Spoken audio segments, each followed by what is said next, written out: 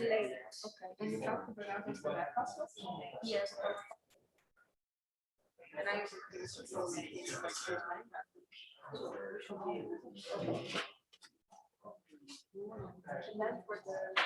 Prova audio, prova audio, prova audio.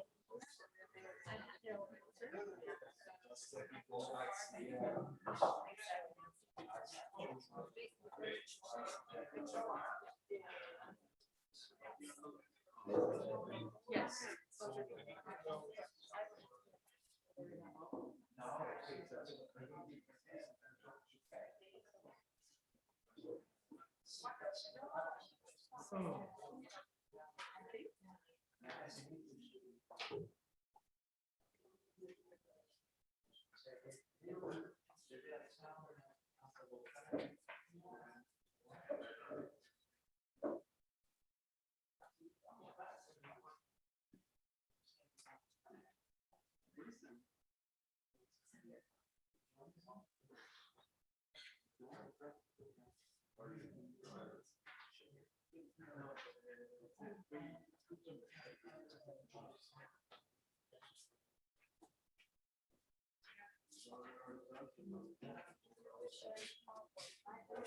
Here, yeah.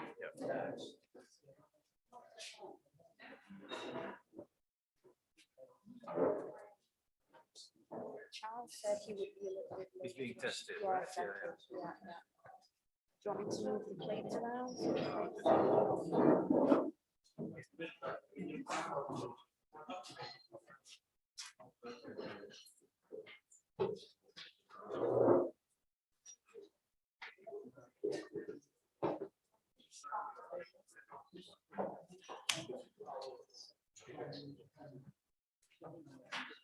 Can we take off the mask once we are? But we are all spaced out. We are all certificated. We are all spaced.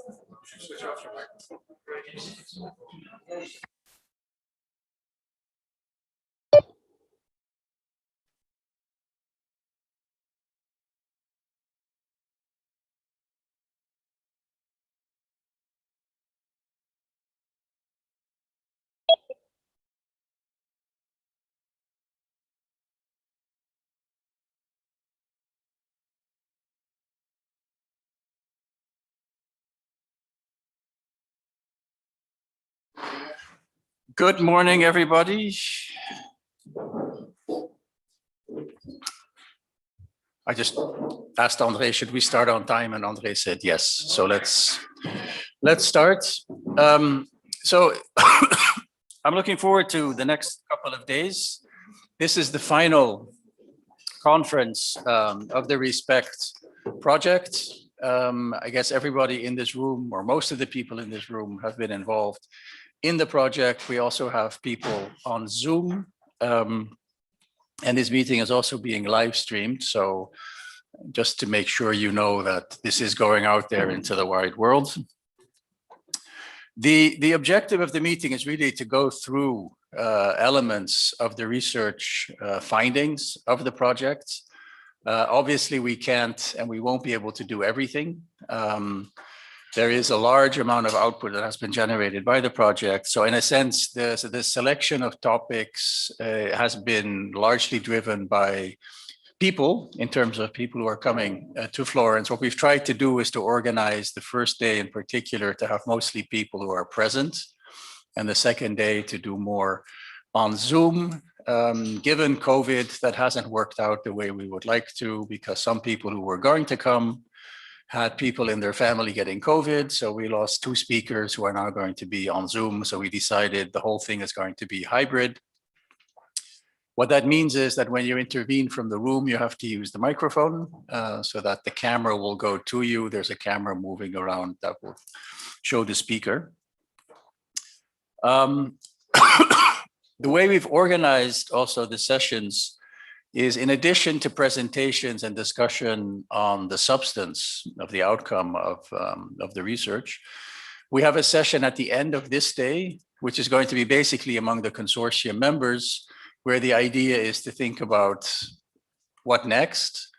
but also not just next in terms of research, but also next in terms of output. What do we do with the output? What do we do with pieces of research that haven't been submitted to journals yet or are not likely to go to journals? So anyway, so I'll give a brief introduction to that at the end in the final session of the day so that we can have a discussion on that. There's a number of options. There's some publishers that are quite interested in what we've been doing. So that's something I want to kind of get a sense of where people are with respect to their papers and what they plan to do. And then I'll also update you a bit on the dissemination activities that are ongoing and that will continue after the project actually has been completed. So again, welcome to Florence for those of you in the room. Sorry, those who are not here could not make it, but I know it's difficult to travel at the moment. So let's now start with the first session, which is going to be chaired by André Sapir. So André. Thank you, Bernard. It's a real pleasure to be here, not only because Florence is a beautiful place, not only because for many of us, including myself, it's the first live conference since a long time, but mostly because this is a very interesting project. So I'm very pleased to have been associated with this very innovative project. Now, let me just say a word of introduction before I give the floor to our three main speakers. Some of you may have seen a piece in The Economist, in the online version of The Economist, by the Director General of DG Trade, Sabine Veillant.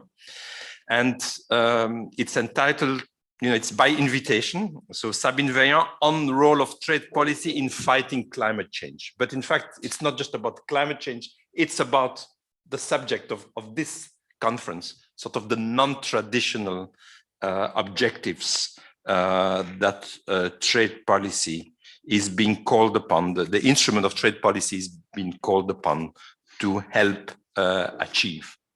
And she makes a number of interesting points. And one of the points that she makes is that precisely because, in the old days, and for many of us, the old days are not so long ago. In the old days, trade policy had a narrower focus, sort of the traditional economic focus, helping, let's say, efficiency, maybe helping growth. But now that the remit of trade policy has been expanded, inevitably there are trade-offs. When one instrument is called upon to tackle several objectives, well, we know that it cannot deliver on all of those objectives, and therefore trade-offs are inevitable. And what she doesn't say actually also is that necessarily also there is a bit of fuzziness in all of this. One can always say, well, it's achieving, but you don't. It's very hard to measure, right? When you're trying to cover so many things. So, but the notion of trade-offs, I think, is very, very important. Another point, which in a sense actually is the main point that she makes in this short piece by invitation of the Economist editor, is that there are limits to what trade policy can deliver in this other objectives. And that, in one sense, we have to be modest. I mean, she says, well, it's inevitable, given the politics. We cannot roll back in time.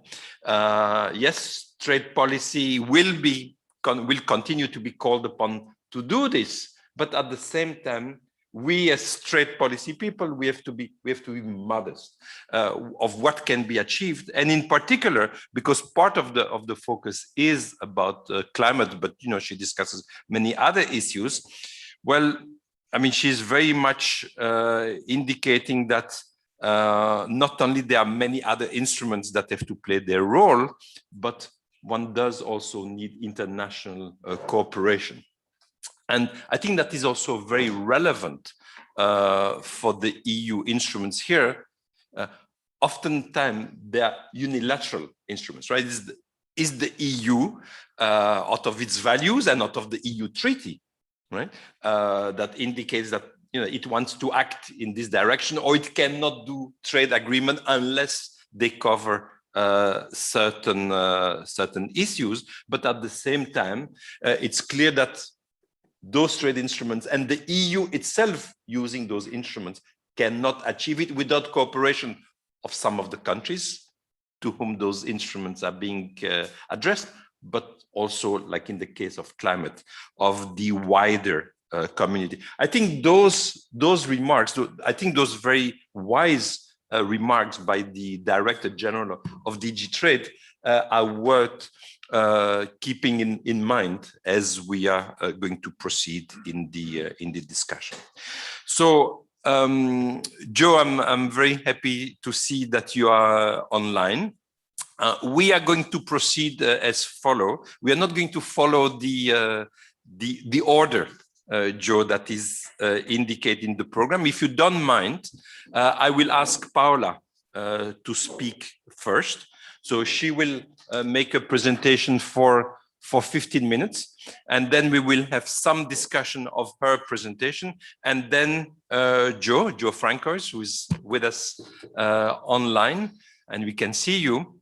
You will be second, and then Charles Sable will be third. If that's okay with everyone, I will ask Paola to make her presentation for 15 minutes.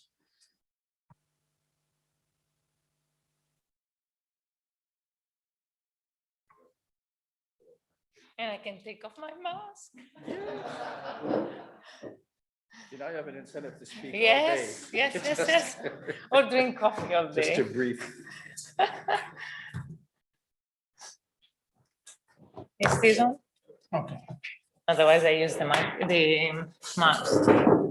Okay, so let me put my time watch. Okay, cool. Maybe I'll just minimize this. Is that Yes. okay? And this. It's okay, no? Okay. Please. Thanks.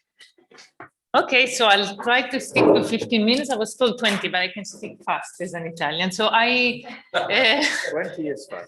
no, but it's I won't need the whole time. I'm just trying to see. I will just use the mouse. Or let's see if this moves like that. Or okay, yeah.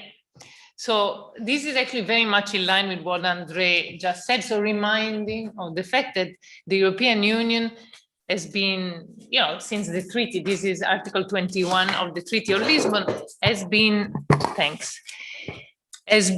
putting values as at the core of its external actions, including commercial policy. So this is, it says that it shall be guided by principle which has inspired its own creation, which include universality and divisibility of human rights, etc. So the idea that values and these non-trade policy objectives should be at the heart or should be guiding trade policy is key. And I think actually Andre himself has been pointing out in work even from the 90s that the EU has exploited its commercial power as a diplomatic tool to achieve non-trade policy objective. And this, of course, has been at the heart of the whole RESPECT project. I'm going to just talk about two of the articles I wrote with various members of the RESPECT. And so these were in my team in Brussels, but also they were here, like Laura Puccio or Sussex. So these are the two papers that were published actually this year. So let me start from the first, and this was entitled The Pursuit of Non-Trade Policy Objective in EU Trade Policy.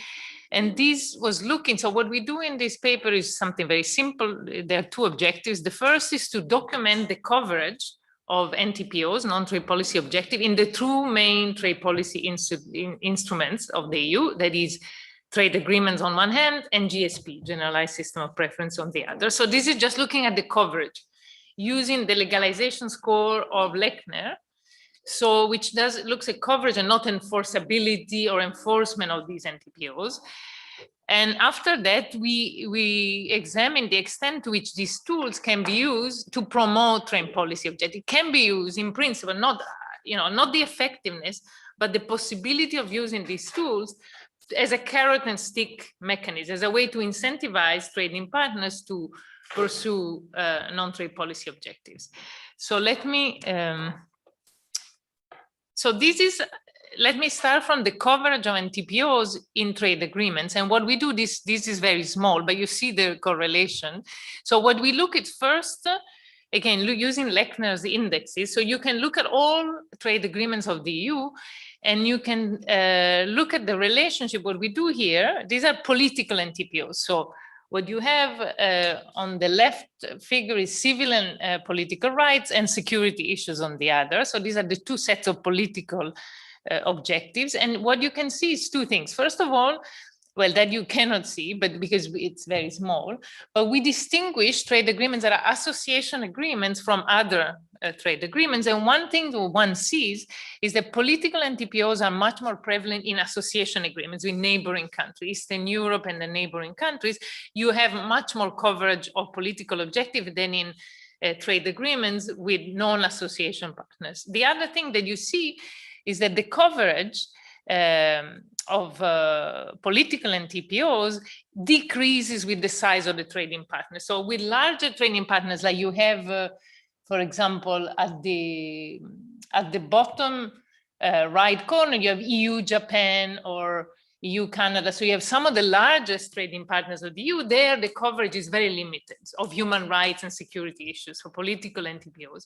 While it's much more, these are much more prevalent and included in agreements with smaller or, let's say, poorer. We are looking at size, market size by simple GDP per capita, logo GDP per capita. And so you see this negative correlation. The opposite is true when you look at economic NTPO. So labor and environmental in particular. So you have economic and social rights, mostly labor, then objectives on the left, and environmental protection right. And what you do see is that now the correlation is positive with market size. So the EU tends to put in its trade agreement, more labor and environmental standards or conditions with the trade agreements with larger trading partners.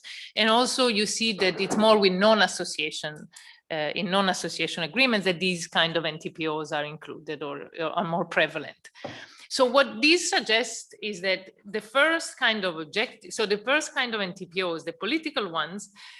So let me go back quickly, I didn't comment. So one of the things that I think this shows is that when the EU negotiates association agreements, it's mostly driven by political objective, or the idea is to exchange market access with, so give market access to neighboring countries in exchange of political concessions. While when it comes to trade agreements with non-association partners, the NTPOs that matter are really the labor and environment, and there the concern is a different one. It's about market action and ensuring a level playing field. And this is actually, you can read in some of the statements, also the recent review of the EU, there is this idea that, yes, it's for environmental protection. We all care about climate change, but it's quite clear that one of the objectives of this condition is to guarantee a level playing field. And it's interesting that these kind of provisions are really much more prevalent in agreements with larger trading partners. Okay, so when it comes to GSP, the EU has also included over the years more and more NTPOs. So here you see the evolution from 91 of the various GSP programs, and you see the different kind of NTPOs have been included, and making preferential access to the EU market conditional on compliance with these various objectives. So then in the second part of the paper, as I said, we examine the extent to which trade agreements and GSP programs can be used to incentivize trading partners to pursue these non-trade policy objectives. And we start from, again, trade agreements. And what we argue is that the extent to which the EU can use trade agreements or trade preferences, preferential market access to promote NTPOs is limited. This is true both because positive conditionality is limited. Once you have given once you have negotiated the trade agreements under Article 24 of the GATT, there's not much you can do. You have given access, preferential access on, you're supposed to eliminate duties on substantially all trade. What is it that you can do to further, what is the carrot? There's not much you can do in terms of trade policy. You can, of course, use aid, and that can be added. And that's why in association agreements, there's all this financial incentive that you can use. But when it comes to trade preferences, you're very limited because you've already given access, and so there's not much. So the only thing that you have is, of course, before ex-ante conditionality in terms of like, we may not sign an agreement with you if you don't first sign these conventions or whatever. But once the agreement is in force, there's very little you can do in terms of extra carrot. In terms of the stick, so the punishment, the negative conditionality, it's also limited. Why? So you do have the essential elements clause in trade agreements, which in principle could be triggered in case of violations. But what you see is that in reality, this has never been used. So the EU has never used the essential element clause, even in case of severe violations. So there have never been actual punishments of EU trading partners in trade agreements as a result of violations. And this is for various reasons, including the fact that it can be costly for the EU itself. It could be, this could be challenged at the WTO, so there are legal reasons. So we argue, we discuss various reasons why we think it's never been used. But nevertheless, the main argument is that both positive and negative conditionality are limited. So the idea that you can use trade agreements to promote NTPOs is somewhat problematic. When it comes to GSP instead, these are a more flexible, if you want, instrument. And the reason is that they are not multilateral, they're not under multilateral trading rules, they're really a unilateral tool. You can choose, if you are, for example, the EU, to grant preferential market access through GSP preference to GSP programs, but it's something you can choose to do, and you can choose the condition under which you give this grant preferential market access. So you can have positive conditionality. Oh, I upgrade you from GSP to GSP plus, for example, which many developing countries have. This is an example of the Philippines, which since 2014 has been able to become a GSP plus beneficiary, and this guarantees much lower tariffs on many of the products the Philippines export to the EU. So this is the carrot. And you can also use a stick. You can say, oh, you were a GSP plus beneficiary, now you haven't, there have been severe violations, say, of human rights, which was the case, for example, Sri Lanka in 2010, you're no longer going to be in our GSP plus list. We downgrade you, and that's going to be what you lose. So again, so you have both the possibility of getting better market access in terms of lower tariffs or more product that are covered, or less if you don't behave. So there is this idea that you can reward good behavior or punish bad behavior with this tool, which you cannot do with trade agreements. Okay, so very quickly so this was basically the main argument of the first paper. In principle, GSP programs can be used. One thing that we say, however, is that if you look at the actual use of GSP preferences, there have been instances like the Sri Lanka or Philippines that example I gave you, and we list them all. So we have a table in which we look at all the uses of GSP in terms of reward and punishment. But in general, the EU didn't do it, hasn't done it systematically. So there have been cases of severe violation in large trading partners like Brazil and others, and there's not been any punishment. And this is partly because, of course, there's commercial costs also for the EU to punish a larger trading partner. So it's no surprise that this is happening. But if the EU truly wants to use trade preferences, GSP could be used, but it should be used in a more systematic and transparent way. So the monitoring and the condition under which the punishment is triggered should be clear. Because there is where you see the trade-off between the commercial incentives or the clash that the EU is trying to do with large developing countries that are GSP beneficiary. You often see the clashes between the commercial objectives and the NTPOs. So then in the second paper, this is more a law and economics paper where we look at ratification rules of trade agreements, basically, and when should the EU ratify agreements as mixed or non-mixed. So as you know, the EU is not a sovereign state. So the EU cannot decide its own competence, and it can only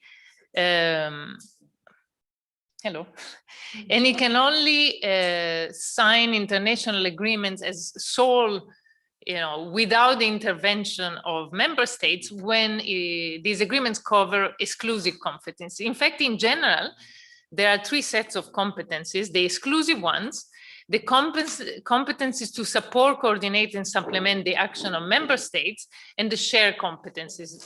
What you have is that if you have agreements that are negotiated and that include provision outside the exclusive competence, the first categories, these should be negotiated as mixed trade agreements. And what happens is that then mixed trade agreements need to be ratified, approved, not only by the European Parliament, but also by the member states. And here is a very small table that tells you for all the member states what are the procedural ratification. And basically, if you have a mixed trade agreement, you have the 26 member states now need to approve, but this involves actually 36 chambers, including, in the case of Belgium, regional parliaments. So this becomes a very costly and very cumbersome, complex procedures for the approval of trade agreements. And somehow it is surprising if you actually look at the trade agreements that the EU has negotiated, and these are all the EU trade agreements from the 70s, almost all of them have been negotiated as mixed. In fact, the only exceptions are all in the last few years since the European Court of Justice decision on Singapore. So since 2017, you have EU-Japan, EU-Singapore, Vietnam, and also the agreement with UK. They have been negotiated not as mixed anymore, under sole competencies. But all the other agreements were mixed. One other thing that you can see is that there are agreements that were negotiated as mixed, which are still, including Canada, for example, CETA, they are provisionally applied because we are still waiting for the approval of many member states. So these are pending. They are in a legal limbo with the Dutch parliament, for example, threatening not to ratify. So they are in force, but provisionally, while the agreements with Japan and Singapore and Vietnam, these were negotiated non-mixed, they're already fully in force. So what has happened is that since the European Court of Justice decision on the EU-Singapore agreement, which defines what are the exclusive competencies of the EU and what are the competencies that would require mixity, these are, so we have a table that, the table here that looks at all, based on the European Court of Justice decision on Singapore, if you look at the various kind of areas that they could be included in a trade agreement, we look at the jurisprudence and we say, okay, basically this would require mixity or non-mixity. And what has happened in recent agreements that the EU has basically tailored this trade agreement or written in such a way that you avoid mixity. Okay, so and what happens with mixed trade agreement? And you could have a small minority, say the Walloon region of Belgium, which can block, which is like a small minority of the whole European population, which can block negotiation, which have taken years. So an agreement may have been signed after years of negotiation, and then you can have a regional parliament in Belgium, which blocks the entire process.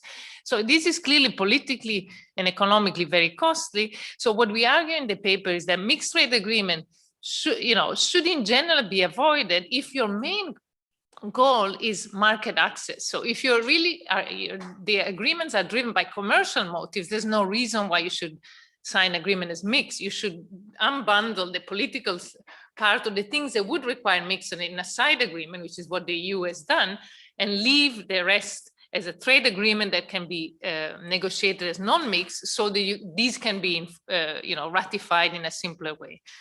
If, however, you really care about the non-trade policy objectives, which you may with some trading partners, maybe the smaller ones where the key objectives are maybe more political, then you cannot avoid mixity. And there, if you want, we say mixity is a necessary evil. Okay, so let me stop here. I don't know how you want to Great, very good. Thanks, Paula. So I think we can have a bit of discussion. And I will make one or two comments first, if I may, on the two papers. On the first one, I mean, I think they're great papers, and I mean it's really great that you and your co-authors you looked into the details of some of those issues, and we know that here the details matter a great deal. So I think it's really great. Now I want to make one comment on the first paper and one on the second paper.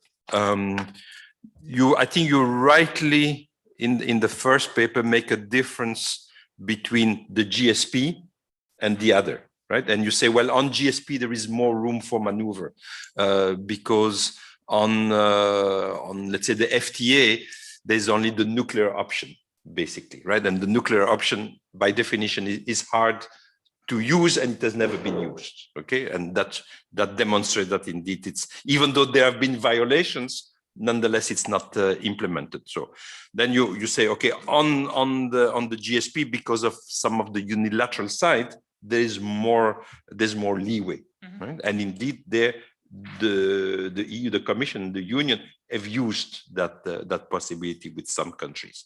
I would just make one footnote, is that the number of countries that are covered by the EU GSP has been shrinking. And so in a sense, the scope for using the GSP is also being reduced.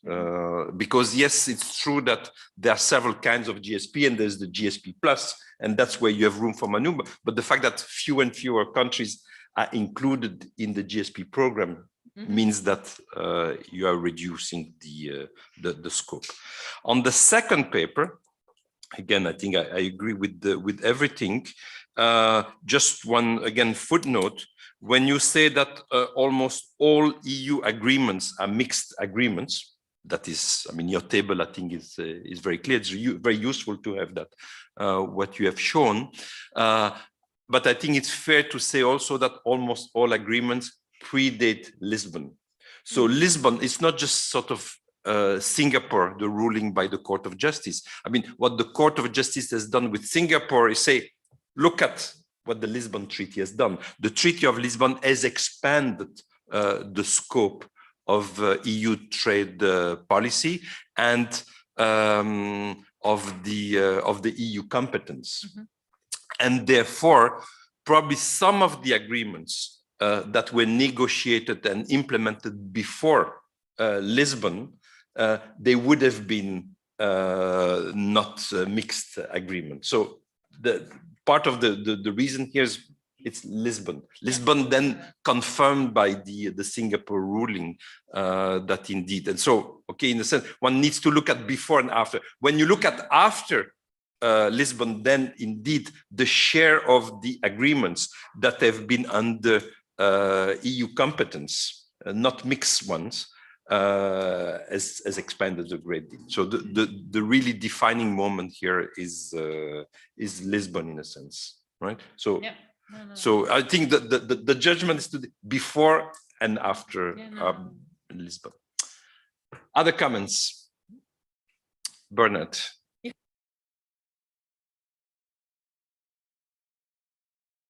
Just to follow up on that. So your final conclusion was that if you want to do this linkage game, right, and put in provisions on human rights, civil rights, environment, whatever, you need mixed agreements. And that to me is a bit unclear because, you know, you need mixity when it's still, when the issue that is being included in the agreement is something that the member states still have a say over, right? So they still retain sovereignty in a particular area. And it seems to me that's mostly regulatory in nature. So if we're talking about human rights and the Commission says, you know, we're only going to sign an agreement if there are these fundamental human rights or, you know, ILO labor standards, what have you, where's the obligation on the member states? So I think, you know, it's a bit, we need to be a bit clearer on what actually is involved where we really need mixity because there's an obligation on member states as opposed to NTPOs in general. Andre.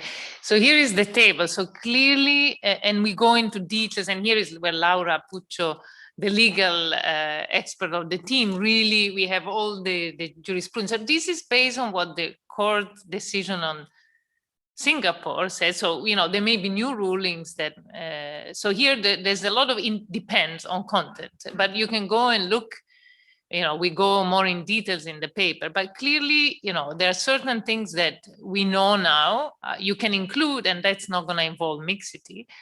But then there are several where the devil's in the details, and this includes several regulatory measures. But in general, what the EU has done post-Singapore is to have this side agreement, that is where the political, all these NTPOs, the human rights and the security issues are put, the political agreement that is separate from the trade agreement, to avoid that the whole bundle thing will have to be ratified by the Wallonians and all the other member states legislators.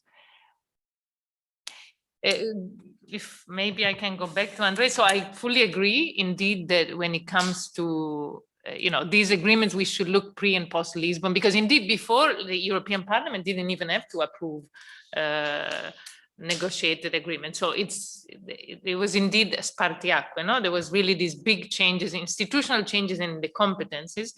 But in what you see is that, you know, indeed Canada, there were, you know, there are agreements post Lisbon, including of course CETA, but others as well, that were signed and negotiated post Lisbon and signed post Lisbon, that are still in some sort of legal limbo because of the complexity of this ratification procedure. So, yeah.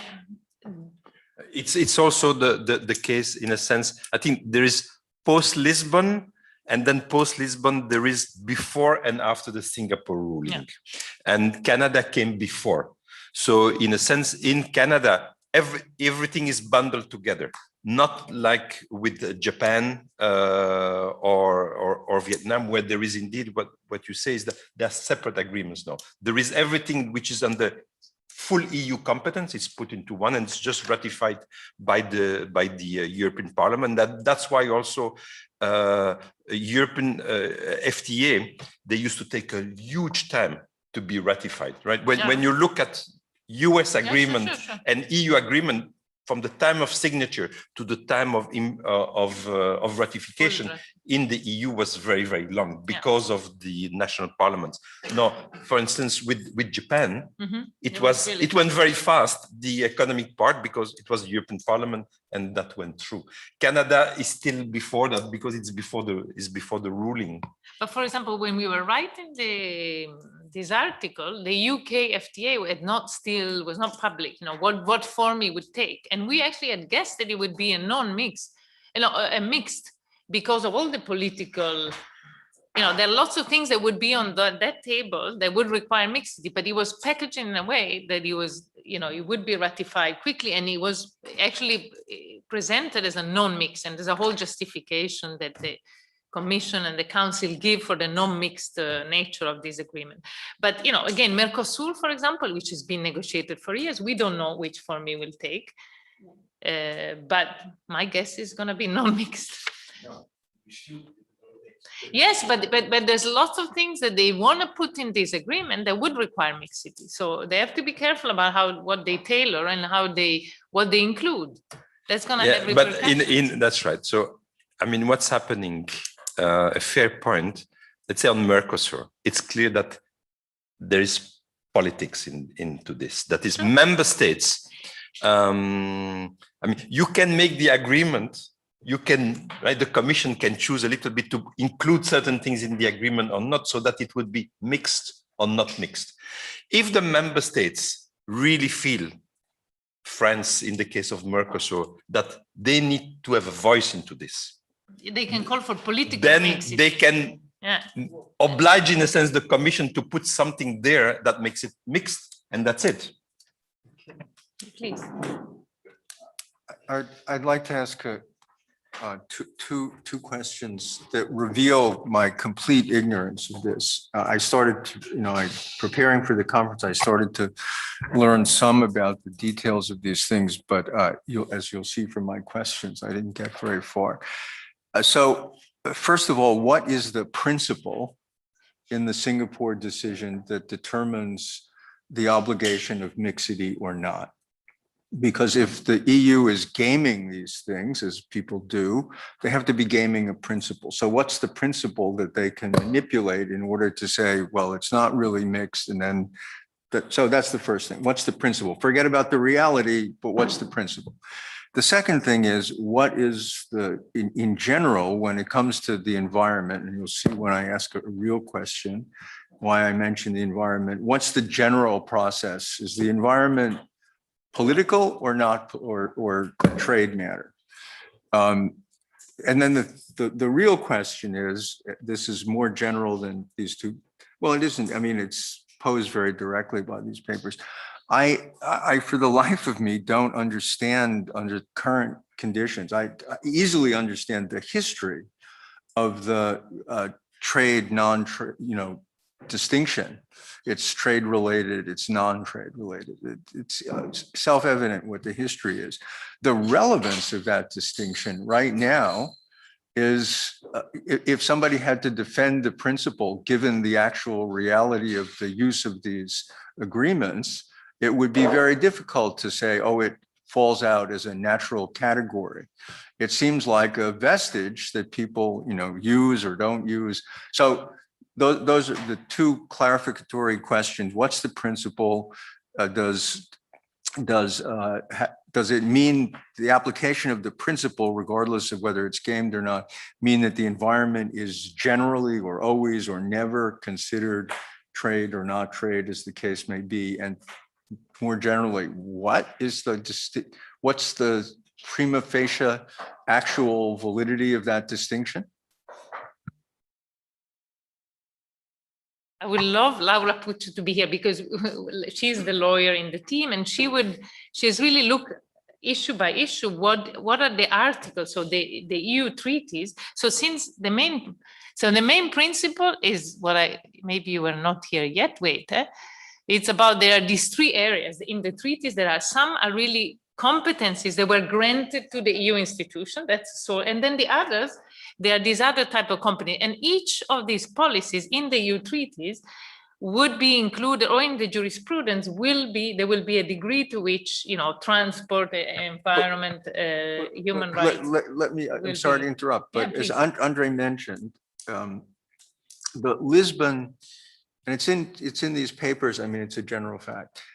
The Lisbon basically says you have to defend we want to trade with people who share our values. That's a broad principle. Mm-hmm. So how do you, I just don't understand. This is ignorance on my part. It's not. I don't understand how you get from that principle to a whole elaborate jurisprudence, given that there's only there's not a lot of jurisprudence. There's Singapore. So, or maybe that's not true. Somebody must know the answer to this, or we shouldn't spend a lot of time discussing it.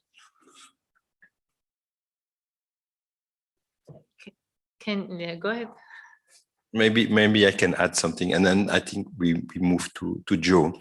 Let's say there are 10 possible issues, okay? And the court has ruled that issues 1 to 7, they are exclusive competence, okay? And issues 8, 9, and 10, they are mixed, okay? That has been very clear based on the treaty. Now, so that there is nothing that the Commission of the Member States can do, right? The court has ruled 1 to 7 and then 8 to 10. What the court has not decided, and nobody can decide except the political game, is what you include in the agreement. Are you including only 1 to 7, or are you adding 8, 9, or 10 also into the agreement? And that will change whether the agreement, if it's only 1 to 7, it's clear that agreement has only clauses that are under full EU competence, and that's it. Member states are out of the picture in the ratification. But if I decide that I add to the agreement, not only 1 to 7, but I add clause number 9 there, bang, it's suddenly a mixed one, and there's nothing you can, that's a political choice. That's it. But where is the environment? On the list, where is the environment? Sorry, I just want, just humor me. Where is the environment on the list? Mixed or not mixed? It's mixed. But it Okay. depends how you, it depends how, it is mixed, but I'm gonna look for details in the pose, and because it depends. If I look at this table, environment requires mixity, but you know, if you, so that's the brief answer, but there is a more detailed discussion of why it is here mixed in this table. Otherwise you cannot hear me. Yeah, so the environment is mixed. That's a brief answer, and we can discuss more the details. I can actually dig them out from the paper. Okay, we move to Joe. Joe, are you ready? I think so. I hope. I mean, we'll continue the discussion, obviously. Good discussion. Afterwards. I had some. Joe, things we to cannot close. hear you. You need to unmute yourself. You can't hear me, no? We still can't hear you. Hold on.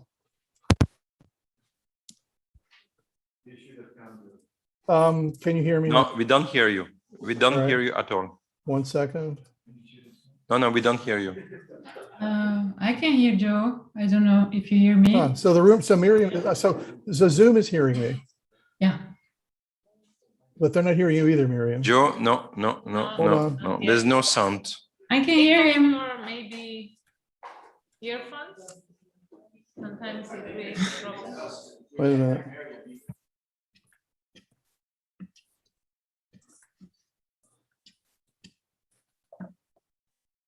Check the messages. Yeah, I don't know why they don't hear you. I can hear you.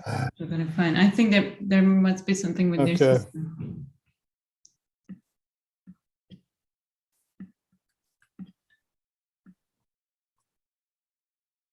Yes, I don't know if anyone is watching. Yeah, Ariana, I know. Hold up the Ariana, are sign. you here? Here, let me try this.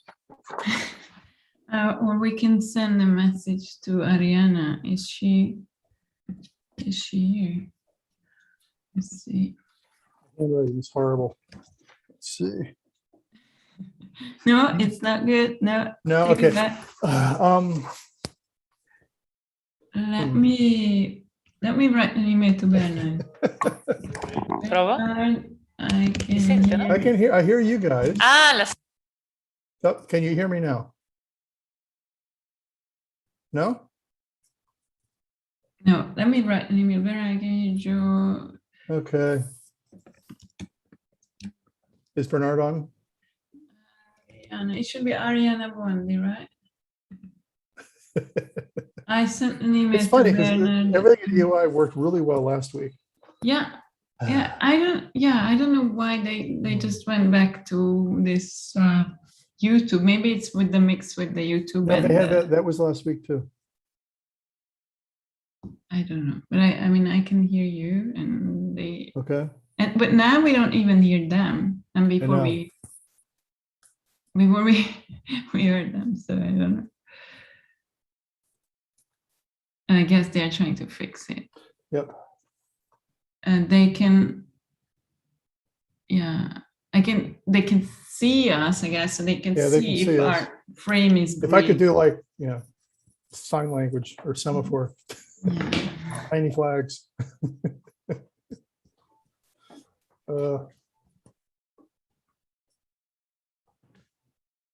Yeah, they're trying to fix it. Yeah, the slides aren't. there. Excuse me, sir. Do you hear Yes. me? Yes, I do. Yeah. Okay. Do you hear me? No. They can see the green. Which green? I mean, when you talk, your frame Oh, becomes yeah, that's, green. and okay, so yeah, I see that. You're talking in it. Okay. And when they talked, it was green, so. So it's something there with their feed from Zoom to the room. Okay, Bernard said they are working on it. Okay. Yeah. Can you No, guys we hear you guys. Yeah, can you hear me? Yeah. Yeah. Okay. Very all right. good. It was Excellent. weird. I'm glad. So Miriam was here, so we knew that at least we could hear each other.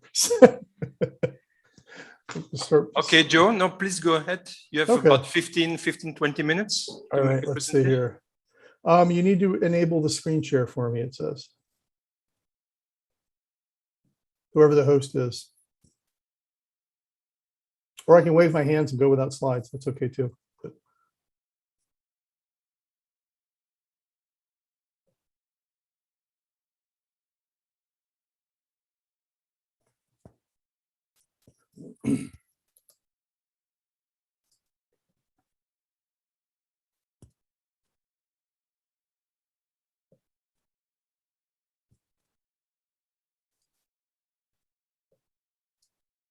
Whoever the host is.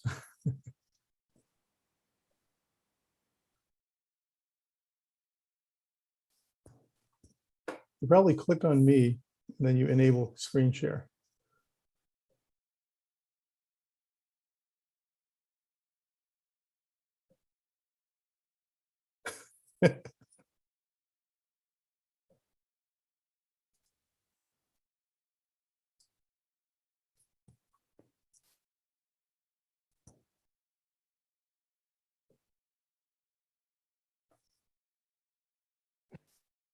Okay, Joe, can you try now? yes, looks like it's working now. Let's try this. Okay, share. Yeah, yeah, it's okay. Okay. Somebody has a microphone on, by the way, so we can hear anyway. All right. Clear. Yeah, we are fine now. Please go ahead. All right. First off, I guess everybody else has done this in person, but Bernard and the team that Bernard has, thank you. Right. You've been herding cats basically to get us all through this project. And it's greatly appreciated. So I'm glad to be here, but not be here. I wish I was there in person.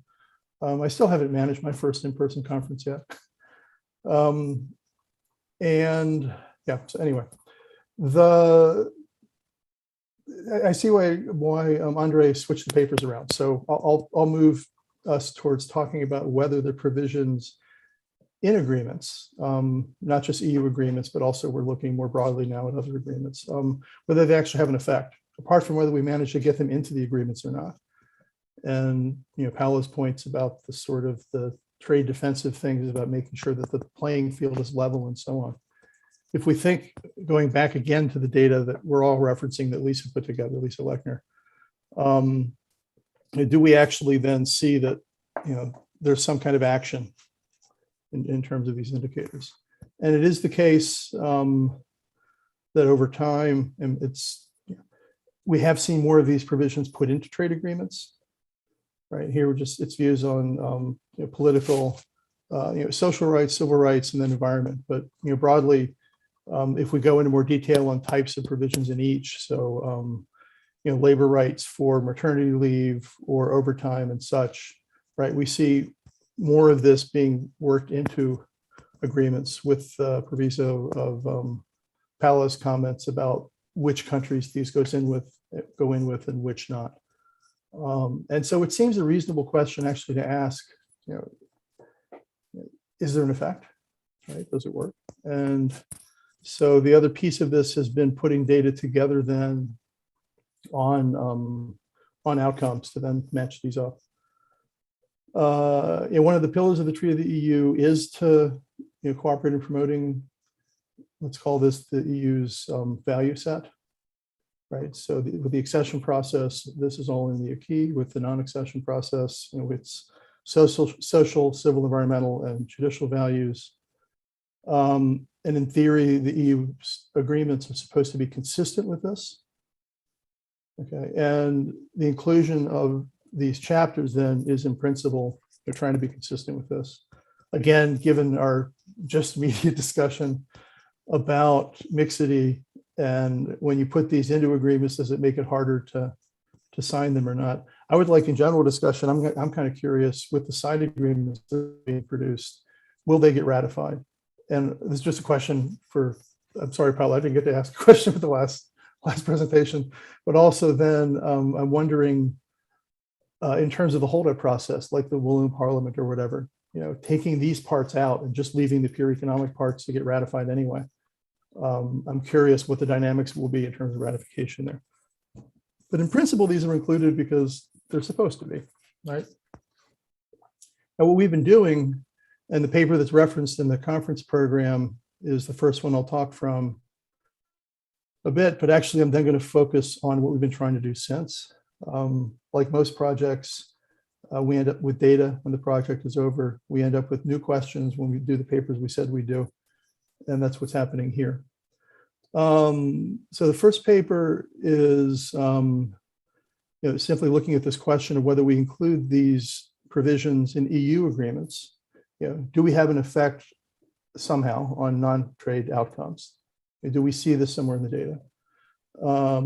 And we focus on civil rights, labor rights, and indicators on environment. In that paper, we use it's a synthetic control method, and we've then been following on that because of the results we get versus our priors, and versus some co-authors' priors. In particular, I'm looking at Bernard. If you can, we've been trying to move past this to other ways of torturing the data and seeing if maybe we're not controlling for things well. One thing with synthetic control, an issue here is it's sort of everybody who's a good match has also signed an agreement with the EU. And so it gets difficult trying to create a treatment and non-treatment group when sort of the second one is becoming has become an empty set almost. And so that, in principle, it looks like the right method to go with until you look at what the sample is. And so we've then been going and proceeding with other ways to try and do this. And in doing that, we're also then trying to look not just at European agreements, but for example, agreements with the US, which also has these types of clauses in it. Recall that the original NAFTA, they had to put side agreements on environment and labor in there. There were some disputes within the NAFTA mechanism on that, but I think the general question of enforceability is valid. Okay. And also, again, reflecting, given the number of co-authors we have, some priors, that trade itself might have some effects. So we're trying to find ways, and we welcome thoughts here as I get to the end on how we might do that. So openness, or whether being part of the trading system somehow transmits some effects here. Again, trying alternate methods. A basic result that we get, just in case you want to go get coffee or something, is that no matter how one sort of tortures the data, whether you use good cop, bad cop, or you're really brutal in torturing the data, or you're nice and kind of schmooze with it, it keeps giving the same answer, which is that there really isn't an unambiguous impact. And this again fits with the point that Paolo just made. Positive conditionality is limited once you sign the agreement. It gets hard to actually enforce the thing. And it makes sense then in terms of the kind of results that I'm going to walk through. Conceptually, what we do is, and here it's with the EU, but you can put in the US or another major bloc as well.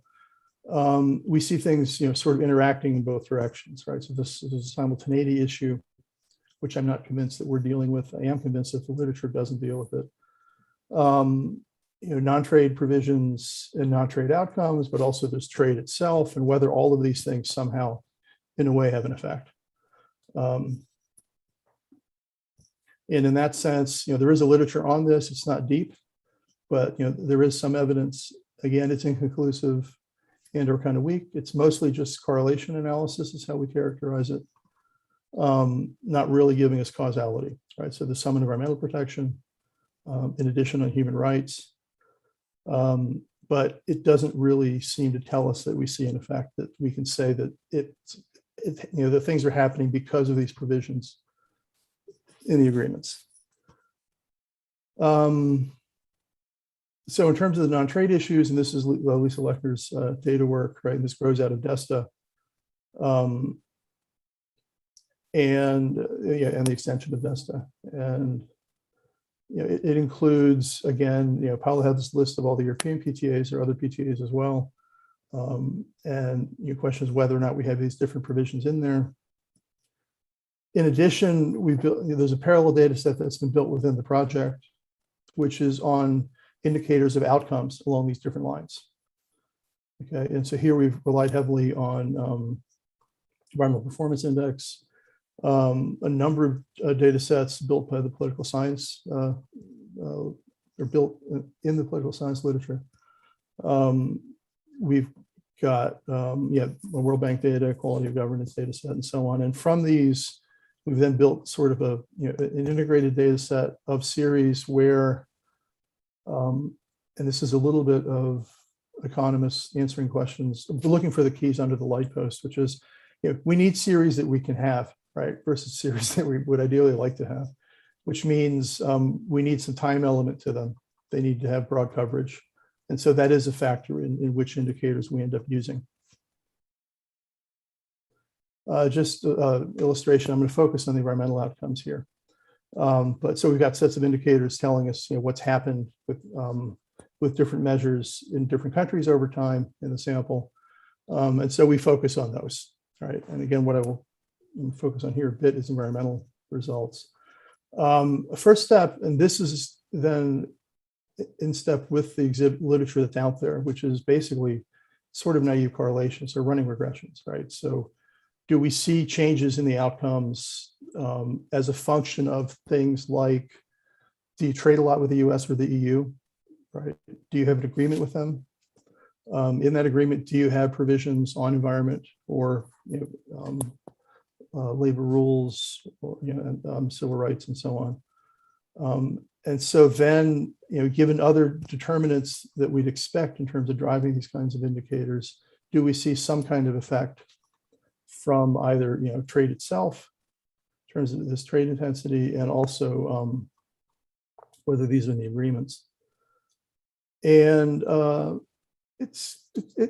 we get is here, there's some indication, but it's mixed in terms of how open you are, who you're trading with, and what's happening with some of these different indicators. But again, this is not causation at this point, right? This is, in essence, it's just, do we see these patterns in the data? Is there something that might merit us going a bit further? And then when we start putting these provisions in, we can't say that we really see an effect. And again, this is consistent with what we had with synthetic control results, notwithstanding the caveat that I gave about the problem with finding matches. And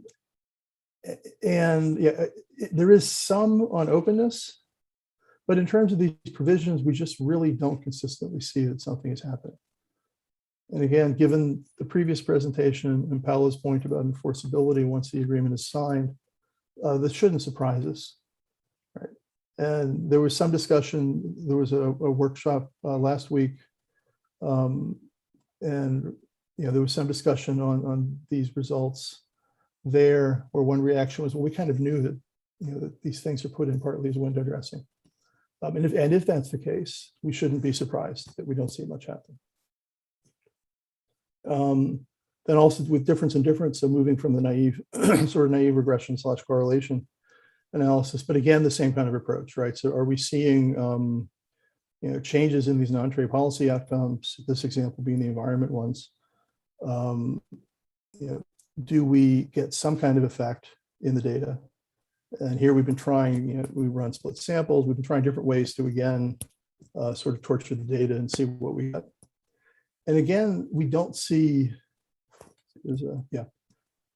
we don't see much of a discernible effect in terms of something that's consistent and that seems to relate to the provisions.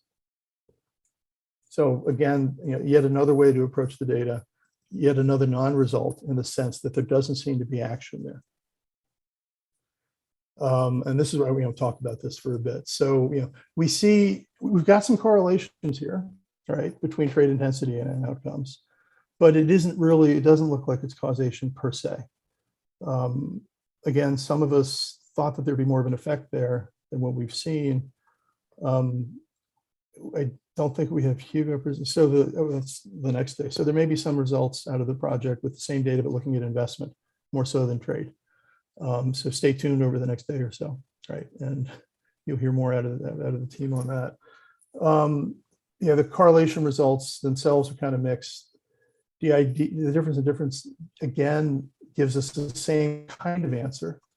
And so what we've got is that basically, however we seem to approach the data and trying to control for different ways that we've probably made mistakes depending on the method that we've used, at least so far, we don't really see something there. Okay. And so how to present this? In a sense, what this has turned into as an exercise is a comprehensive diagnostic, right, on alternative ways to approach the data, including the sort of naive approaches in the literature so far, and then also trying to be a bit more serious about it, but we still get the basic kind of answer. And so the message is that at least with what's been done to this point, there doesn't seem to be, much in terms of lasting effect there. Now, I would, 3 years ago, let's say pre-Brexit, I would have thought that at least membership and the acquis, and so that process of EU agreements should have had some effect. But we've got what's happening in Hungary and Poland. We've got the UK looking at rolling back labor rules because of the regulation and so on. So yeah, even with the acquis, and I don't know, I guess for most countries it's been binding, but maybe not to the level that we'd like. This kind of result isn't just specific to these types of outcomes. So there's a related paper. This is Octavio and co-authors, Octavio Fernandez Amador. I'm looking at the energy directive, where again, at least in terms of these kinds of desired effects, it just didn't work. And it's probably because the world economy in that case is evolved in ways that the directive doesn't cover. But still, it's these non-results are a bit more broad. I do think it's worth thinking a bit. So there's outside of trade agreements, there's other trade measures that are going to be coming into play, right? Where domestic policies do have to include a trade element to them. Apparently, it's these move towards border taxes, for example, how you structure them. That may lead to some type of provisions in future in trade agreements in terms of how those are set. I just think there's a dynamic that's going to open up there in terms of as the EU proceeds with implementing things at the border anyway. Does that then become a feature in trade agreements? Can you leverage other countries to adopt the European model on pricing carbon and things of that sort because they have a stick, right? So we introduce a new instrument. And this was a point that Bernard raised earlier last week, which is that, and that Paula brought up today already, which is if we have one stick and 5 instruments, it's whack-a-mole, right? We can only hit one thing at a time, and we can't hit all of them at the same time unless it's a huge stick. Anyway, so yeah, it's we need more leverage or more instruments to use. Anyway, so where this particular stream in the project has been is we put together the data that you heard in the first paper in terms of the indicators that are, the provisions in agreements. Here we've then combined this with indicators on outcomes related to those provisions. And a reasonable question has been, or at least it seemed a reasonable question, is do we see an effect, right, given that these provisions are in there, and not just now with European agreements, but more broadly. So the US, for example, which also tends to have these things in it. Do we see an impact on, on these non-trade policy indicators? Now, Paula's point earlier that in part this is defensive, right? So that's a different result. That's sort of to get things ratified, I think, is you have defensive measures in place to make sure that people don't undercut with reducing labor standards or cutting environmental rules to help with exports and such. But in terms of whether you sort of get positive outcomes, the data do not seem to support that in the different ways in which we've tormented it and asked the questions. Okay, I'll stop there for discussion. So. Thanks, Joe. That was a nice presentation. It was indeed very complementary to Paula's work. So again, I want to invite comments. Maybe ask Paula first to comment. I thought it was really, really interesting. I'm not surprised, even if you torture the data with synthetic methods and different that you don't find much, given my earlier presentation. Maybe so indeed, the sample, when you say the synthetic control methods, is very hard. I was thinking before you even mentioned it, to find the right control group. You know, what countries they could have signed but didn't, and they were very similar. Because as you saw also in my scatter plots, what you see is that certain provisions are really put in agreement with certain countries. Put human rights with smaller trading partners, not with larger, and vice versa. There's clearly a selection into treatment, and to how to properly create the control group is not obvious. Maybe one comment, the only hope maybe to find something, I was thinking, would be to look at association agreements, because there, as we argue, you do have a carrot and stick, another instrument, which is the financial side. You know, when you have association agreements, you have much more the use of transfers together with trade. So you could put in an association agreement trade preferences, but if you violate, you're not going to use trade preferences maybe, but you may retrieve the aid, the financial assistance. So you have another, so I think you could try to look at heterogeneous effects between association and non-association agreement, maybe with your diff in diff. I mean, you're going to cut the data very thinly, but maybe, because there, I think there is a carrot and stick. There is a possibility to punish or reward with financial aid, not with trade preferences. But it doesn't seem to work very well. I think, I was thinking indeed of Hungary and Poland, even with member states, the fact of removing aid, regional aid or financial, you know, all the threats that have been used haven't really worked even on member states. So, but you know, you could look. Maybe Miklos, you want to say something?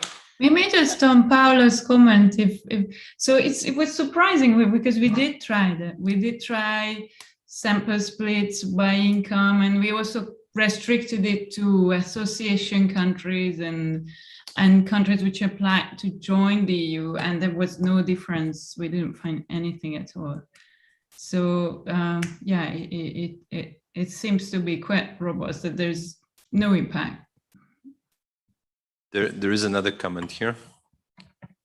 Hi, my name is Rohit. I have a couple of questions related to the econometrics in the paper. Number one, in the first results slide that you show, the R square is really high. It's close to 1. So an entire variation in the dependent variable is being explained by the model. My worry is that, is there enough temporal variation in the dependent variable? And is it even a right model to use a panel data, or rather than focusing on the spatial variation in the data? Because some of these, my worry is that there is not much change in the dependent variable over time. The ones that you're using, for example, the share of forests. My second concern is about the difference in difference. The difference in difference implies that the treatment is impacting the outcome through the intensity measure, right? But that's not what you're doing. You're not taking an interaction. You're splitting the sample and showing the results separately. Now, that's not a comparable specification, because that would imply that the treatment is impacting the outcome through all the control variables in the model. So I don't think that's what you want to show, or that's even the right specification. And then finally, because you're using a difference in difference, it would be also nice to see some event study framework where you see that these kind of anticipatory effects are ruled out, that it's not because of these outcomes that the countries are selecting into trade agreements with the EU. So yeah, that'll be it. Thank you. I'm looking at Miriam here for a minute. Yeah. Okay, I don't know. I think we can also look at Filippo. So for your first question, we did now we didn't have much time, but we did look at a variation over time, and we have a wide range of non-trade outcomes we look at. So here we just presented very few. So we are interested in changes over time. So hence we need to have that dimension. On the different, I think there's no, so we started with the synthetic control because ideally that would be better if it would work than the diff and diff. And I think this is what you also referred to. We had a problem, which is still there, I think, to some extent in the diff and diff, that the comparison group is not ideal. In this diff and diff, we have it, actually, it's not a standard diff and diff, we have a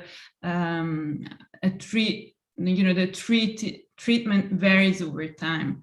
And we had, the reason why we presented here the split sample, we also had the full sample, wood sample. We wanted to see, I don't know, maybe I didn't hear Joe explaining that we split the sample based on treat intensity with the partner countries. So we wanted to see that those which are below median treat intensity and above actually had a different impact in terms of the provision. So we thought maybe those countries which rely more heavily, let's say on the EU, they have more incentives to actually implement the provisions. And this is what we wanted to show in the split sample. But if you have any ideas how we can go ahead with the identification here, because it's quite tricky. We have kind of a three-way link here between trade provisions and outcomes, which goes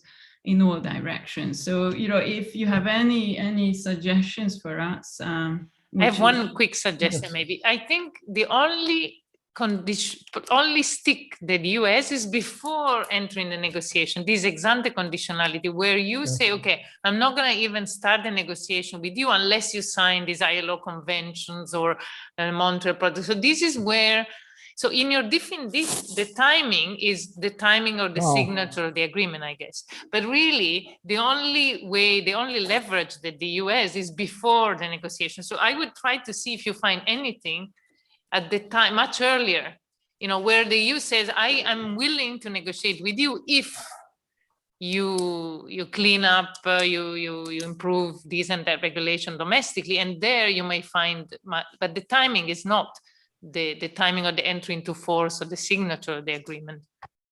So in a sense, then you're saying there may have been some leverage to get them to sign ILO provisions or Montreal, other agreements that are multilateral, for example, but you use this to push them to sign those things, and then you're willing to. Okay, I mean, the other thing is, and then there's not going to be more variation after that. Yeah, that gets tricky. That's another kind of outcome in a sense, which is, was there some anticipation process that led them to sign things that they're then locked into? Also, I think we should go back in terms of the matching criteria and look at your paper in terms of where the EU put different provisions on, right? Big countries versus small countries and so on, high income, low income. I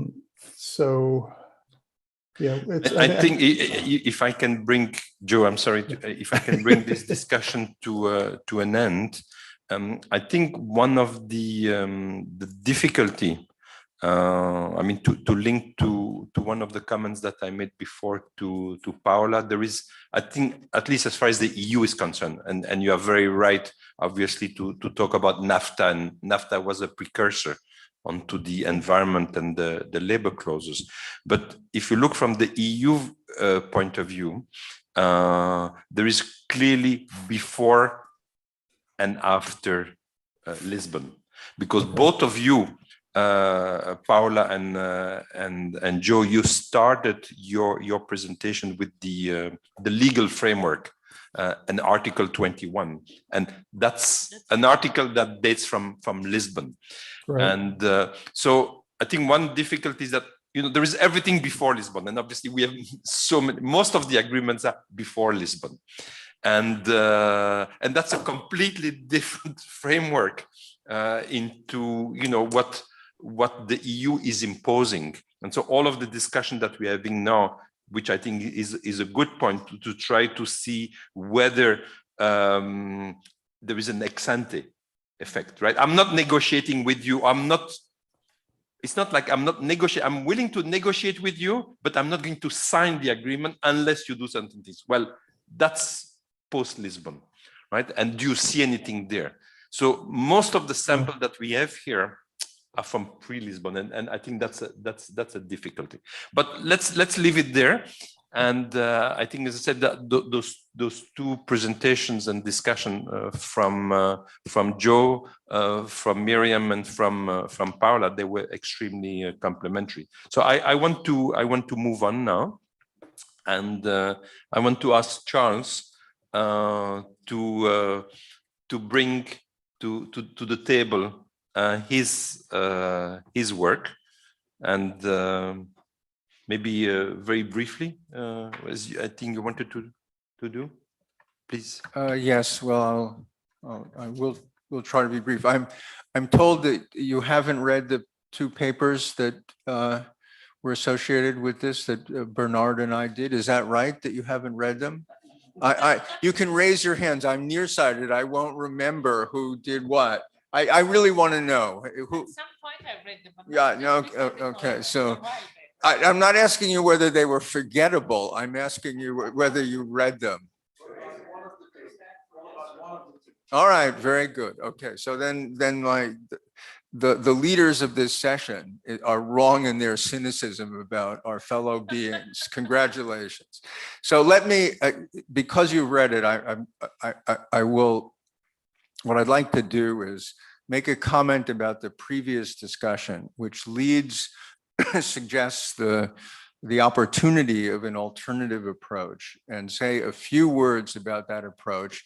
It's not my work, it's work I've done completely with Bernard. If I break some china in this presentation, that's not his fault, but the work we've done together, we have done together. Now, on the previous presentations, and here you can ascribe this to my defects of character, impatience, American, whatever you want. But the conversation oscillated between two contradictory positions. One is we have no results, and therefore we should look methodologically with greater acuity to find out whether, in fact, there really are no results. So, synthetic and ex ante, and there are a million things, and it just turns into another econometric seminar. The other view was, of course, there's no result because there are no incentives, and they don't. None of this stuff. It's unenforceable, unmonitored, and to the extent that it's minimally beyond that, it's all after Lisbon anyway, and we can't see. So why would anyone think that including provisions which will not be enforceable, which have no effect, ILO, sign an ILO convention, ask the ILO whether they think signing an ILO convention is an indicator of an effect on the country that signs. That's a joke. And similar, so you know that people are being induced to sign, to join up to mechanisms which are ineffective and unmonitored, except possibly in the case of association with a lot of qualifications because of the political circumstances, okay? So why would you then, that shouldn't expect a countrywide result upon signature of an agreement of this type. So why should we spend all our time trying to refine the method by which we determine that that's the outcome? Since all the sensible methods that have been applied reassure us, yes, that's right.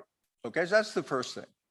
Now, if you get that far, you might say, well, all right, that's it. We've tried what we can do. These things don't work. And so what we have is, an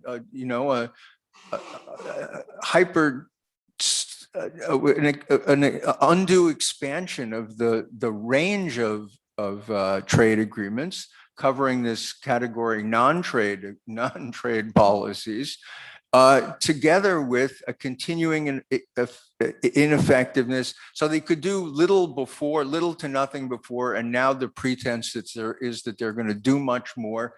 And this is an exercise in desperation, cynicism, hope of, whatever, the triumph of hope over experience, whatever you think.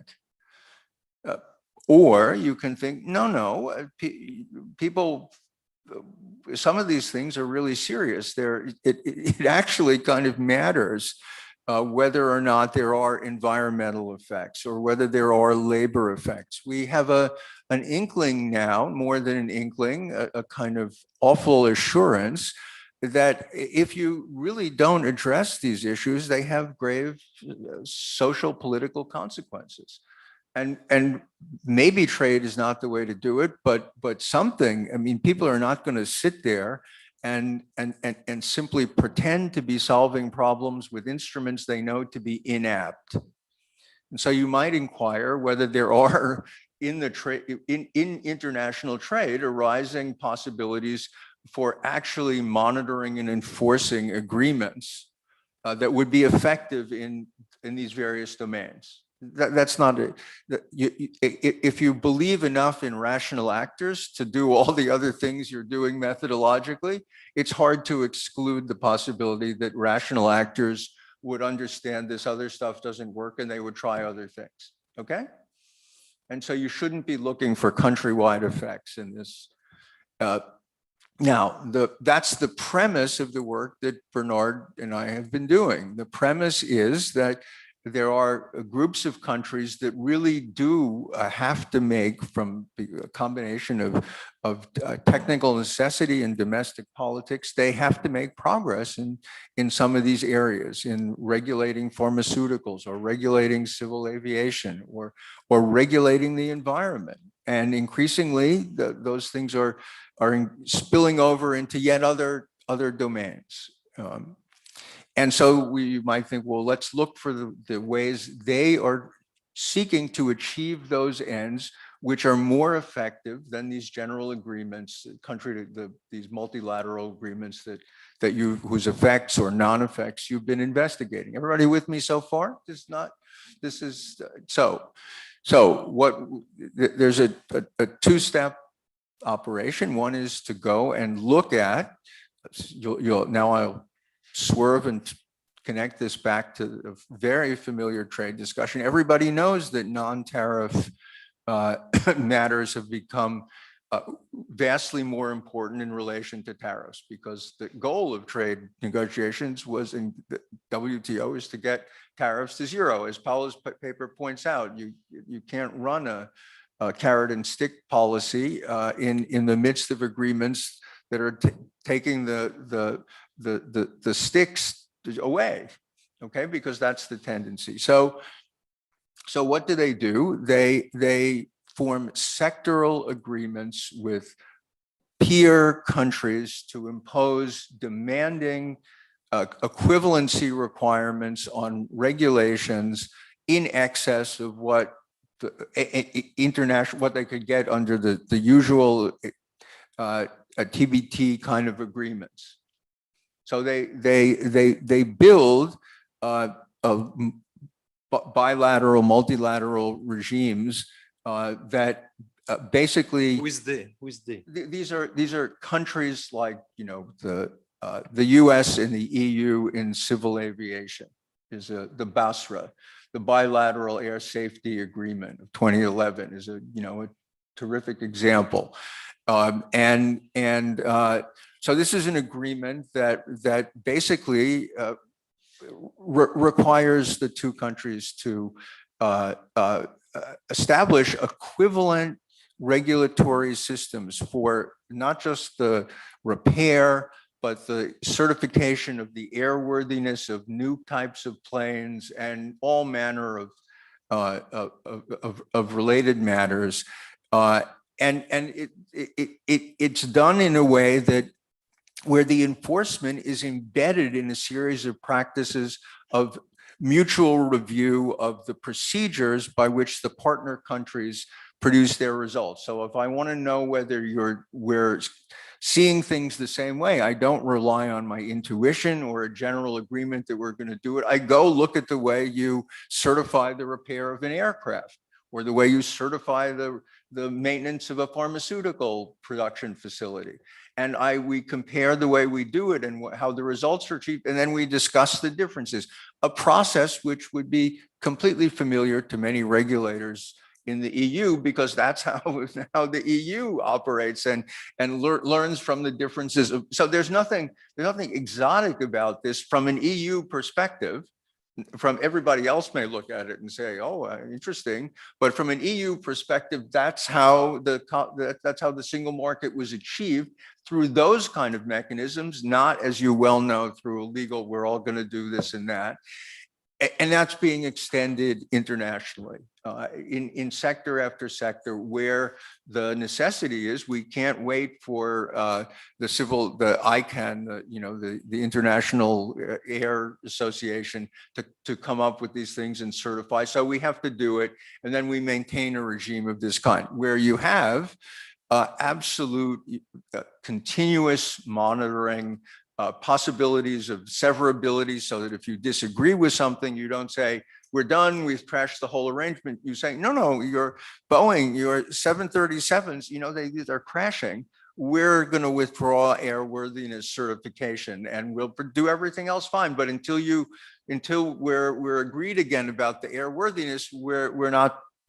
Okay, so these regimes exist. We describe them, and they have very appealing general features. You could look at them as an exotic sport and say, oh, well, everything happens in the world. Or you could say, in a world where the consensus requirements of the WTO and the general political circumstances of the WTO have completely paralyzed it, and in a world where the demands for transparency and openness that have led to Lisbon and Singapore and the bizarre system that Paolo is describing is not just a result of a set of legal interventions. There's a demand for openness. Now, these regulatory regimes, in fact, are more accessible. You can put them under continuing parliamentary control, because there's continuously self-monitoring, so you can monitor the continuous self-monitoring. Okay, so, all right.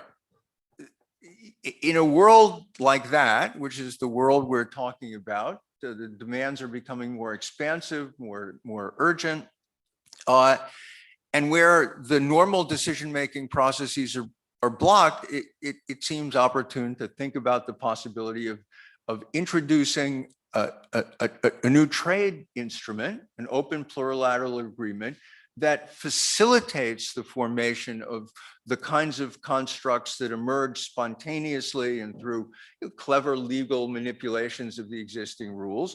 And to do that, you have to, there are a number of obstacles, not insurmountable obstacles, but obstacles within the existing WTO regime.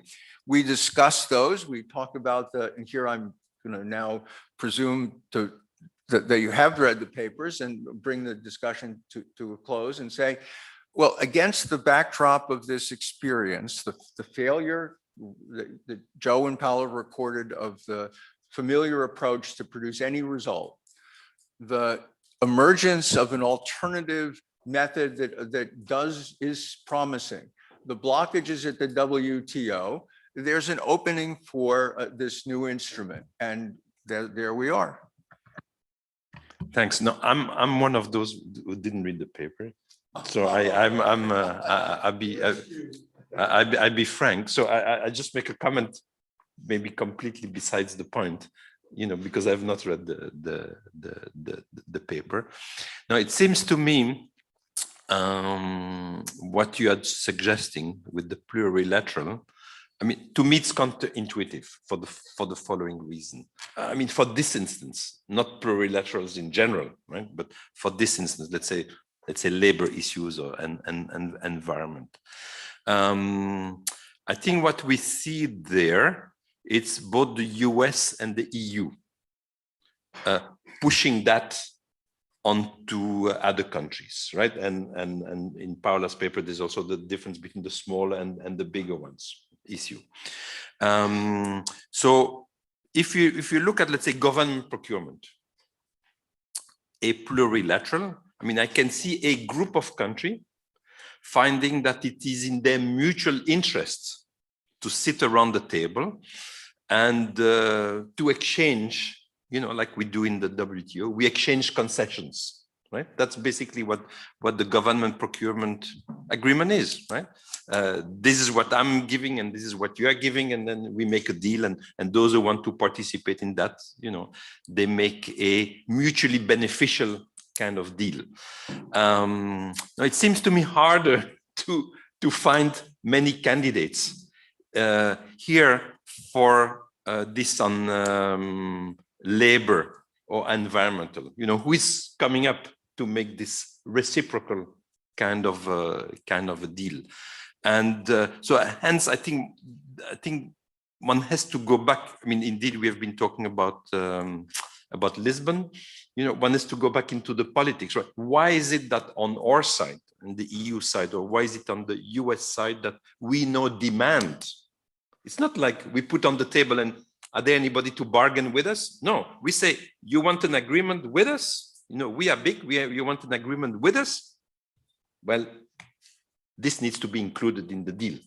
Then you can say, well, is this just something to pass parliament? And, you know, we don't care. We know that nothing is enforceable, but, you know, at least in a formal manner, we have met the demand of the treaty and the members of parliament who demand that this actually be put. Is that what it is about? Is it something else? But this has not come as a bargaining process of part of a group of countries, the way you describe it, that, you know, may feel, hey, here's out of this 164 members in the WTO, there's a group of 20 countries that say, great, let's do a plurilateral on this. I can't see that. This is not the way it's us and the US out of our large size of our market. We say, you are interested, obviously, to make agreement with us. Those are certain conditions that we want. I can't see small countries doing that. So to me, it's a bit counterintuitive, but I've not read the paper, to this use of plurilateral that, you know, for me, plurilateral as they exist is government procurement. There's really a plurilateral, right, that operates. Can I use that analogy for this? Or maybe I missed completely something. Well, it would help to read the paper. No doubt. No, I know. I just say that as a pour encourager les autres. But it would help. But let me respond directly, because the environment and labor are, you know, as already evident, there's a lot I don't know, but two things I do know something about are those. So let me indicate how these things are playing out start with the environment. So let me give you two examples. One, and they flow into each other. Take steel production. So in most areas, in most environmental areas, the real problem is deep innovation for traded goods. The problem is deep innovation. So people need to find another process for making steel, which is not as dirty. And there are, so green steel, and there are a number of countries, Sweden, the US, Japan, that are very advanced in this. This is not, you know, it's a few years away. And steel will soon be green. There are a number, we don't know exactly how, there are a number of competing technologies. Okay, now one of the countries that's a leader in this is Sweden, and Sweden has high carbon taxes, but it exempts its steel industry from the carbon taxes because its steel industry has to compete with others. And that's generally the case that, okay, now, when there is green steel, the problem will be exacerbated because there will be a clean technology that will be more expensive, not hopelessly more expensive, but more expensive. And then the problem will be imports of dirty steel. Okay, so now we have, so first, before we get to what to do about the imports, all the countries that are looking for green steel have many reasons to associate with each other because they don't know which of the paths will be successful. They want to pool the risk. And so they form a club and they're pushing for cooperation with each other, but also looking ahead to the time when there will be green steel. When there's green steel, they want some kind of a border protection. Okay, now. Is it countries or is it firms that produce steel? Well, it's firms in countries like in all trade, isn't that? For instance, if you look at Mittal, which is a big producer of steel No, in Mittal, Europe, right? They are, which country are they? Luxembourg? No. So in effect, it's countries, and I you know, the whatever you call these entities like Mittal. Maybe they'll be Lux, they'll associate them. So they want to be in the club. They'll find some way to be in the club. And if the club won't be, it could start out as firms. In some cases, there are clubs of firms in some areas, capital goods in the oil industry. But at the end of the day, they're going to need border protection. So they have to go as countries.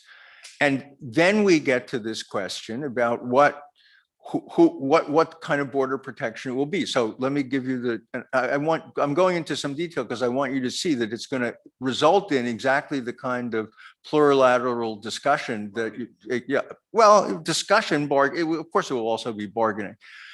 So the question will be, okay, we've made these investments, we have this clean steel, your steel is dirty, you're paying less to produce it, we want to tax you on the difference. Okay, now how do we determine that?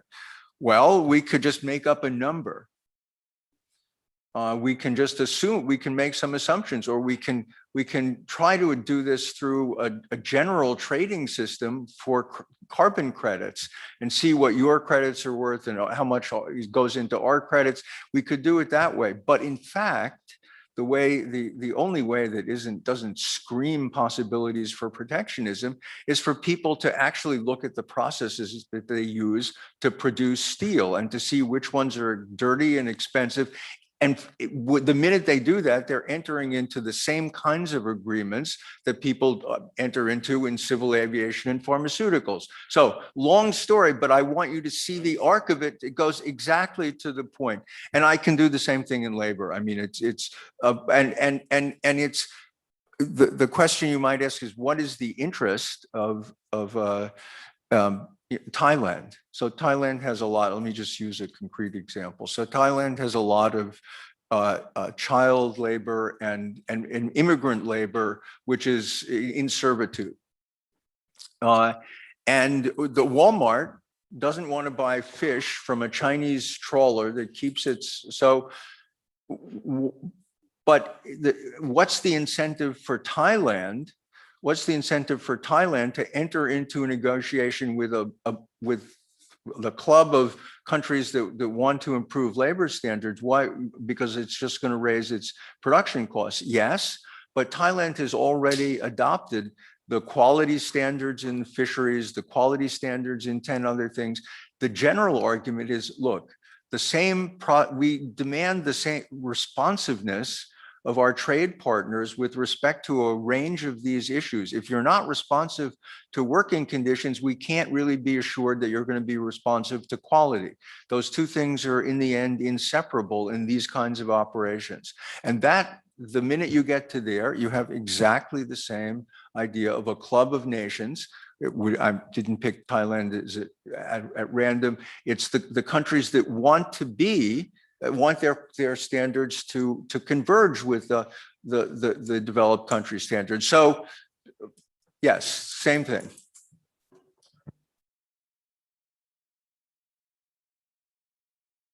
That's why I wanted to speak. No, seriously, I've been thinking a bit about this in slightly different ways than the two authors, but it is close, and maybe I could solicit a comment. I've been working with a Portuguese colleague a number of years ago on mutual recognition agreements, MRAs, one of the most neglected things in international trade. They do exist, EU-US, but that's from the days that the EU-US had 98, 99, had this very intense cooperation with business. You had this business council that was very dominant, but it's not true that it's only there. I mean, with the Australians in APEC, there are mutual recognition agreements in precisely as Chuck says, in very narrow fields with very precise conditions and based on an article in the TBT agreement. So not ignoring the gap, because their mutual recognition agreements are encouraged literally in written language. So I wondered a bit how these things that you advocate, so to say, are overlapping and in fact could be stimulated or could learn from these mutual recognition agreements. We've done some direct practical work anticipating TTIP, but before we'd finished, we were asked by the OECD. So we wrote a survey paper of then all the MRA agreements known in the world. We came to 102. Heck of a work, because there are no statistics where you can easily find it.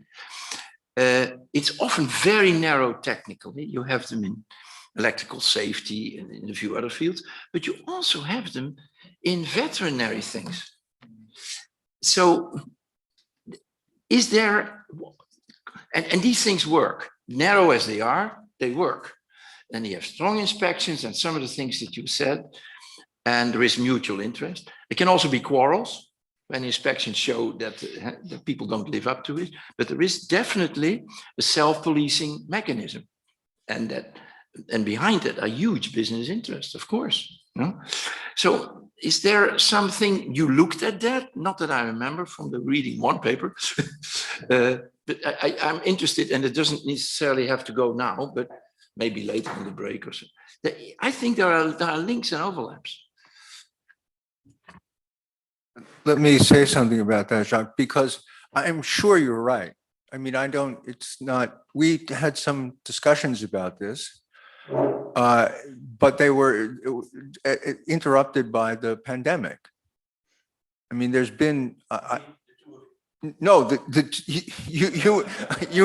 you and I, unless, no, we talked about you mentioned MRAs and you were, yes, you did. Yes. Well, I mean, so you're consistent at least. You mentioned them, and they were compelling. We looked at the veterinary example, which is classed under various things, but that's a very strong one. But there are a number of them, and you put us on to ones about pharmaceuticals, really. But the problem was that there was the discussion and the research of this got interrupted for the 2 years, and so what we have didn't fully develop and amalgamate that. But are these the same species? Absolutely. Are there probably important historical examples where they grow from one to the other, or the MRA is so effective that you don't need it? It is a de facto plurilateral agreement, I'm sure. And you know, at some point, the situation was roughly this: that there are, with MRAs being a leading example, there are a number of very good cases that show you that this is absolutely possible. It's not an invention. It's possible. They're very far from being dominant. So you can't say, well, take off the veil of your ignorance and you'll see that the world is doing this already.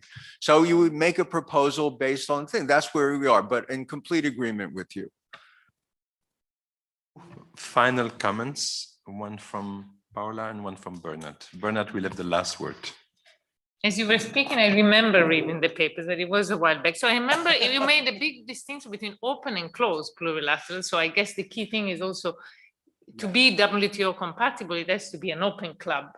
Otherwise, you start getting these like we are clean steel. We're going to protect against you. So that's very important. I didn't. You mentioned it briefly, but I think I remember in the paper it was an important distinction. I want to defend Joe 1 second about what your comment about why do we care about a no result. I think digging deeper to show this is truly a no result. It's important because the EU, even today, is saying we should use. The Parliament is demanding this. That we put these conditions in trade agreements, that this is part of EU trade policy. It's extremely important that researchers show in as systematic a way as possible that it's truly a no result. So saying, let's go back in time, let's say, let's only look post Lisbon and say, we maybe it's a question of timing, let's allow longer horizon. So if it's truly then a no result, you can be forceful and say to policymakers, look, this is not gonna work. If you have a weak no result statistically, then you cannot be as forceful in saying this truly doesn't work. You should change tech. You should use other tools. You should look at plurilaterals, open ones. No.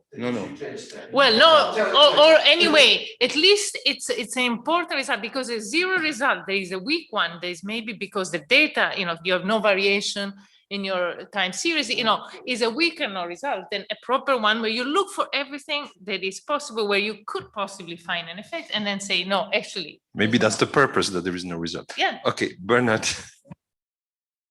Okay, so we're running out of time, obviously, but I think one of the things to pick up on also on Jacques.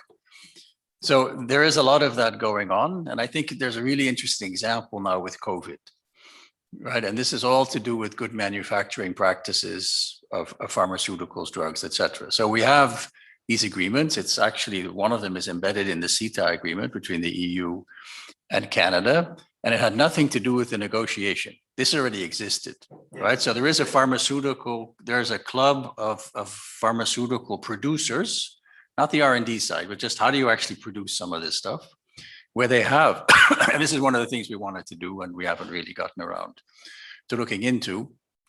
But I think where the link goes with the trade agreements is to figure out to what extent this stuff actually is complementary to and exists in parallel to the trade agreements. And I think that's where I would expect to see effects. So I think the non-result is important, but I completely agree with Chuck.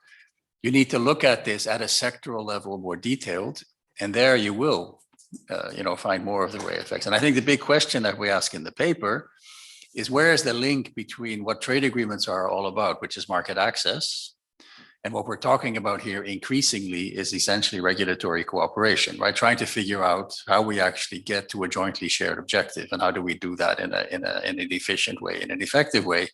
And that, I think, is where, potentially there's a real tension, but there's also potentially complementarity. Right? So all that is in the paper. So happy reading. Very good. So I think we can bring this discussion to an end. I mean, we could continue, obviously, for quite a while, and I think it was a very rich discussion, certainly, both on issues of principle, on issues of looking at the facts, the data, what they show. I think still lots of questions, and which means that it was a good discussion. So thanks everybody, all those in the room and those who are in their respective towns, everybody online and here in beautiful Florence, a beautiful Fiesole with beautiful sunshine. So thanks everybody for the quality of the discussion.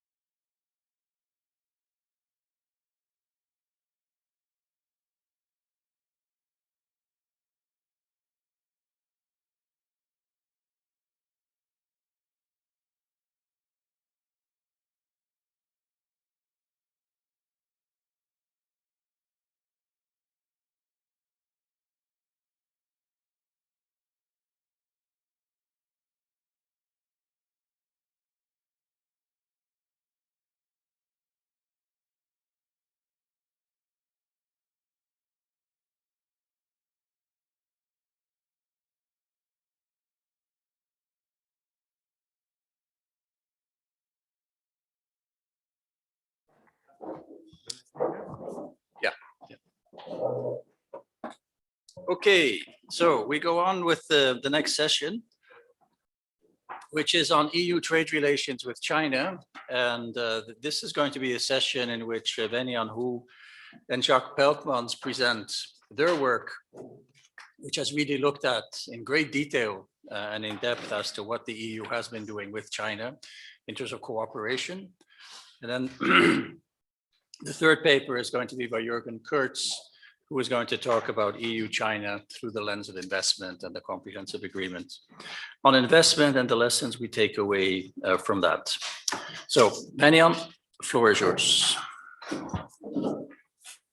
Thank you very much, Bernard. My presentation is about how the EU and China cooperate through dialogues. As Paula said just now, that through trade agreement or the GSP programs that the EU exerts its soft power vis-a-vis its trade partners.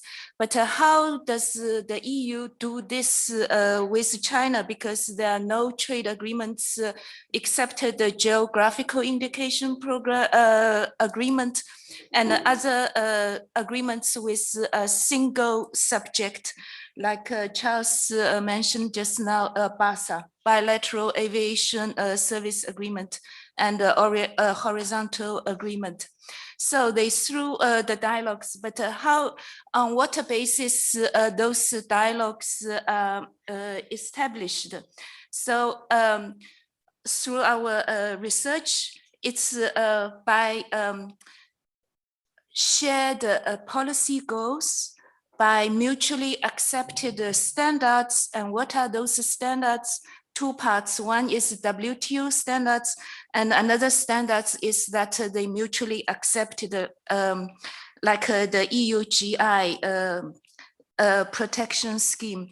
And thirdly, in terms of soft non-trade policy objectives, those environmental and labor protection, those are shared values under international commitments. For example, the UN Sustainable Development Goals. Now, how those altogether, there are about 65 bilateral dialogues, and the number is still growing.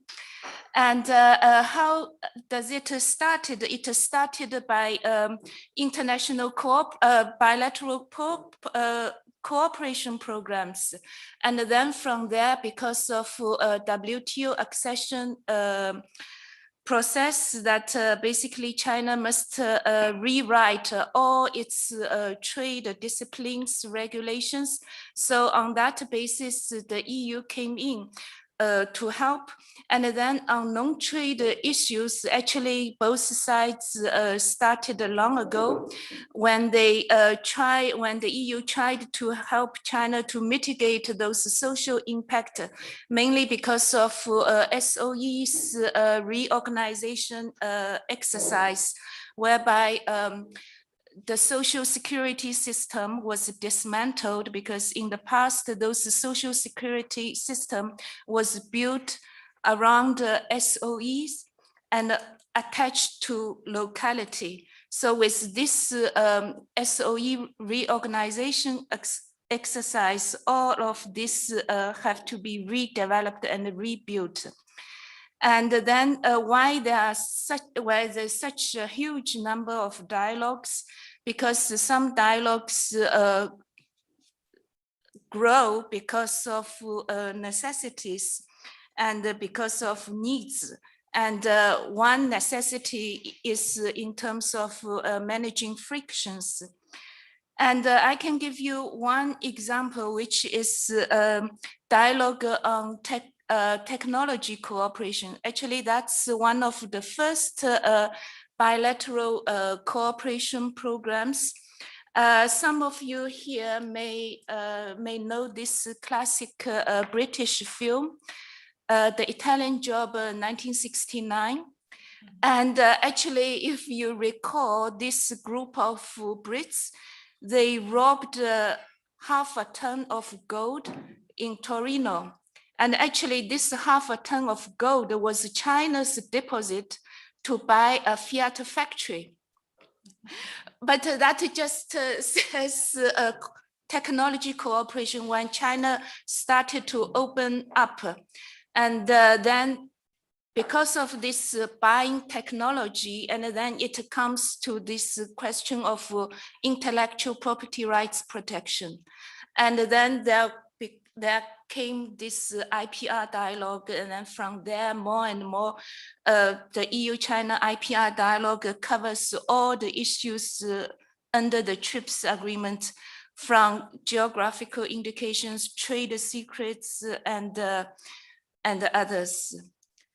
And so that's the structure of the dialogue, bilateral dialogues, and how they implement these dialogues. So aside from cooperation to institutionalized dialogue mechanism, and it's actually a very sophisticated dialogue engagement at different levels.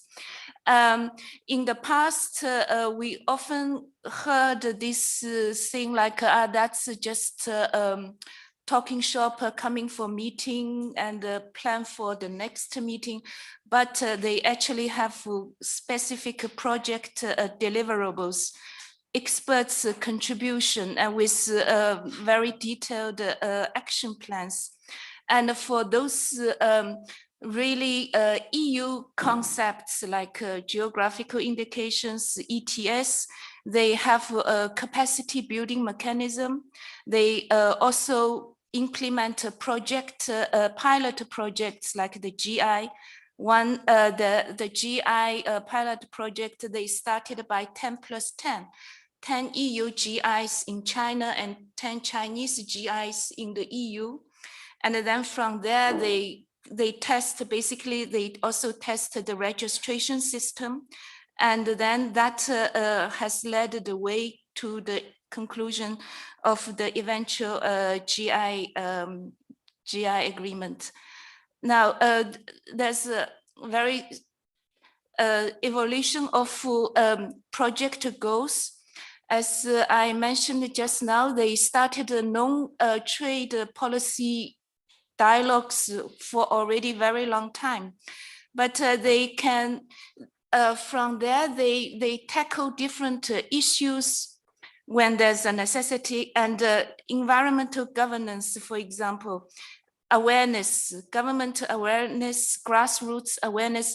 And as I mentioned, once the policy goals are together and they can carry on to implement specific, to achieve specific goals like the ETS, and also business opportunities.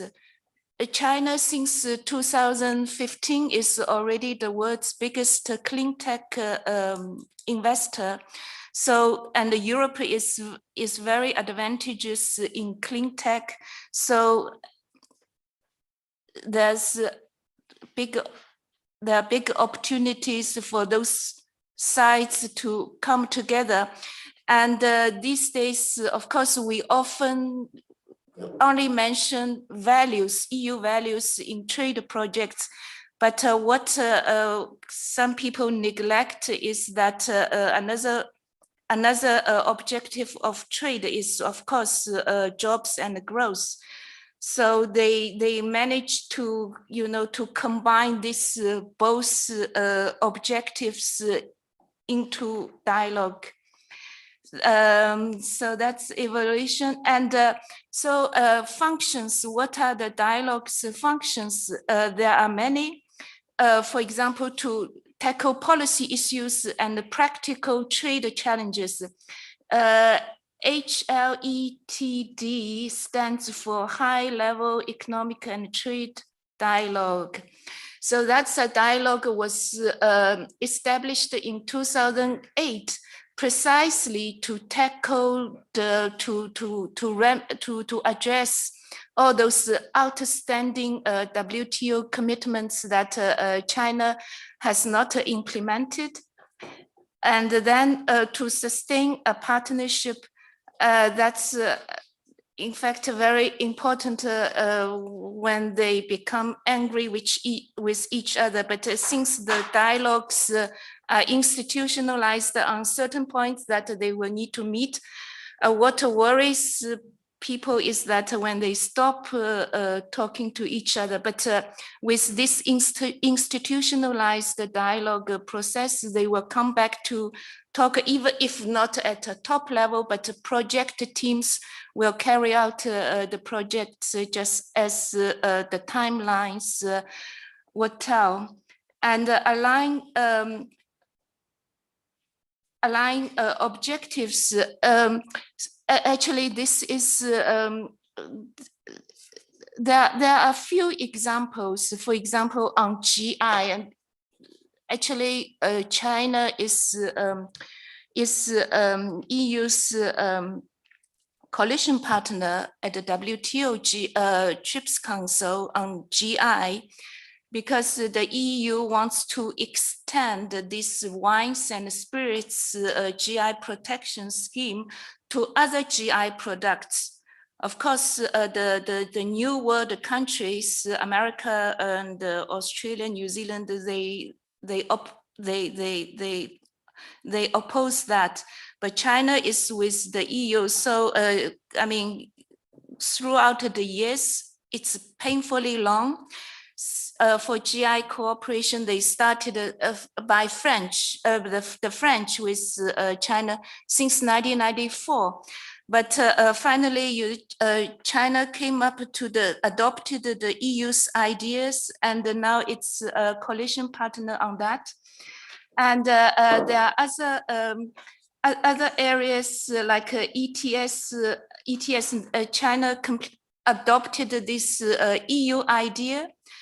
And now, in a way, that's we call this EU rulemaking power in the world, also on this environmental protection, and a platform for capacity building. That's on public procurement. I will talk about this just slightly later as an example how China adopted this EU philosophy and regulations. So that's my. Now on this EU, actually very successful. If we look back, how much China has adopted the EU philosophy and regulations on the ETS, and so that's one. And secondly, on the GI, it's very long. As I said, it's since 1994, but we must also understand all the technical issues into this, the GI, and then the relationship between trade, between a coexistence between GI and a prior registered trademark of the same product. And that we also have to see the US position. And on that, actually, I see one significance of this EU-China dialogue is that the EU actually has got an equal footing with the US, for example, in terms of GI protection. And then public procurement. And on public procurement, this I find that although China is not yet a GPA partner, but I find throughout the years since 2007 until now, when China submitted its initial offer at the GPA, the government has actually relinquished lots of its power from a very, government by itself, public finance, it's a secret government power, to an open process with a centralized public procurement website, where there's introducing private actors, entities into this public procurement process, and subject that to checks and balances. I think that's a very great step forward for China.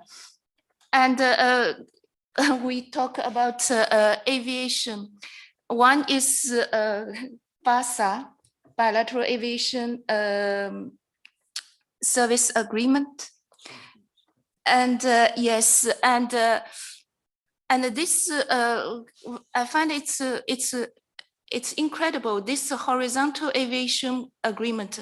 Actually, China adopted this EU principle as destination-based flight route setup. Previously, it's nationality-based. Only, for example, KLM flies to China.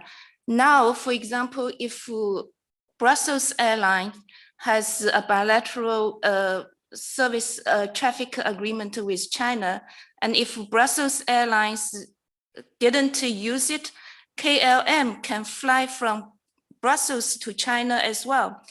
But it's unfortunate because when the agreement came into being in 2020, the global aviation was grounded. So we don't see that, you know, the significance of that. And another thing is about the pharmaceutical protection in terms of this 5-year pharma patent extension for marketing approval.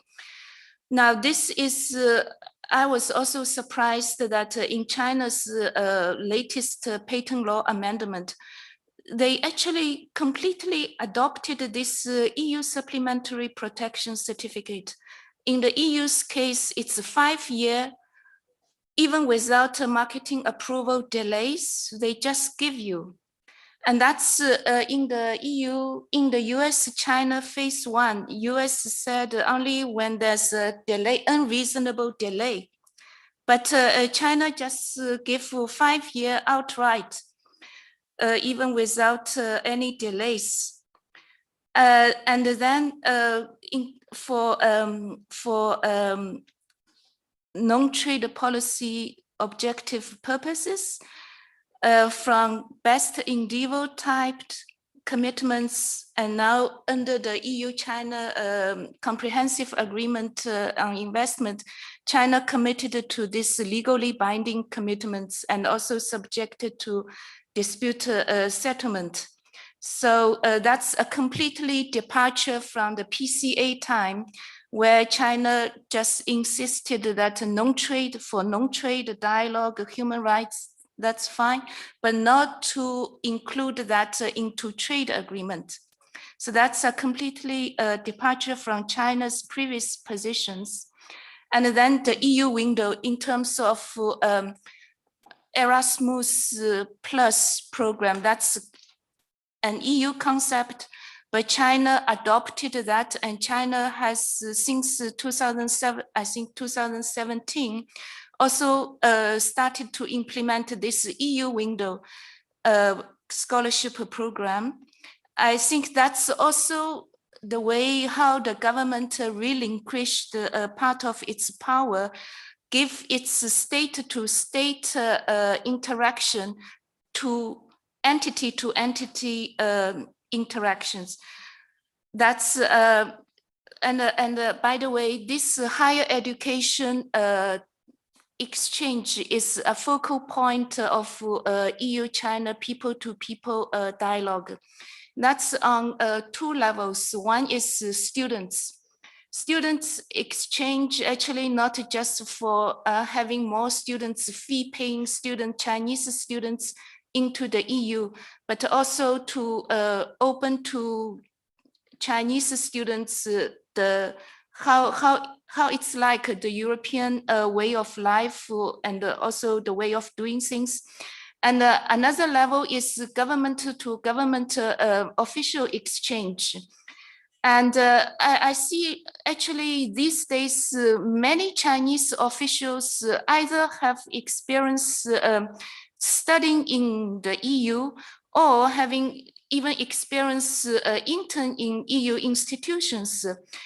China's now ambassador to the WTO, he actually once studied in Amsterdam, and the Chinese trade representative, that Vice Minister Wang, he did his internship in the DG Trade.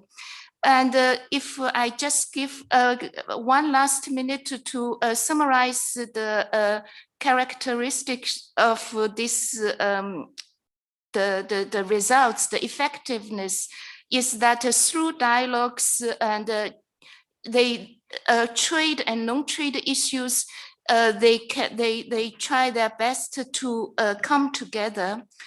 And then the second point, that the Chinese government was able to relinquish some power to operate more on market-based disciplines with transparency and due process. And then thirdly, on equal footing with the US. That in terms of GI, in terms of BASA, that's aviation service, as you said just now, on testing certificates, mutual acceptance, and mutual acceptance of findings of compliance. And then also, besides China now also, that's good thing for the EU, and also there's a benefit for China as well.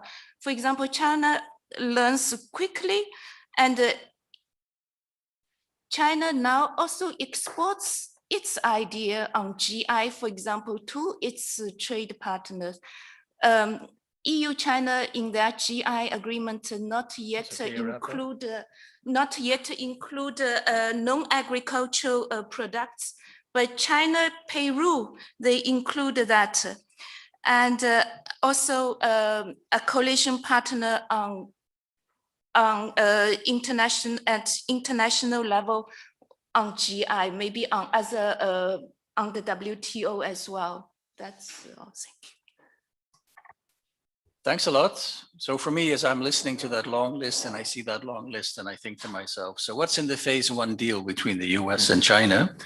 And, you know, we're really living on different planets, I think.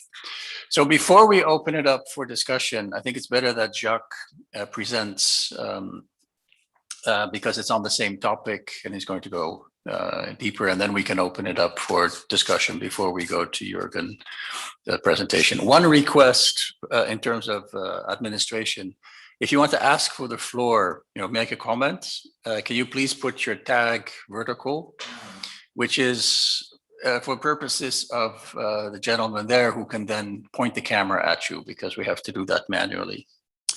Jacques. Thank you, Bernard. Yeah, the paper that you will now see appear, and Ariane will do the real work. I will just do some talking. It's focusing it more precisely, but the background that Reinian has given is absolutely crucial before you can understand how this that I will talk about was even possible.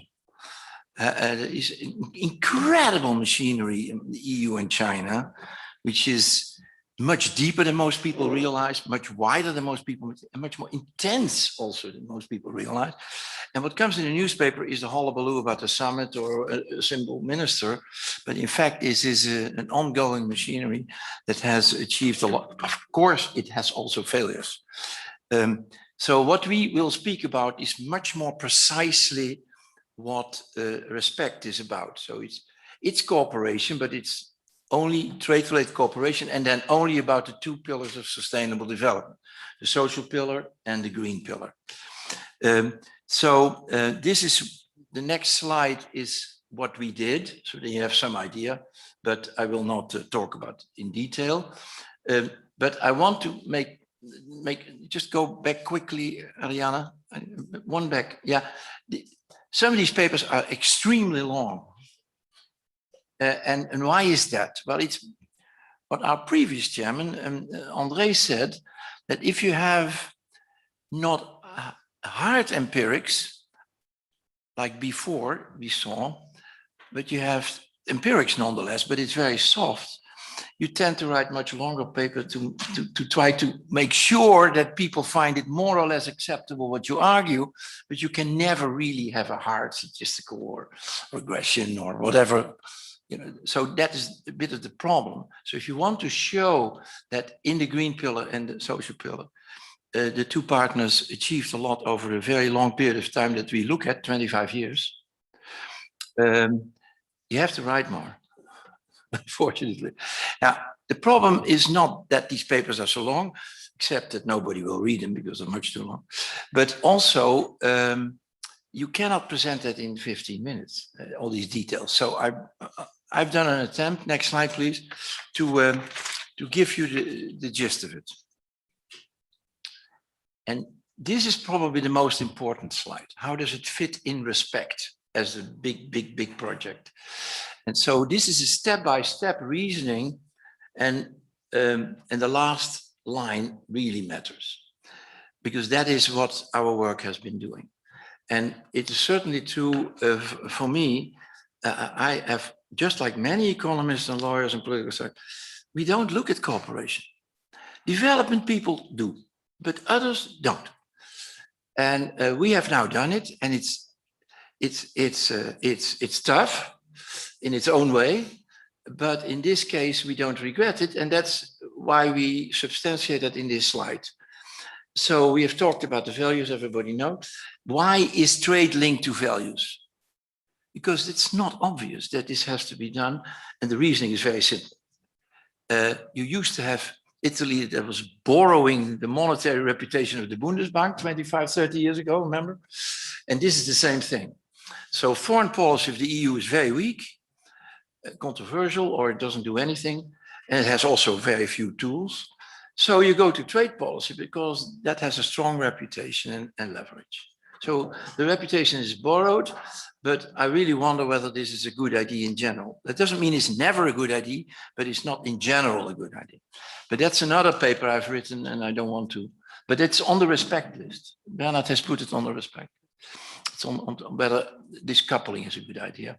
And particularly the factual interpretation in Brussels of Article 21, that was discussed in the previous session, is not what Article 21 says. It says it's consistent with, but that's not what's happening. It's merging trade policy and values, what happens at the moment in Brussels. That's not what Article 21 says at all. So I object to that, but in this project respect, of course, we take the EU stance for granted, and we then we then see how we can pursue values. Now, there are basically two ways. One is the multilateral route or plurilateral and GSP+, or we do it we do it bilaterally. Bilaterally, we have only two tools, FTA and the PCA. The PCA is not strictly a trade policy tool. It's political cooperation agreement. But we have them with many countries. And usually, but not always, there is an FTA and a PCA parallel with each other. But again, not always. We have, for example, a PCA with the Philippines, talking about the Philippines, but we don't have an FTA with the Philippines. We're officially negotiating one, but the negotiators haven't seen each other for 4 years now. But with China, we have neither. The PCA negotiations failed in 2011 after 4 years, and we have no FTA.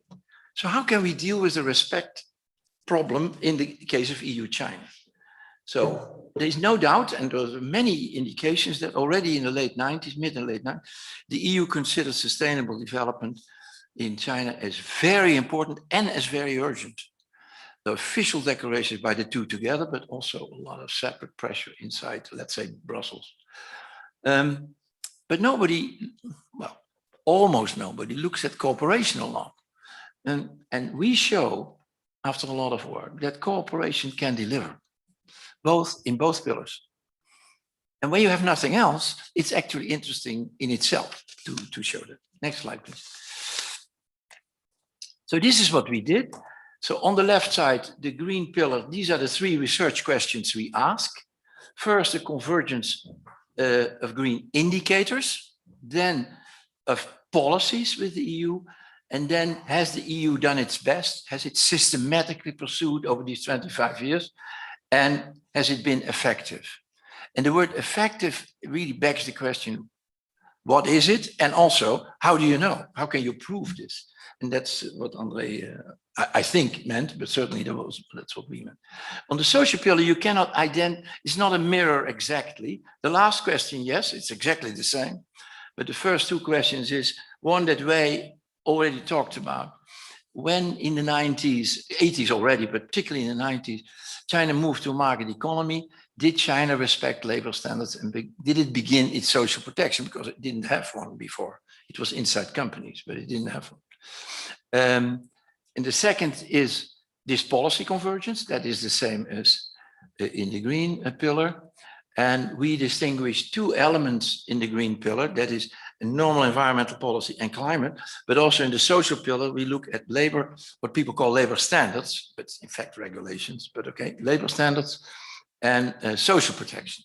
But the problem is labor standards are ILO conventions, core conventions and other conventions. And you heard Charles being very skeptical about it. Well, I invite him to look at the enforcement mechanism inside the ILO. It's absolutely amazing what they do. And the strict obligations. Okay, you cannot send the army in. And there is also non-compliance, but there's a lot more compliance than we actually think. But in any case, we have been trying to look at this systematically. Next slide, please. So first on the green, a few slides. China has a party style of communicating Chinese dreams or indeed more down-to-earth policies. And it's extremely difficult to go beyond or behind these headlines and discover the actual policy. And it takes really a lot of elaborate work. So if you look at the question green policy convergence, we have first looked at indicators. And for 1.5 decades, because we begin in 1995, for 1.5 decades, there was a beginning of the realization in blah, blah, in this communicating Chinese dreams. And all the indicators went exactly the other way. So between the EU and China, we began to talk and try to be more serious and help also in many different projects of various kinds. But the indicators were exactly the opposite. So it's very important that if you study Chinese policy making, allow a delay of a decade at least before you actually see what you expect.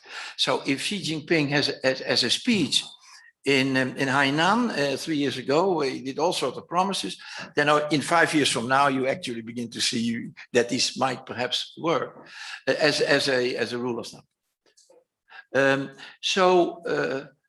We discussed many reasons. I'm not going to talk about that. It's only around 2010, and for the climate a little later, 2015, that a process of convergence set in with a number of hard laws and all sorts of other reasons. Enforcement was completely changing. Enforcement in environmental, not climate, environmental issues was radically changed in 2013-14 from totally uninterested and non-serious to harsh enforcement. And we have many pages where we show you can't believe everything in China is always shocking, but this is also shocking.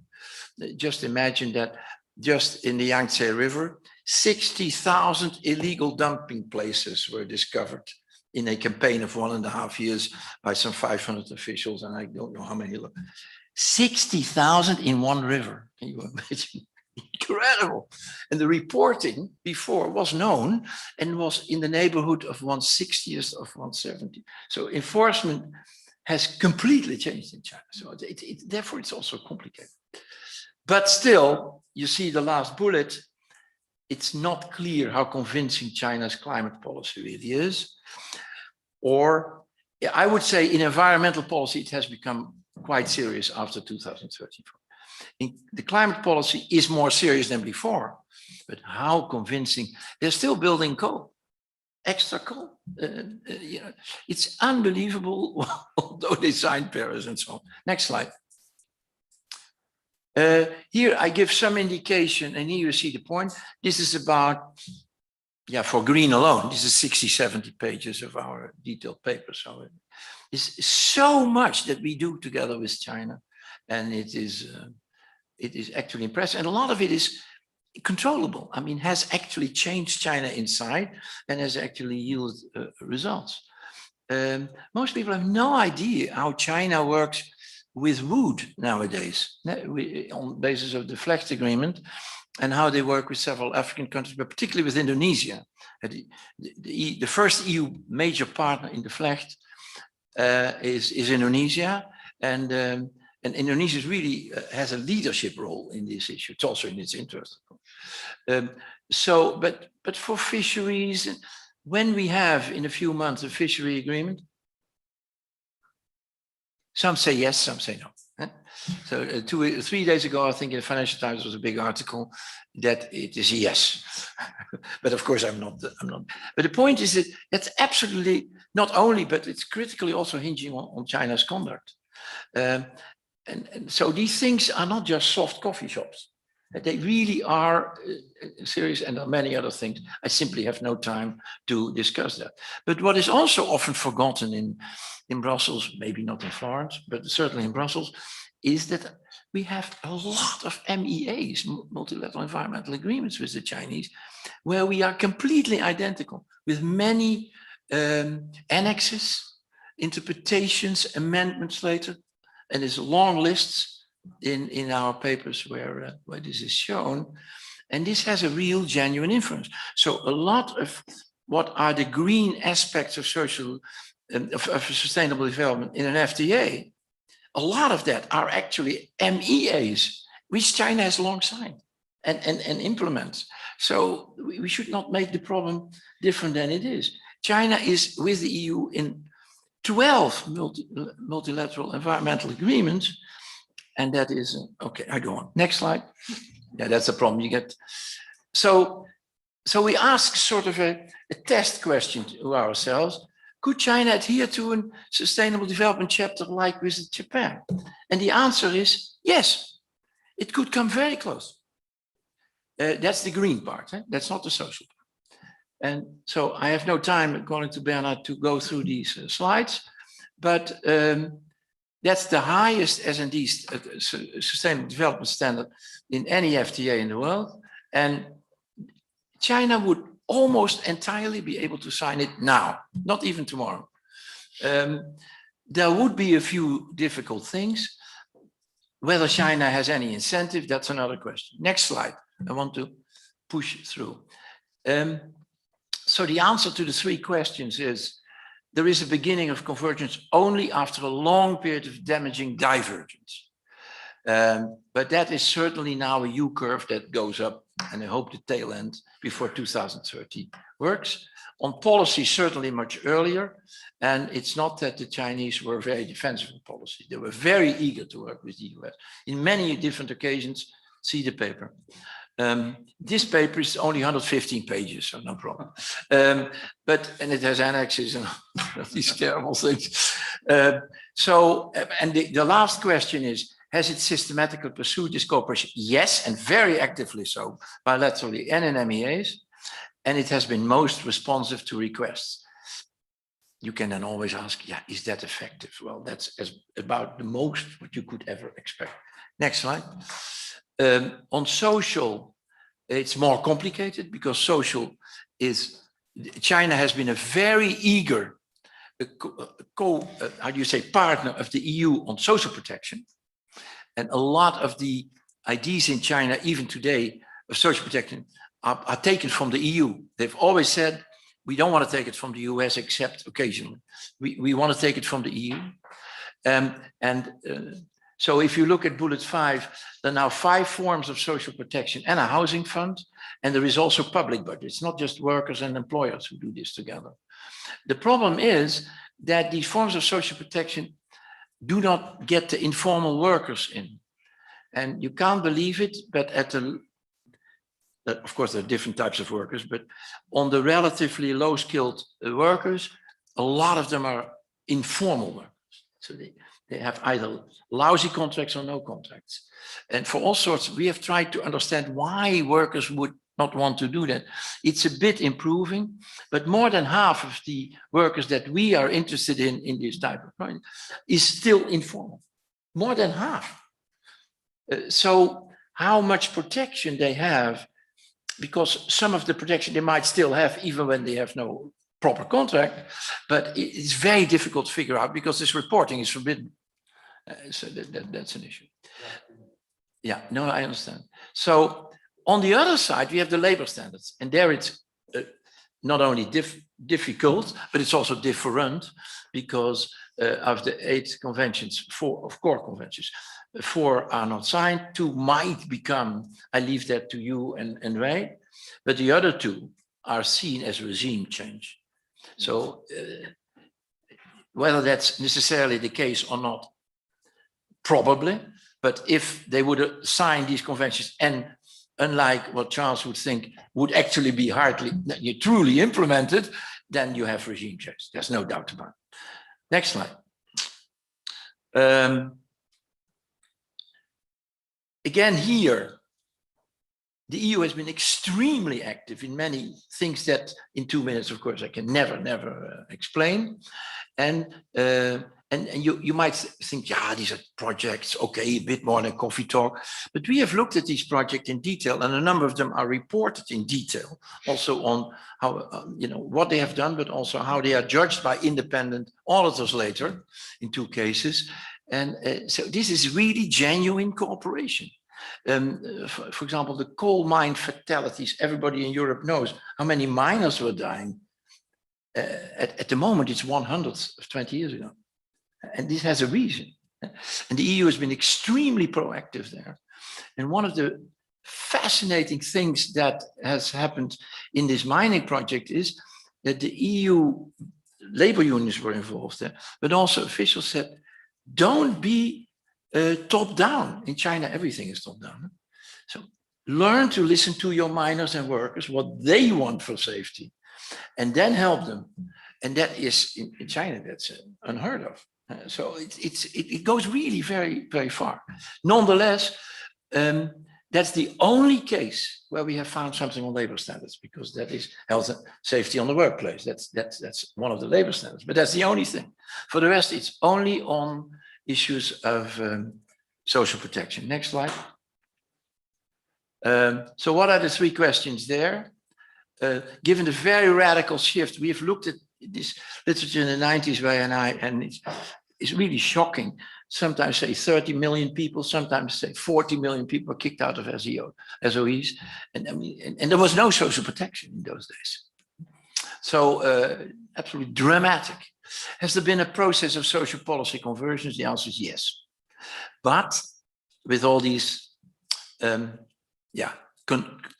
special clauses that I cannot now alleged. There is one issue that China has not looked at seriously. It's the educational gap between rural and urban, and it's huge. And we have done some work together with a guy from Stanford, fantastic, interesting empirical work. And this empirical gap is completely different than what the official statistics say, and what the HDI indices, the Human Development Indices say, because they're based on the wrong statistics. So there we have some, and in fact, in a simulation done by others, the 2035 growth rate of China would be 2 to 2.5% lower because of that gap. So it's that big and that massively spread. Was the EU systematic and effective? We answer that yes for social protection, and basically not except mining for the labor standards. Next slide. Thank you. Thank you, Arjan. Great, thanks a lot. So let's take some time for discussion, questions, comments, disbelief. If you want to intervene, please raise your card.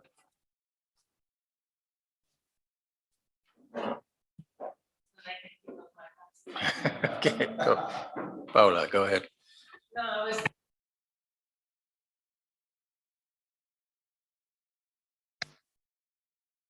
Yesterday with Andre, we were talking about China, the China issue, and how the US, we were more talking about US vis-a-vis, we started from a discussion about the appellate body, but in reality, what we retained from our discussion is how relationship with China are driven, or maybe driven more by security issues and geopolitical issues and these didn't seem to come so much across. For example, you mentioned students and exchanges and how, but in reality, I've been reading a lot of articles about all sorts of visa restriction for concerns that Chinese students in particular sectors, would steal ideas, would be spies. I mean, all these security issues were sort of not in your discussion. I was surprised because I think a lot of the trade policy that the EU and more so the US do is actually arguably costly. It doesn't have an economic justification, a lot of the protection, a lot of the commercial relationship with China, but mostly driven by non-economic or non-trade objective and more geopolitical considerations, and I think when you said all these exchange about students, even in Brussels the other day, they were saying now no more Chinese students in these sectors, the UK and the US have been doing that for a while now. So you have a very positive view and you didn't, which doesn't seem to take into account what we hear a lot, which is, we are willing to actually put up costly barriers to avoid, because we are concerned about the rising power, geopolitical power of China. So before giving the floor to you guys, let's take two more questions. So Pralok and then Rohit.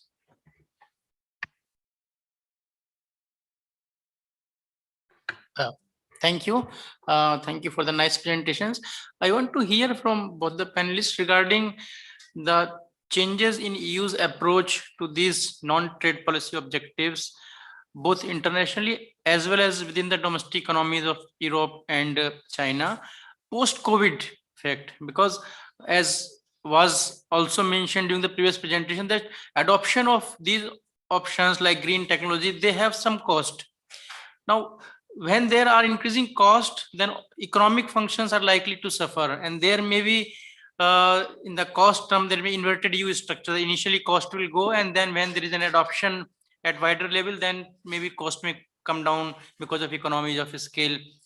But considering right now the focus is more on economic recovery and not on other issues in the post-COVID world, so how these various non-trade policy objectives are going to be in various cooperation dialogue or agreements? Thank you. So that's the next research project. So Rohit. I have a question for Vanyan. I'm very fascinated by this idea of extending protections on geographical indicators. And if you could speak a bit more about what is the incentive for China to have this kind of agreement? Because I was looking at the list of GIs. I mean, you see that there are a lot of iconic products from EU, which makes sense that they want to have protection on. But why? What is the incentive for China to reciprocate? And is there some connection with Chinese investments in EU as well, that then incentivizes it to buy, or is there any different variation over time in terms of Chinese firms buying these products in Europe, and then it makes more sense for them to conclude these agreements? Thank you. And I guess to bring that also back to Paula, is there a geopolitical dimension to this where the objective is just to irritate the US? Okay, back to you. Thank you very much. First of all, Paula's question, and it's a fair question. And indeed, I see it's worrying because, as I said from the very beginning, the cooperation dialogues, those are rules-based cooperation and the dialogues. and now it's value-based. And as I also from the beginning, restricted this scope of values which are under international commitments. But these days, those so-called value-based cooperation is about democracy, about the rule of law. But still, in fact, if we read those provisions one by one, it's all, I mean, in the past, it's all on UN standards or ILO standards. And on those, say, theft.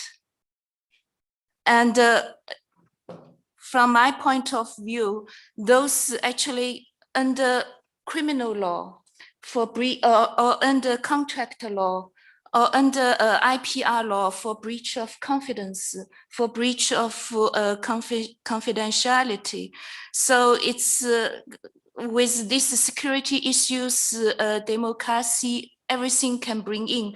So if it's all based on EU values or based on democracy, I don't know how they can.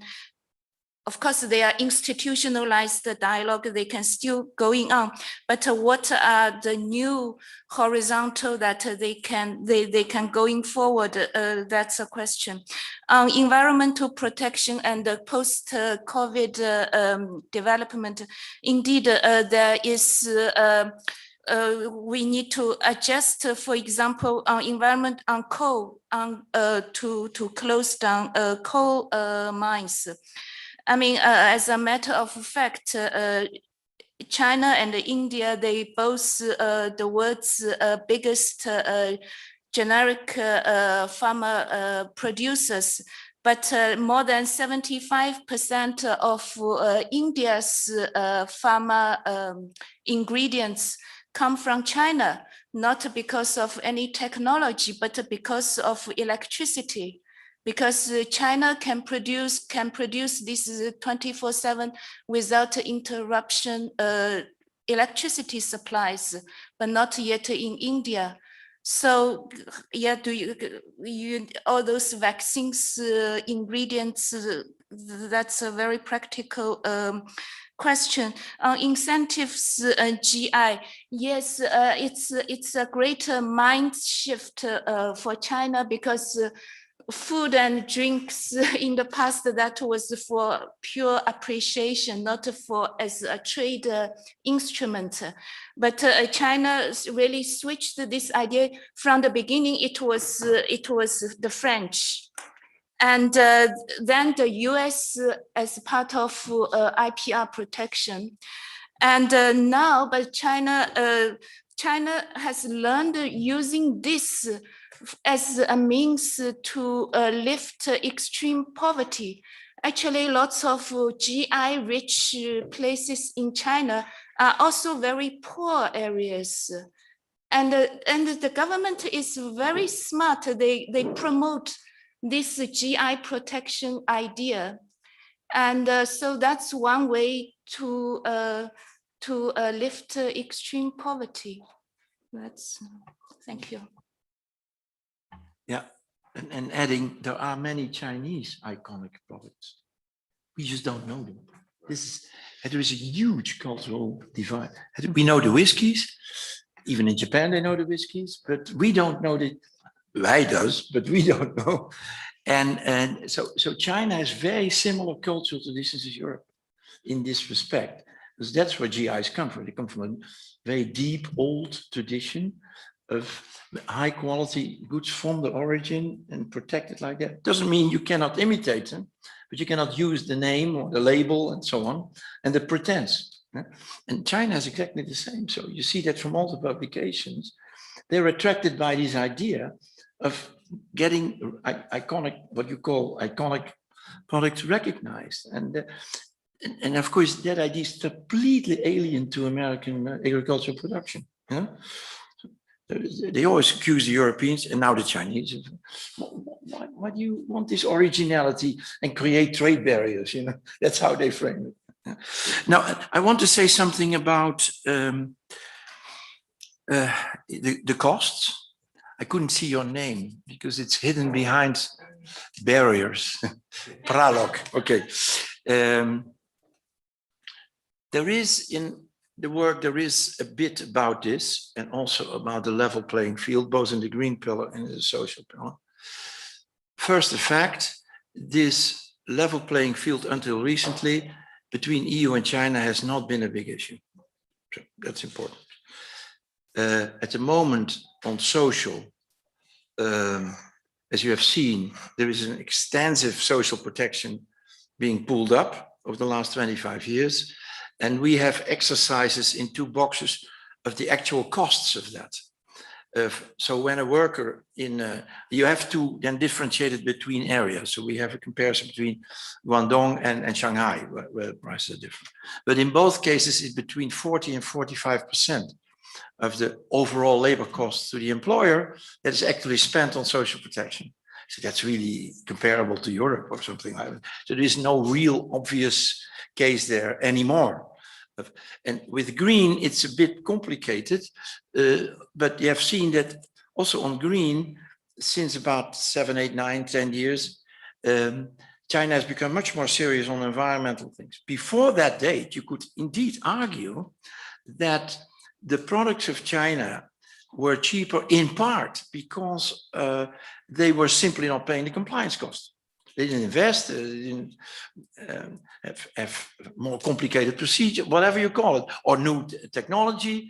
And this was massively so. Yet this argument in the EU-China relationship, we had many arguments, but this was really not a big one. And if you don't believe me, read the paper from Business Europe. Well, not a paper, it's a beautiful report, actually, unusual for such an organization. In January 2020, where they go through all the arguments about EU-China trade and investment. It's an impressive report. And try to look for the level playing field argument. They use it, but not for this.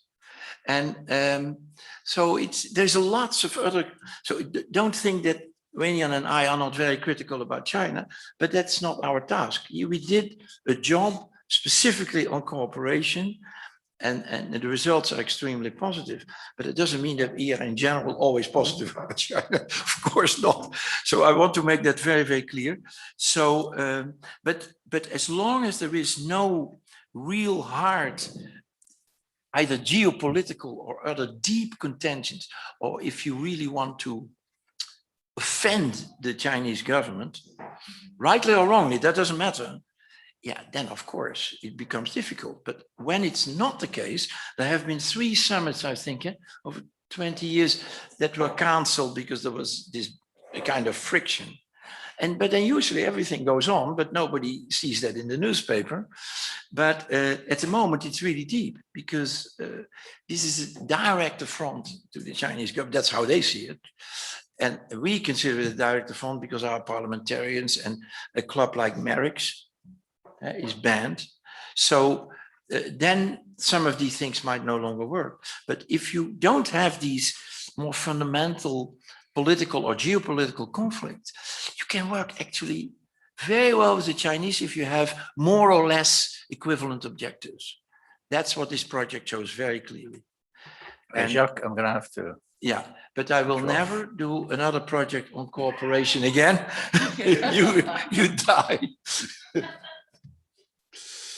Okay, so on that political note, before I'd never do this again, we go to Jürgen, who is going to address an example of cooperation where politics did rear its head at the end. Right, thanks, Bernard.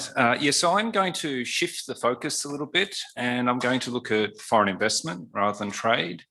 And foreign investment, of course, is a particularly contested area involving not only the EU-China relationship, but also the US-China relationship. Foreign firms have had complaints about unfair conditions in China relating to subsidization practices through SOEs, forced technology transfer, and so on. But what's notable is we have a draft agreement between the EU and China, concluded fairly recently, not concluded, the draft has been concluded in the last few years, So the question becomes, why focus on this agreement? What value can we bring from it? I mean, it's a negotiated document. It's unlikely to come into operation as flagged by Bernard in the medium term. You know, there are members of the European Parliament for whom this is, you know, a poison pill in a sense. I think it's valuable to focus on the CAI, the Comprehensive Agreement on Investment, partly because it speaks a little bit to the debates we had in the first session, which is it helps us better understand the promises and limits of cooperation in certain settings, FTAs, and where other issues are better handled elsewhere, whether it be sectorally, whether it be in a plurilateral or even multilateral. And I think the other sort of background point I'd make about the CAI is that it's important to bear in mind who the counterparties are.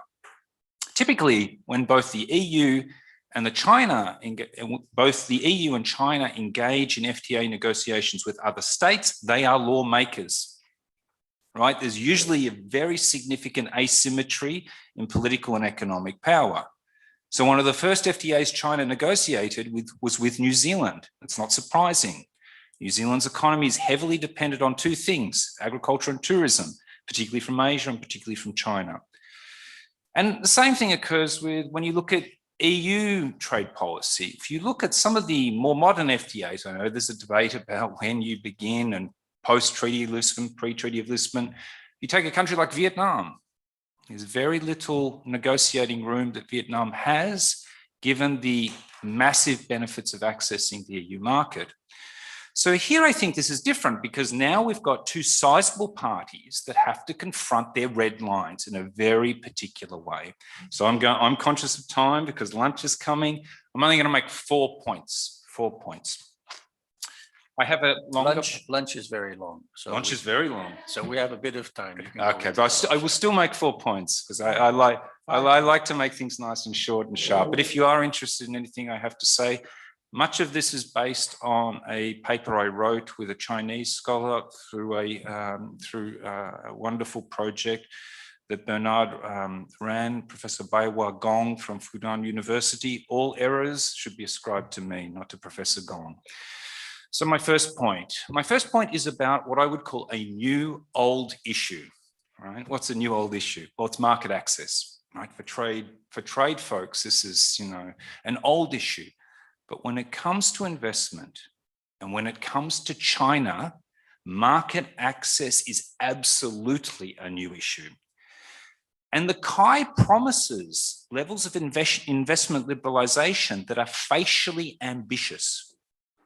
So they cover pre-entry conditions, as you expect of a market access guarantee, but the promises and commitments are structured on a negative list basis.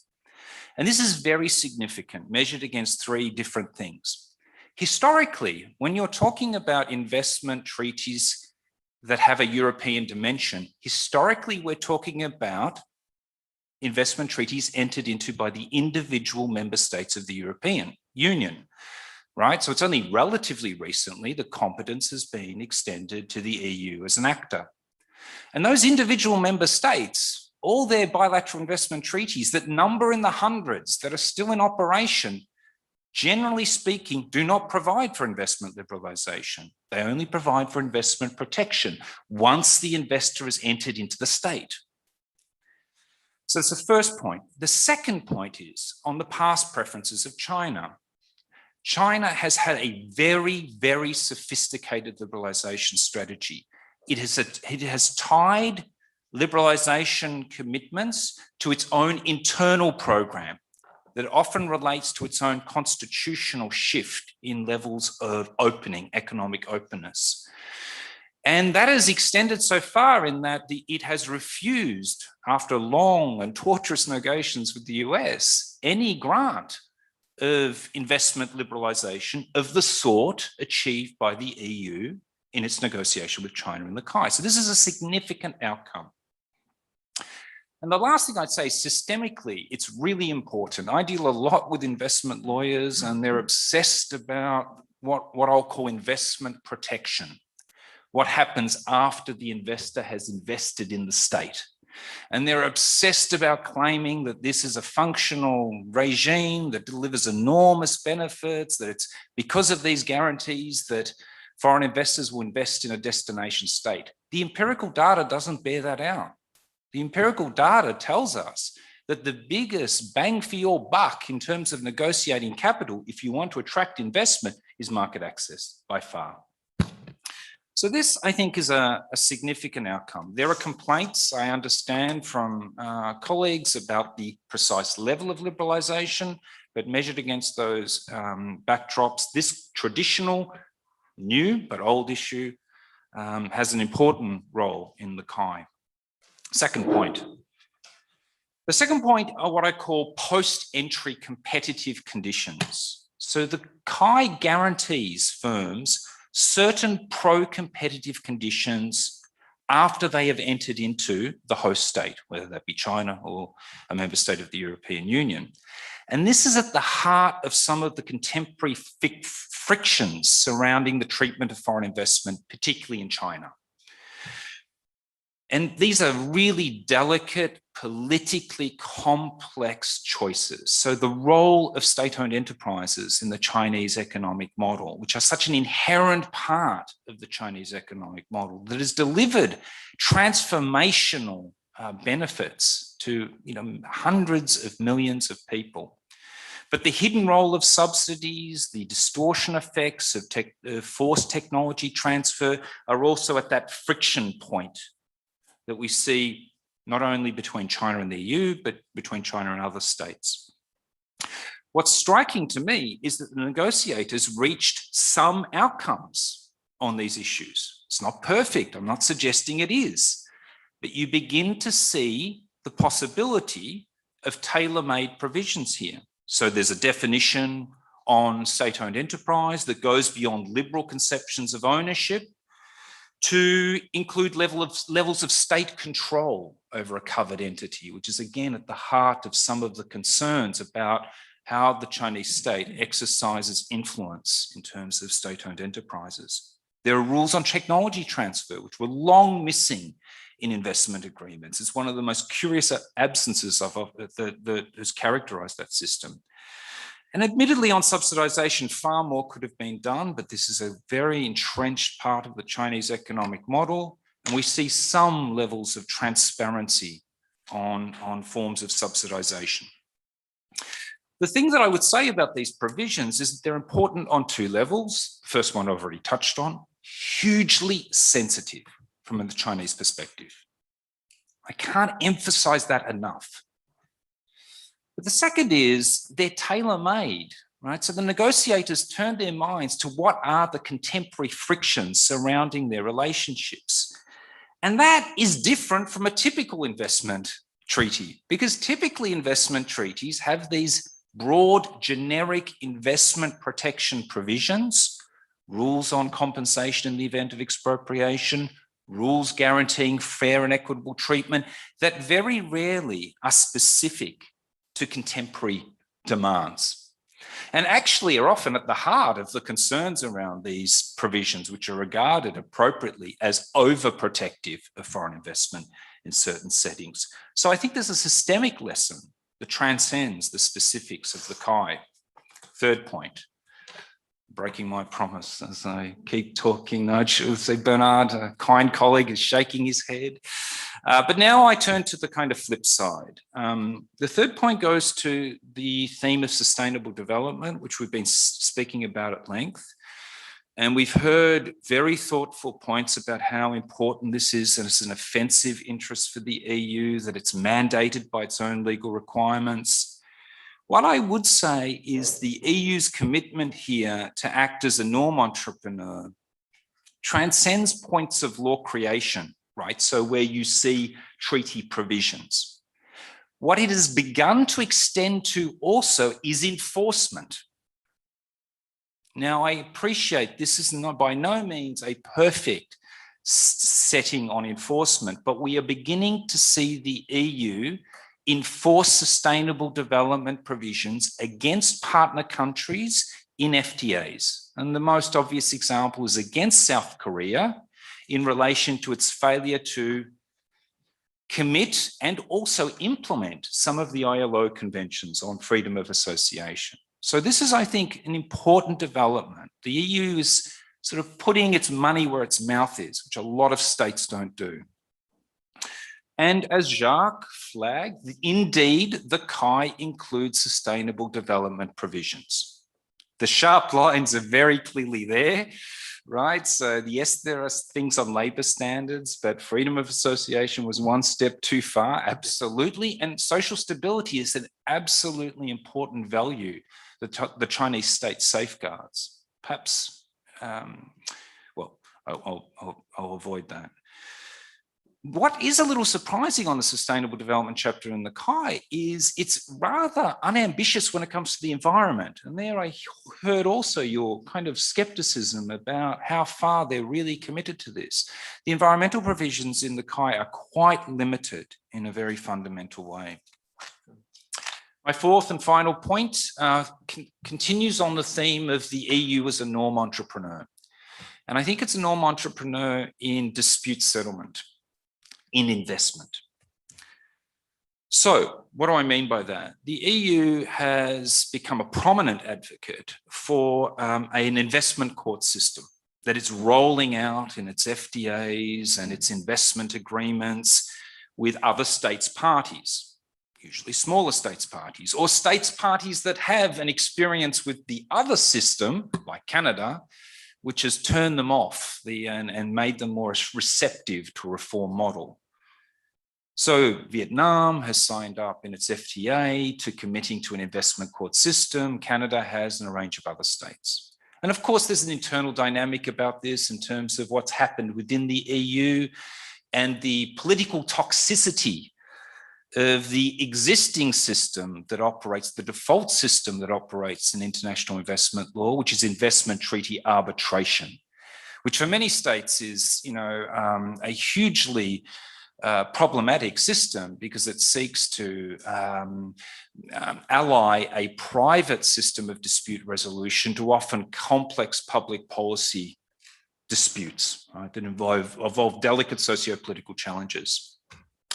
And before I begin to make some points of criticism, I will say there's a strong conceptual justification for the EU to match procedural reform to substantive reform. Most states only have one horse in the race. Most states have a substantive reform agenda. They change the substance of the treaties, but they leave the dispute settlement system in operation. And I always tell my students, that's like changing the hardware in your computer, but retaining the old software. What do you expect? You're gonna get kind of interpretive outcomes that are probably not what you expected in the reform envelope that you've sought to achieve. So I'm absolutely on board with the idea of procedural reform, but what I would suggest to the EU is, does procedural reform necessarily mean judicialization? Does it have to mean judicialization? Because actually, this, in my view, is a blind spot when it comes to the EU. For many other states, and I'm not just talking about the United States, I'm writing a book at the moment about ASEAN, the member states of the ASEAN. For many states, many particularly developing countries, the post-colonial states, international judicialization is an incredibly sensitive sovereignty cost that they are unwilling to pay for many, many reasons. And again, one can see here in the CHI the limits of the EU's ability to act as a norm entrepreneur when it hits a big actor that does not share its preferences on judicialization. Because in the CHI, you see no commitment to judicialization of the sort that characterizes the EU's preferences. There's only a weak facsimile of the state-to-state WTO model, and even then, I mean a weak facsimile. There's no apex court. There's no appellate body here. It's a state-to-state first-order panel. Again, one can make legitimate arguments around whether or not we need an apex court altogether. But you can see here, that's a limit that the EU confronts when in this particular negotiation. I think I've taken up more than enough time. That's it for me. Thanks a lot for that. So again, the paper is on the website for those of you who have not read it. So I have Chuck first, then, yeah, okay. Chuck, Jacques, and then Vaniel. So this is a general remark about both presentation, both papers. I think this is there's a combination of two topics. One is the successful cooperation, surprisingly, I mean, to some surprisingly successful cooperation, and the capacity of China to work in a productive and creative way to implement a bunch of these norms and to develop them further. And I have to say, from my own experience at Apple, that was completely, we saw this all the time. And it's invaluable that be called to attention, given the current circumstances. My one, I don't know whether it's feasible within the interests of the people who are doing this work or the interests of the projects that are supporting it, but if anything, there should be more attention to how this cooperation emerges, how the internal Chinese actors reconfigure themselves, the repercussions of the adoption of these norms on Chinese society itself, because basically these norms, the articulation of these norms are a way for the development of certain groups in China in a process which will have great political implications in the long run to the extent that it continues. And the more that's seen about the process, the more everyone can recognize certain affinities. So if anything, it's not just the fact that, oh yes, they're complying, but rather to understand the internal mechanisms, the fights that are overcome by which China comes to these results, and what the EU and everybody else can learn from that fact about themselves.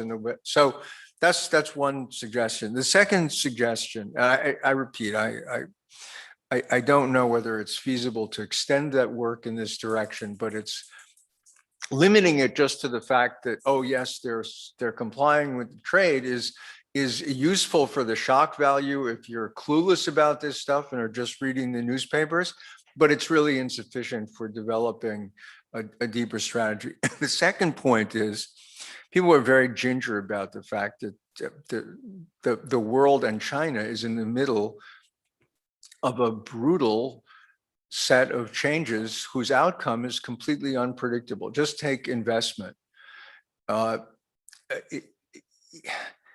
Does anyone really think that the investment security in China, anyone knows anything about this after, Evergrande and these recent stock market shocks? Does anyone know what offshore bondholders are going to be able to recover? I mean, this is the idea that you could be talking about investment security in a treaty in the face of shocks of this magnitude, which are where the foreigners are, they're a distant consideration, obviously, in a very serious internal political struggle.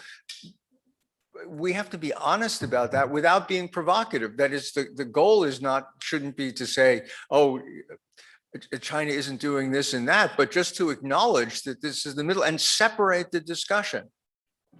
I mean, if anybody thinks that the Chinese that there's going to be freedom of association or human rights. It's ridiculous. Now, you could play the game and say, point out, and I would, as an American, say, by the way, freedom of association, the US does not live up to a lot of the ILO standards. So the idea that China is not doing it, are the Uyghurs different? That's not, I mean, but I think it's important for the purpose analytically to get analytic clarity. It's necessary to just say, look, we're not going to talk about this because there's simply too much going on. And to express an opinion is to provoke a political fight when in fact there's this other set of circumstances that are deeply worthy of attention that you know about, that other people don't know about, but they should. Thank you, Bernard. I have a plain question. The 25 EU member states with covering 26 actually, because Benelux, not Benelux, but Belux is one, already have investment protection agreements. Some are old, I know, so they are not perfectly identical. But still, I am baffled that a very complicated, and as you say, partly novel agreement has been, well, it's not ratified, but still it has been concluded, and not the investment protection part. That's coming in the next 2 years. And that's the easy part, because no, you cannot argue that it's not easy because we already have that. And there are differences, but these differences are infinitely small compared to the substantive things you have described. That's really path breaking. And the investment protection is not path breaking. It's still true, will it ever be used, as Chuck says completely correctly. There's never been a case against the Chinese government, as far as I know. But that's not my point. My point is, why not do this first and the other things later, or at least together? I am puzzled, but you know, of course. Thank you.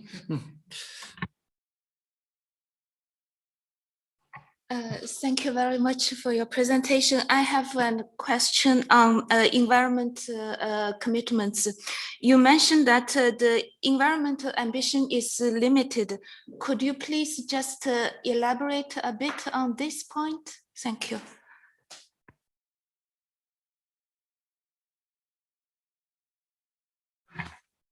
I'm very conscious of lunch, so I will be fast, I guess. But thank you, Chuck, for your really thoughtful setting of a framework. I absolutely agree. The levels of instability, it's hugely difficult to predict outcomes.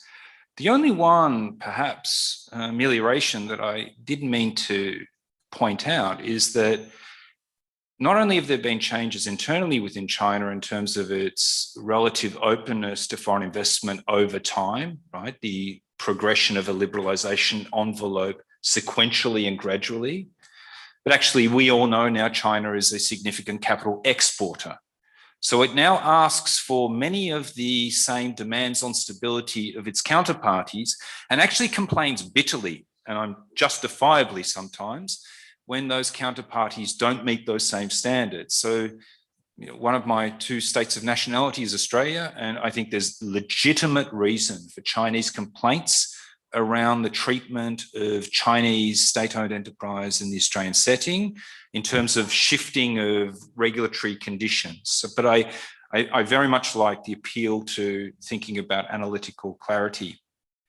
Jacques, look, I understand what you're saying, and I said many nice things about the investment, what I call post-entry competitive conditions, because I emphasized that they were tailor-made, that they aren't simply generic. You can probably, the negotiators have probably avoided the risk of overprotection, which is the typical phenomenon.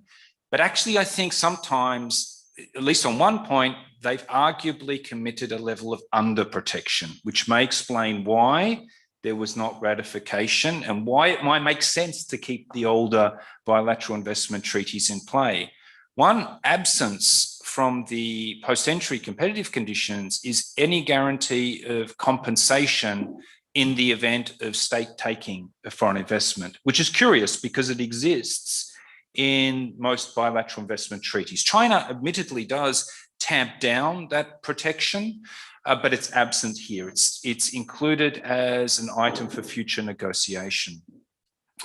Why? I'm not one of the negotiators.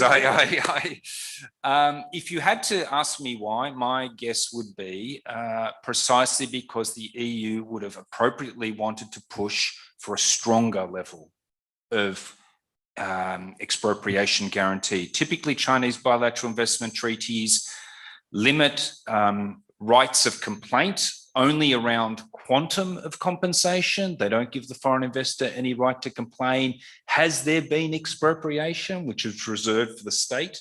And that's a red line for many developed countries. Thank you, Professor Hu. So look, my reflection on the environmental dimension was really partly because of the dialogue and the rhetoric that exists both in China and the EU on the importance of environmental protection. And really, one thing I had thought might play a role is a greater nod to some sort of, border control setting for, carbon intensive goods, or some kind of intersection with those kind of, important, architectural challenges that the globe focuses. Really, what we see mainly is a commitment around the Paris Protocol on China's part, which I make the point in the paper is somewhat significant, but in and of itself, I would have expected more fine-grained outcomes. I guess that was my point on a lack of ambition.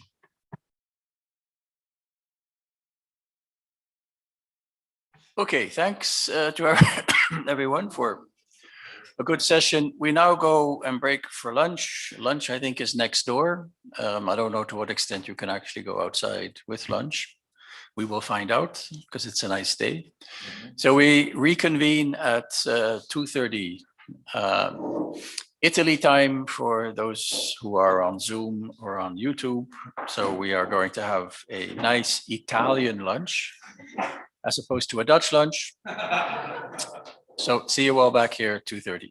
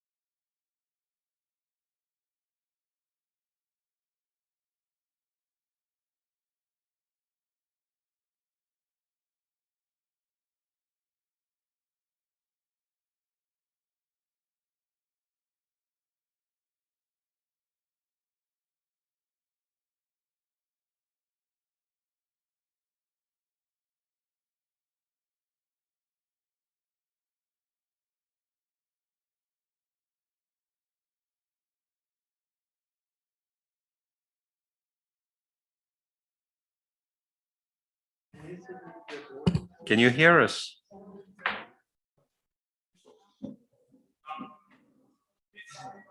Craig, can you hear us? Yes, yes, I can hear you. Welcome. Excellent. I like your background. I decided to go Library of Congress. Okay. Just to show that you have this stuff in the US as well.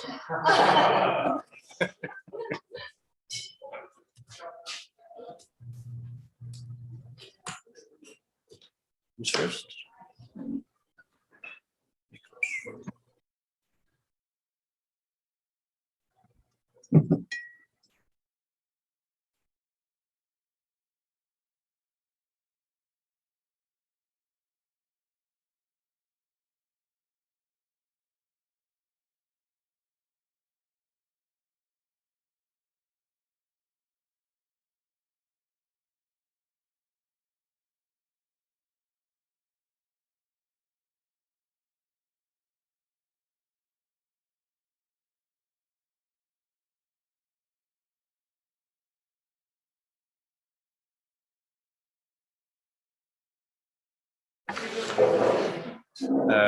The slides? You mentioned the slides? Okay.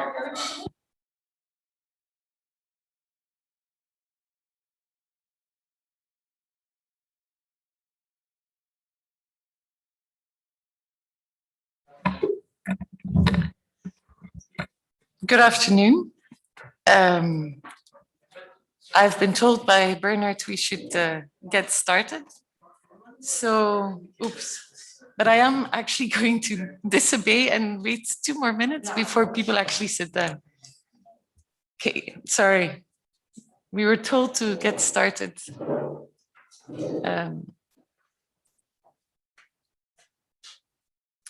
Yeah, so after lunch session is always a challenge. So I'm sure the panelists will do their very best to make this and to keep you all awake. But so this panel is more about political economy of trade policy. When you say political economy, that's understanding actors and factors that either hinder or push policy. It's all about trade-offs, as André Sapir said this morning. And when I was looking up a little bit the political economy of trade policy, I found this quote: all trade policy is actually about domestic policy. So rather than the conversation of this morning about using trade policy as a tool for achieving non-trade policy objectives, I mean, that's a bit of a different story. Or you say it differently, it's a contrast between international trade theory and the reality of trade policy. And I think the members of this panel clearly have looked at the reality of trade policy and looking more at how internal and external factors influence trade policy, rather than what we've been discussing also in the RESPECT program about how trade policy actually influences non-trade policy objectives. So this is a bit of a different panel. But so I have the honor to chair an interesting panel. We will have Miklos later on, who co-authored a paper that talks about a novel methodology to assess the similarities in trade and investment patterns across EU member states with respect to the Europe performance. Sorry, that's a professional mistake. EU-Africa is what we work on, but not what this paper is all about. And so that's quite a methodological paper, but we will start actually with Julian Hinds from Bielefeld, is that how you pronounce it, University, and the Kiel Institute of World Economy, who looked at loads of data from French companies and how they react to the imposition of lifting sanctions, with some interesting findings, and that obviously various factors determine how companies are impacted. And then you had a second paper also looking more at the impact of political and diplomatic tensions on trade. And then we will follow up with Greg van Grastek from Harvard University, who looks at trade policy making in the US under Trump and Biden, and what are the key factors, or who are the key actors that actually influence the space for trade policy making. So if you all allow, with no further ado, can I invite Julian or first Craig? Miklos. Okay, sorry, Miklos. Yeah, Miklos to get started, and maybe 15 minutes, maximum 20 minutes, to allow for some discussion. Thank you.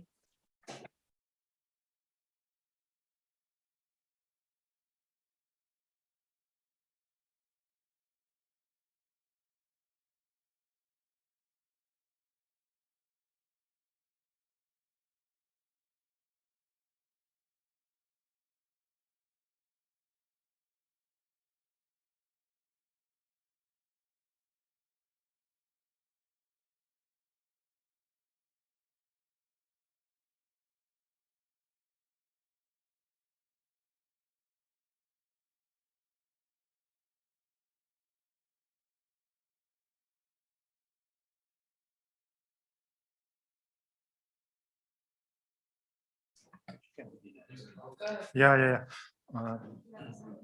You can take off your mask if you want, Miklos. Oh, yes. Absolutely. So thanks very much. This is joint work with, I think all of the authors are sitting around here. Matteo, Gergő, and Filippo is somewhere as well.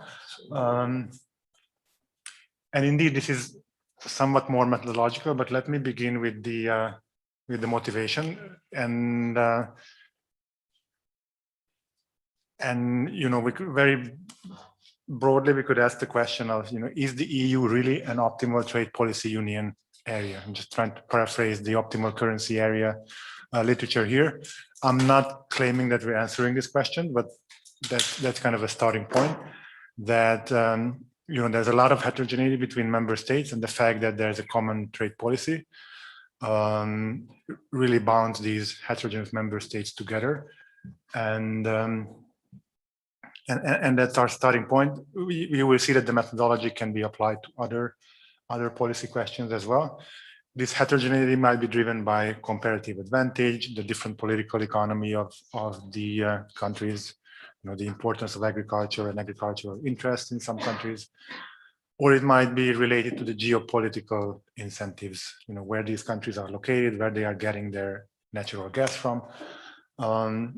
Then they have very different incentives, how they relate to third countries outside the EU. And so remember that this team is made of 2 Italians and 2 Hungarians. So some of the examples are going to shed some light on that.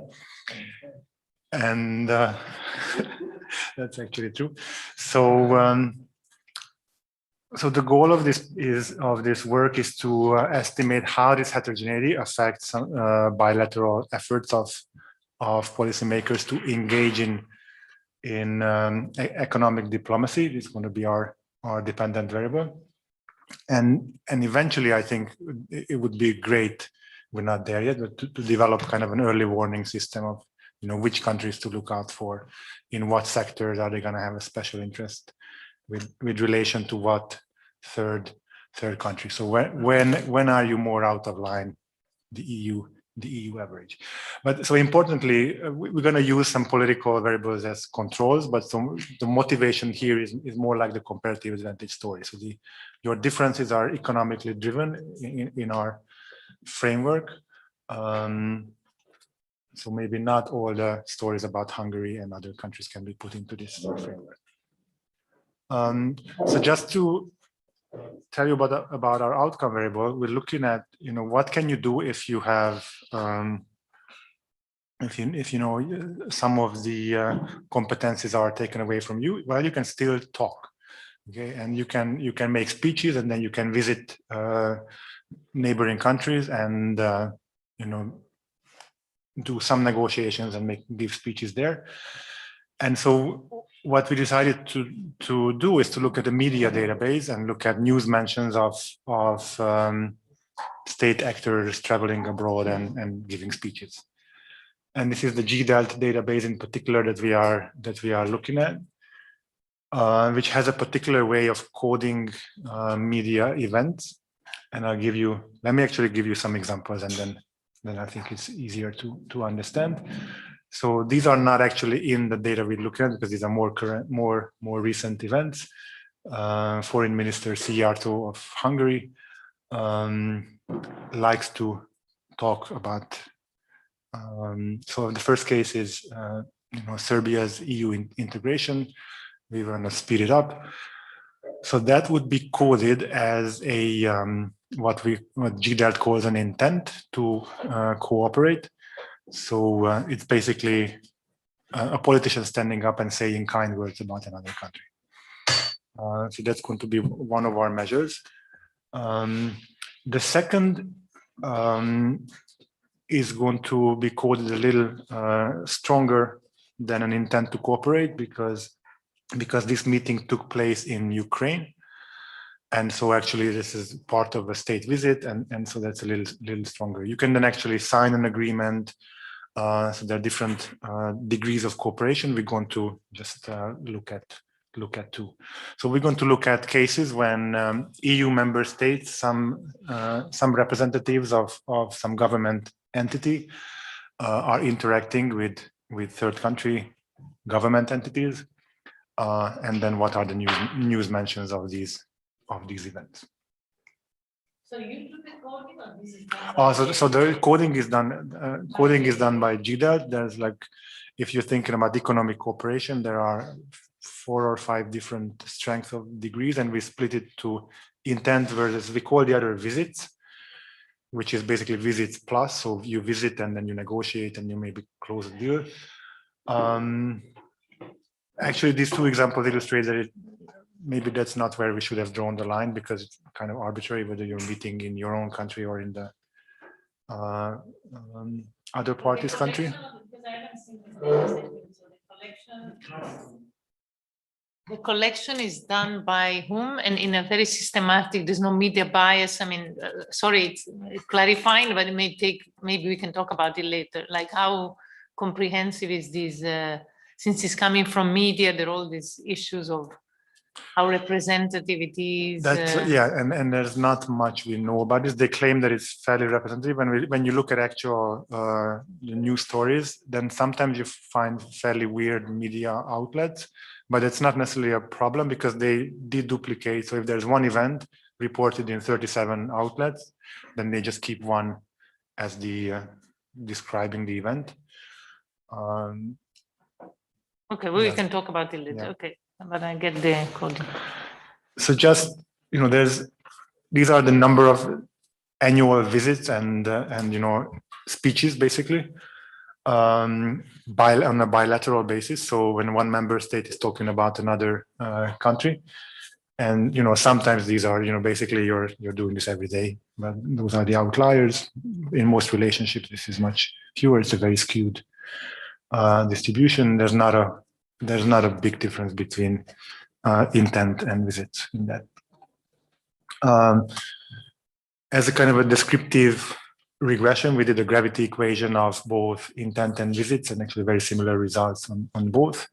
That, as you can imagine, the bigger the country, the more of these state visits or the more speeches you make, and the closer they are, the more of this happens. There's actually no direct, or if anything, is a weak negative relationship with the amount of trade that you do. So, conditioning on size and distance. There may be geopolitics, but not necessarily trade-driven visits and speeches. So in terms of the methodology, really what we're asking for our right-hand side variable, how different you are from the rest of the EU, is basically a question of difference. How different are you from the average? And any metric, so give me any metric, and say, well, you're not the average, because the average is typically not going to be, unless you're Germany or France, you're always going to be different. But the question is how different this is, and what metric should we use to quantify that. And here there are two issues, and they seem to be somewhat conflicting in our methods. One is to be a somewhat model-driven, more welfare driven metric, And the other is it should be statistically robust too. When we aggregate, say, across classifications or across time periods, we want some robustness.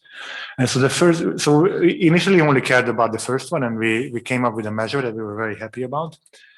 So take a set of trade shares that suppose my country is exporting, so country I is exporting to country J different products, and I can compute these trade shares for the EU average, and then I'm basically comparing two lists of trade shares. And there are a bunch of different comparisons, so indices proposed. All of them are totally ad hoc in a way. How do we compare two vectors? We can add them, subtract, square, absolute value. All combinations are out there in the literature. And so instead of this, we decided to come out with a theory-driven solution, which we derived from a logit discrete choice model. That if I had to make a different choice than my optimum, how much worse off would I be? And then it turns out that the answer to that question is exactly proportional to the Kullback-Leibler divergence, which is a particular distance measure between distributions. So we thought, oh, that's a cute result, so we can use this measure directly. And then the important thing to note here is that this is really a difference measure. So if it's 0, it means that the two export baskets are exactly the same. And the bigger this measure, the more far away you are. But it has some foundations in utility maximizing behavior. Can I ask a clarifying question? Please. So only these shares, SIJP, whatever, these shares are only on the export side, not on the import side? So what if two countries differ in their sourcing patterns? Like one sources a lot from some Eastern European country, the other, so do you take that? So we did both. I'm only presenting numbers about the exports, but very similar results about the import side. So then we realized that there's some issue with the statistical robustness of this measure because of the following idea that there are trade flows that are very small.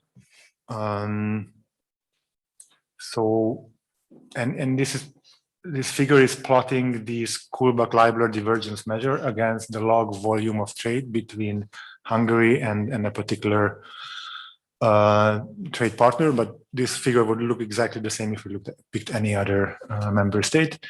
And basically, the strongest relationship is that small trade flows have a high KLD measure, and large trade flows have a low KLD measure. And that's not what we want to capture. We really want to capture the difference and not just the simple size relationship. And we think that this is really driven by sparsity. So small trade flows, there's more randomness in small trade flows. And if you have more randomness, there's an upward bias in this measure. So then came our second method innovation, which is, yet another name of Kullback and Leibler is György Pólya, to use the Pólya distribution. And then I don't want to go into the details, but this is basically a way of adding noise. So we allow for randomness in the data, and we can actually calibrate the amount of that randomness so that it fits the data well. And then we can ask, because some of these patterns we believe are driven by randomness. And so the Pólya distribution is very good in that we can capture these average EU shares, but we can calibrate the amount of randomness that's in there. So we're not asking questions, are all countries the same? Because we understand they're not. But do countries differ systematically from randomness? So this precision parameter T is what captures the amount of randomness.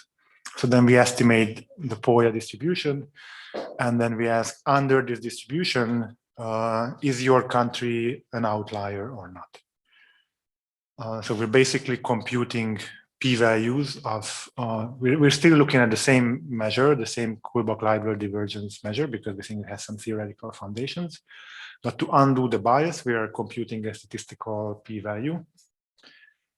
And if this really was a p-value, then we should see a uniform distribution of p-values, because p-values have a uniform distribution.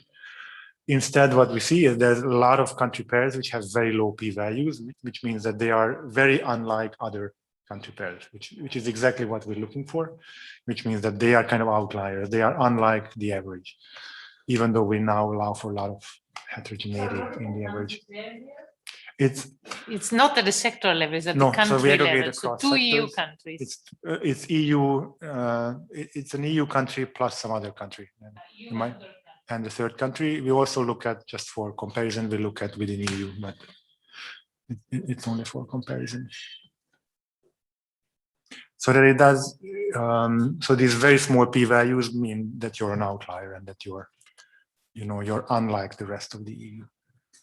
The large p-values really mean that you just have little data, so we cannot really tell. These p-values tend to be relatively stable over time for the same country pair. Fairly strong correlation. So then basically what we take this p-value as a measure of your kind of economic incentive to deviate, because if you're very different from the rest of the EU, then you might want to engage in more economic diplomacy. And then so we run regressions where we include this and a whole bunch of other These incentive to deviate are with respect to a particular country, Serbia, yes. Or so it's always so these are always bilateral. So this way we could actually compare to what the EU is doing or what others are doing with respect to this country. We don't even have to do that because we can throw in fixed effects to solve that up. We had some controls, GDP, gravity controls, importantly, some political controls as well, how likely it is that the two countries that we're looking at are voting similarly in the UN, so some sort of political affinity, the democracy index. I'm not going to report the coefficients of those controls. I'm only reporting the coefficient on our p-values. In a figure rather than a table. So here, okay, just to read the sign. So if you have a negative, because remember, low p-value means that you are unlike everyone else. And that's exactly when, our hypothesis is that that's when you would want to use these economic diplomacy speeches and visits. So we are actually looking for negative signs, low p-value, more visits, low p-value, more speeches. And we see them for the average of the countries. We see them for within the EU, actually. We see them for other countries, and what do you mean by other?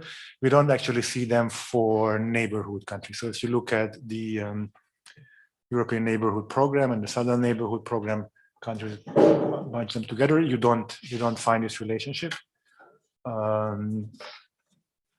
It's only outside, once you go outside that region where there's this negative relationship.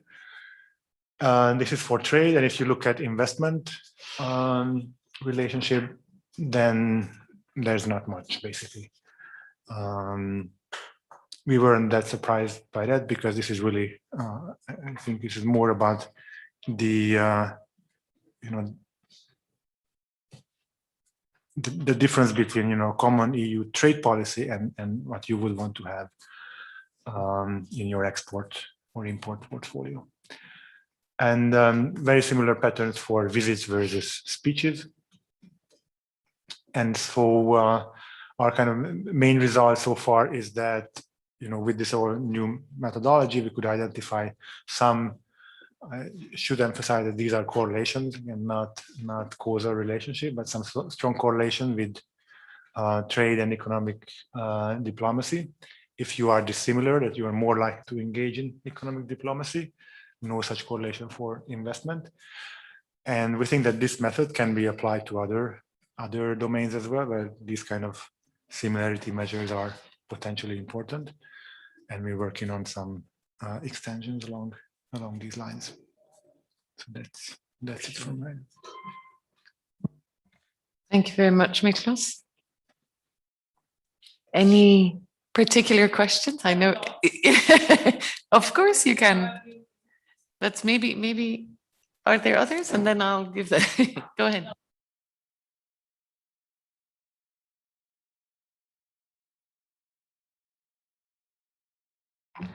So just a quick question. I was curious on if you have an idea of what's driving this effort of strong diplomacy in terms of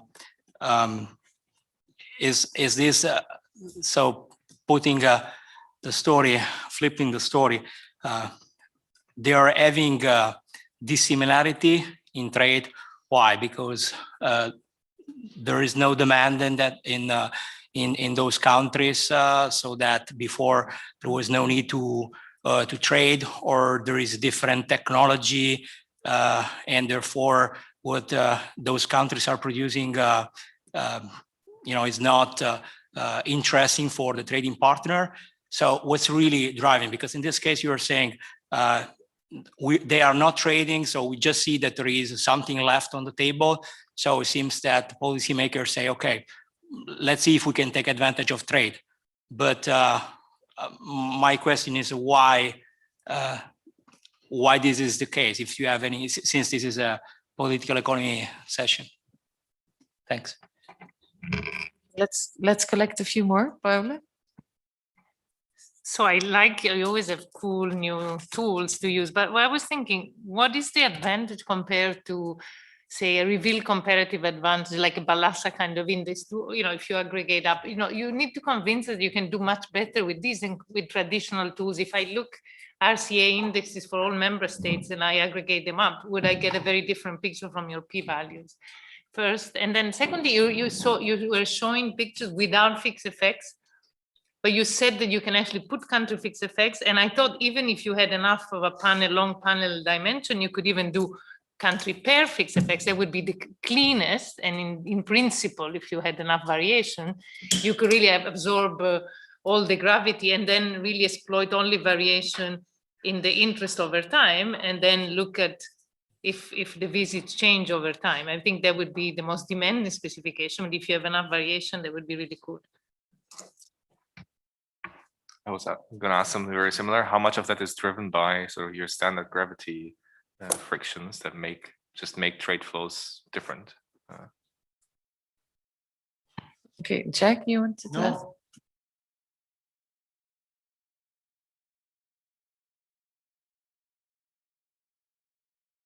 No, say. Thanks for the question. So we did, and I think I should have shown the controls. In all of these regressions, there are gravity controls. So distance, size, they are all, and different measures of distance, they are all in there. And there are also these political controls. And I think the short summary is that they all go in intuitive directions. But I should have put them on the slides because they might be even more important than the trade pattern, linked to Fabio's question. And indeed, the two examples that I showed at the beginning have probably nothing to do with trade. So, Hungary-Ukraine relations, there might be some trade element in that, but that's not about it. And also Serbia, I don't think that's a trade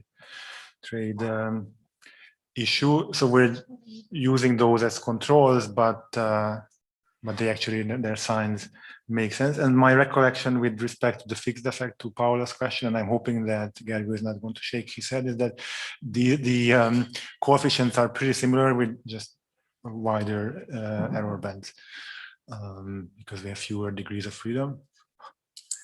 But we haven't, I don't think we did the time series, so that would actually be cool. Yeah, so the fixed effect, we use country fixed effects for destination and origin, so that the only variation is bilateral.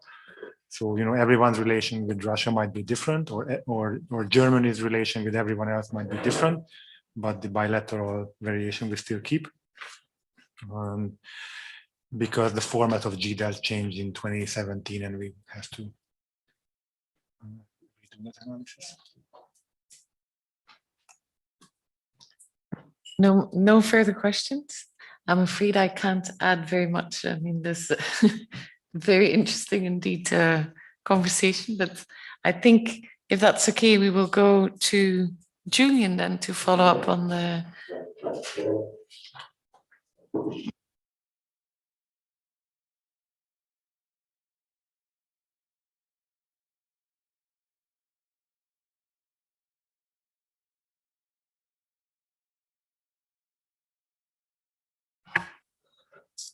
All right, thanks a lot for having me here. Yeah, so I'm gonna talk about a slightly different, or gonna take a slightly different angle, and what the two papers that I'm presenting today are about is how do firms react to certain political frictions, if you will. And there are plenty of those, be it formal or informal frictions that suddenly occur in, the pointer doesn't work.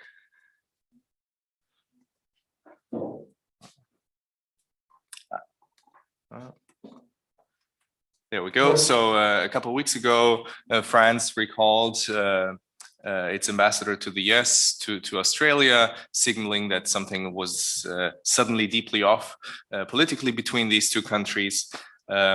Sanctions are being applied, it seems, on a weekly basis currently against or between different countries. So against Myanmar quite a bit this year, since earlier this year, against Ethiopia, Belarus. So sort of frictions that are thrown into bilateral trading relationships.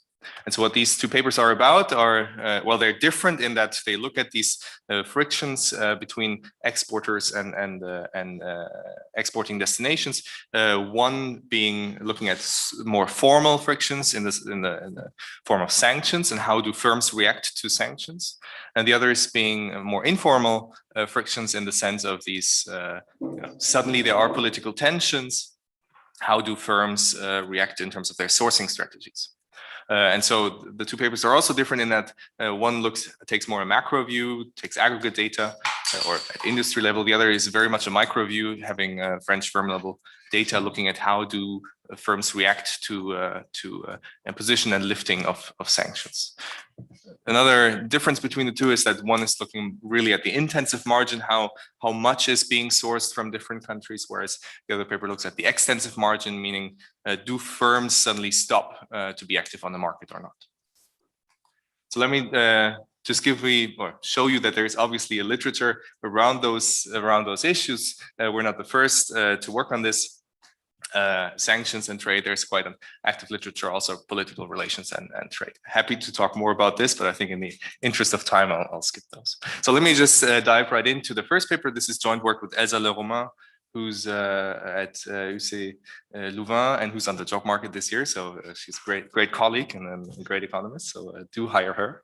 And so here in this paper, it's now a couple years old, this paper, but it's on the heterogeneous effect of diplomatic tensions on trade. So that's really the first newspaper article I showed you, where suddenly there are tensions between any two countries. Does that have an impact on trade flows? And we know from the literature that it does. What we're showing is that it's heterogeneous across a very interesting and what we find very plausible dimension. If you look at these two pictures, they basically tell you the story of the paper in just two graphs. These are Russian exports to the UK, and the vertical line is March 2018, when the Skripal poisoning happened in the UK. And so what you see is that on the left-hand side, these are aggregate exports of Russia to the European Union and to the UK. And what you see is that for back then, the rest of the European Union, really not much is happening, whereas exports of Russia to the UK dropped dramatically over a year. So it's almost 30% within 1 year. Political relations between these two countries really deteriorated. Now let's zoom into UK. So those exports to the UK, where is it coming from? And it's really different across different industries. So sorry, some industries, foodstuffs, hardly affected at all. I'm not actually sure what Russia is exporting in terms of food to the UK, but anyway, it was not really affected. Caviar, okay, and probably to Russian experts, so maybe there's not much of an effect there. But then other industries are much more affected. Mineral products, materials, whatever, something like that. Okay, so there's a heterogeneity in the impact of these tensions. And so we built a very stylized model of a representative firm that sources from the cheapest supplier. But then if you switch your supplier, you incur a cost. So think of this as, it takes time. You have to find someone new to source your stuff from. Now, political tensions translate into costs. Think of this as this is an insurance that you can buy in case the shipment doesn't arrive, or it just it just holds up your production. So that's costing other ways. And so in case there is this exogenous shock to your sourcing, there's this trade-off between higher costs because you switch from the cheapest supplier to the second cheapest supplier, or switching costs, right? So you do switch, but then that costs money. And so what this representative firm wants to do is minimize the economic impact. And so this really doing this, you can show that they're essentially, so this simple model predicts two things. First, relatively straightforward, negative bilateral shock leads to a general decrease in bilateral trade flows. And number two, this response is stronger for inputs with a small price gap between the cheapest and the second cheapest source, and the imported input use. So how important is that import actually for your overall production? Okay. So we use this. It's really a stylized model that we in no way can estimate structurally. It's really just to motivate what we're doing. And because what we do in the empirical part is we scraped the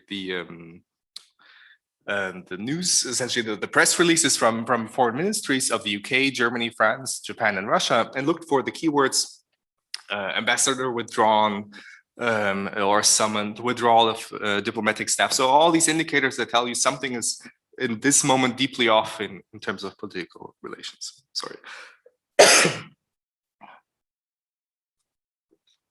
We take a standard data source on trade flows. We compute this imported input using Wyatt, and then this price gap we capture by a Herfinel index, which tells you something about the concentration, and this will tell you something. If it's highly concentrated, then we can expect that there's larger price gaps between the cheapest and the second cheapest source. So we are not talking HS6 here. We're talking about the wired categories. This is in, I think it's very broad. So this is, I think, 50 sectors, something like that. Okay. I think. Can I also ask a clarifying question? You have mentioned twice the second potential supplier, right? The next one. Are you going to look at this as well in the data? Are you looking, let's say in your case of Russia, UK, Russia, let's say the next one is, country X, right? Are you going to look at that? That's a good point. No, we actually. But I would be reassured if you did, because your story is very much that. Yeah, no, we only capture this price gap. I'm slightly worried. I mean, I'm not saying it's that, but I'm slightly worried that something else is explaining the decrease when you showed, for instance, EU versus UK. Yeah. The decrease in the UK imports from Russia and no such decrease. There could be something else. So if indeed you were showing that there is a switch, then I think, I would be very, very reassured. Okay. That's what I would, and that's your story, in fact. So why not go for that? Why don't you test that? So as I said, we have really aggregate data here, but that it's an interesting thing to think about for sure. Yeah. Okay, so we test this relatively straightforward in a different diff. That is probably in 2021 you would be scared of doing it the way we did back then because of all these new different diff developments, and now the shock happens in different time periods, and so but that's the way we wrote it in the paper. And so what comes out is essentially exactly the story that we were thinking. What was happening is that you have. Obviously, there's a negative overall effect of these sudden political tensions. They are stronger the more important. So the drop is stronger in industries that are important for your overall output, but that is attenuated by by the concentration, so by the price gap essentially. So if there's a high concentration in the market, meaning there would be a high price gap between suppliers, then you're less likely to switch and thus you don't see much of on the intensive margin as well. Okay, so that's sort of the story of the first paper. Yeah. You say switch, but it's intensive margin. Yeah. So it's not about switching, it's No. about lowering. Yeah. You said you're going to distinguish. So the other The other paper is about this one is about you're not cutting relations, but at least this is No, not showing. no. Do you actually can you look at whether you stop importing altogether, or is too aggregate to get those? Well, then I think we would have to go down deeper in terms of Yeah, say, aggregation, HS6, but HS6, that's yeah. interesting point. Which is also at that level or CN8 or something. We could probably also see then really switching to another second best supplier. Interesting. Okay, so that's paper number 1, and so that's really aggregate macro view and rather intensive margin because it's aggregated. In the second paper, we look at firms' behavior. So here, really, we do have very disaggregated data. What happens to firms in markets that are suddenly sanctioned?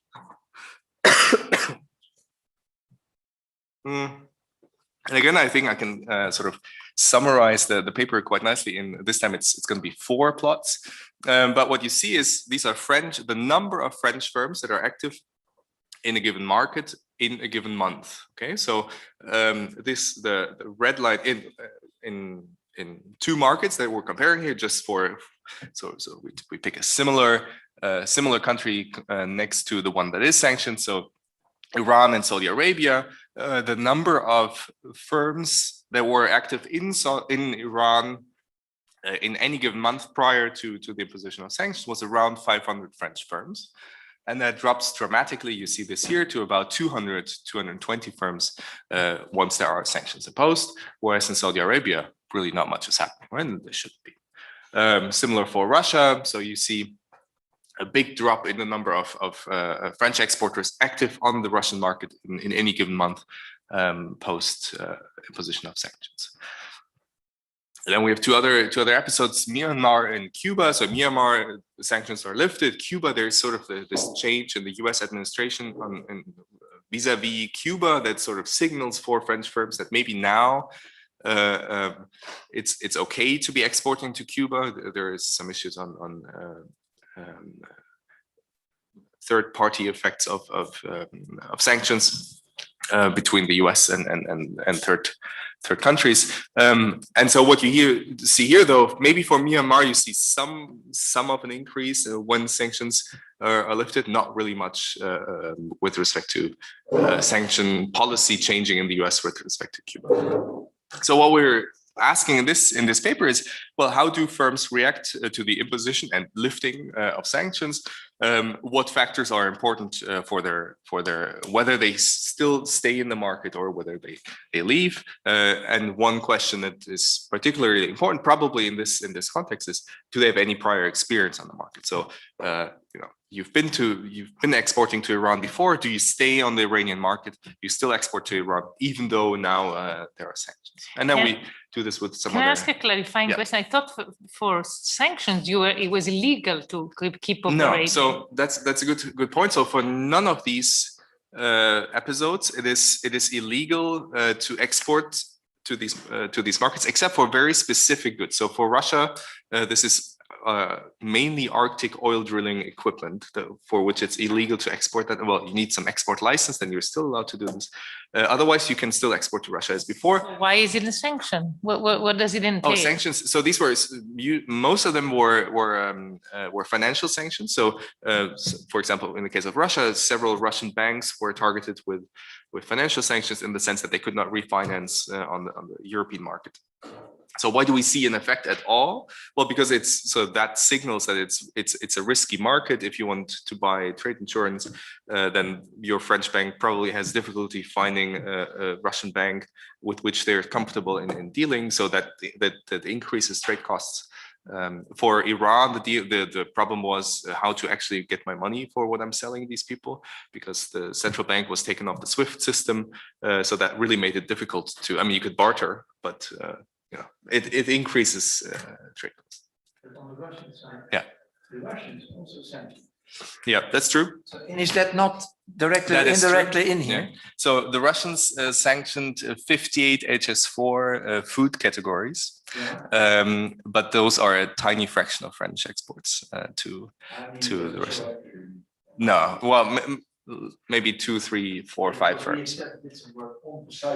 Yeah, yeah. And it's shocking what you say, but it's not the same thing. I'd be very interested in discussing this later, but They find other rules. oh yeah, sure, yeah, yeah, yeah, yeah.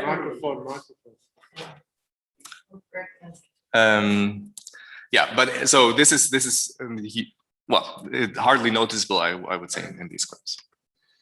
Okay, so we're asking, okay, what are the determining factors for why a firm stays in the market or leaves? And we study this extensive margin. It's not about how much firms trade, but do they trade, do they export at all? We have a relatively tractable, simple, dynamic model of the extensive margin of trade. And this model calls for a 2- or 3-way, ideally 3-way fixed effects probit model, which econometrically is a difficult animal for various reasons, computationally, but also importantly, there's going to be an incidental parameter bias. So this is, I don't want to go into the econometrics here, but a core contribution of this paper is that we developed this analytical bias correction for 2 or rather 3-way probit models. And so this is sort of one of the main contributions of the paper. The story is though about how do firms react in face of sanctions. The model is pretty straightforward. I think I'm just going to leave this here. It builds on a standard model, extends this a bit, and then we have this tractable extensive margin, and then this we can estimate properly with these several different specifications. We can estimate an overall effect of sanctions. We can estimate what the impact of prior experience is, meaning we introduce a lagged dependent variable, which actually is econometrically another issue in terms of this incidental parameter bias. And so that gives us something where we can specify an entry cost effect, because once you've paid this fixed cost of entering the market, then we can export easier in the next period. And then we do one further specification where we interact this sanctions variable with several firm and product characteristics to see whether are bigger firms more affected or more likely to stay in the market, smaller firms with many different markets, and so on. I'll show you this in a second.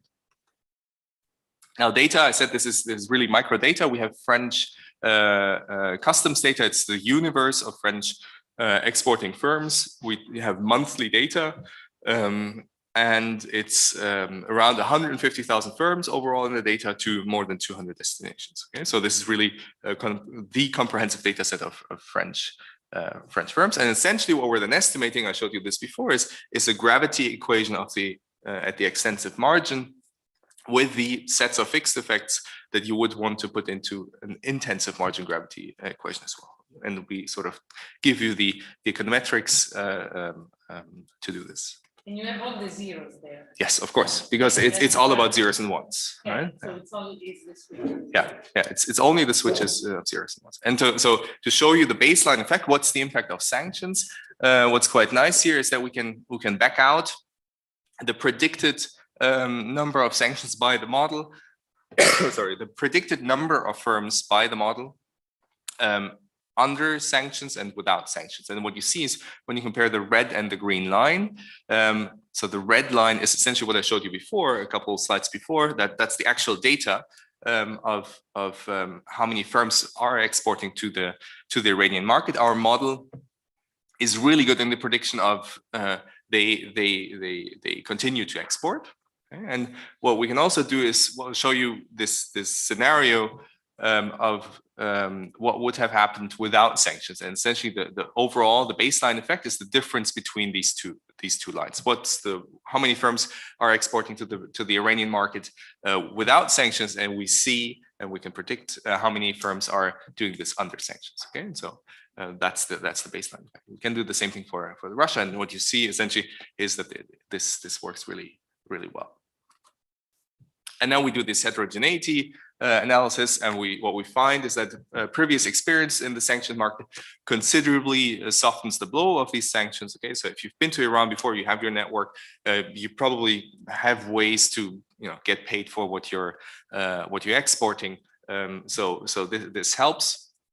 Very interesting finding is that trade finance intensity. So how this is a product level indicator. Usually, how intensive is the use of trade finance instruments for exports of these goods, and we find that this really impacts whether this firm stays on the market. So if it's a firm that's exporting trade finance intensive goods, then they're less likely to stay on the market, because for the case of Iran and Russia, I just explained, these were issues. So it's more difficult to find trade finance for goods then, and so these firms are more likely to drop out. And this mirrors actually findings from the intensive margin. So that's definitely an interesting thing. And then we have some suggestive evidence that there are two maybe circumvention of sanctions in the sense that firms that are also active in neighboring countries are more likely to drop out of the market than others. And the question is, why should that be, right?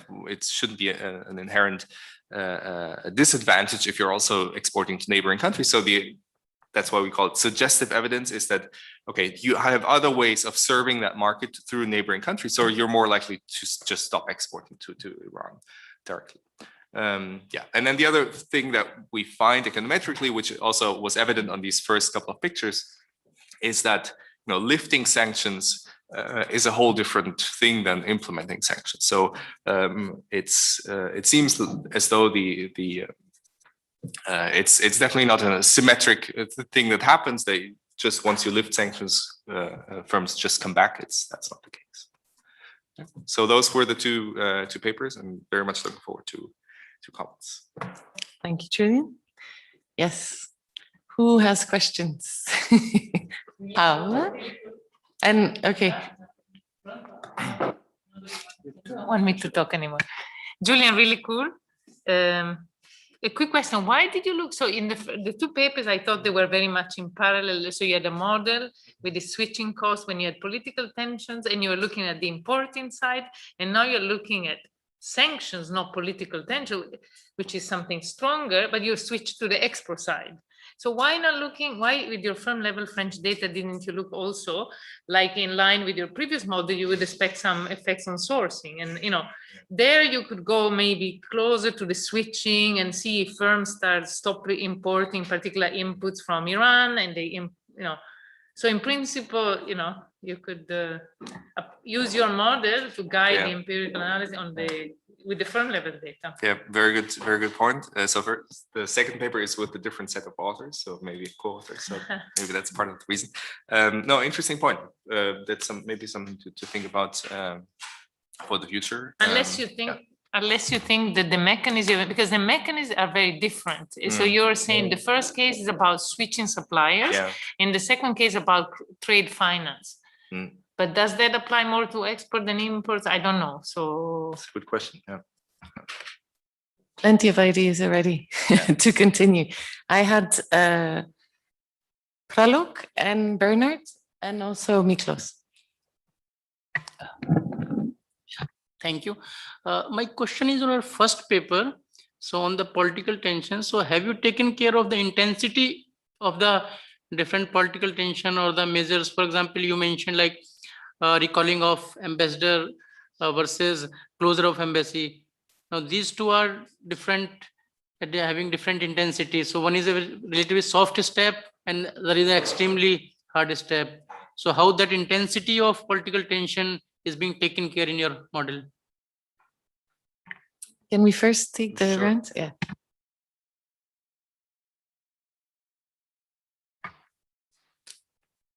Yeah, so I guess two questions. So on the first one, nothing really happens except somebody gets poisoned, but there's no actual, sanction, closure, what have you. And then you get a 30% drop in Russian exports to the UK. That sounds huge. So is the baseline then very small? There's very little trade to start with. I mean, it seems to me that is a really large number, and that leads to the question. Okay, the second paper does something completely different, looking at the extensive margin. But is there any sense of what the volumes involved there are? Because on the second one, is the US also part of this equation? Is the US also? So this is purely only EU. Okay. So another paper would be interesting to see what happens when the US is actually involved in terms of, who is actually doing the sanctioning and on what. Thanks. And Miklos, yeah.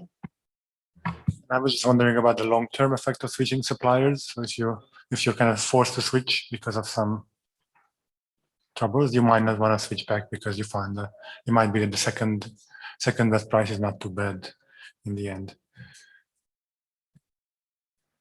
So maybe I do this in reverse because I think this really fits nicely into the suggestion by Paula to write another paper. Yeah, so totally see that, and so because now you've paid this sunk cost of switching again, so you're not going to switch back and then have to pay something again. Yeah. That'd be something interesting to look at. Also, because we have this French data for 20 years or so we could actually see people switch from one market to let's say a more secure one, and then do they actually switch back at some point?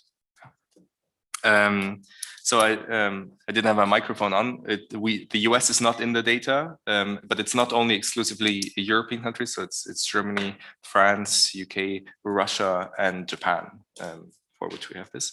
And yeah, so the drop. So I should say in this graph, it looks dramatic how this drops, but it's because it's a smooth line. So it's in some months it's up to 30%, which is still a huge number.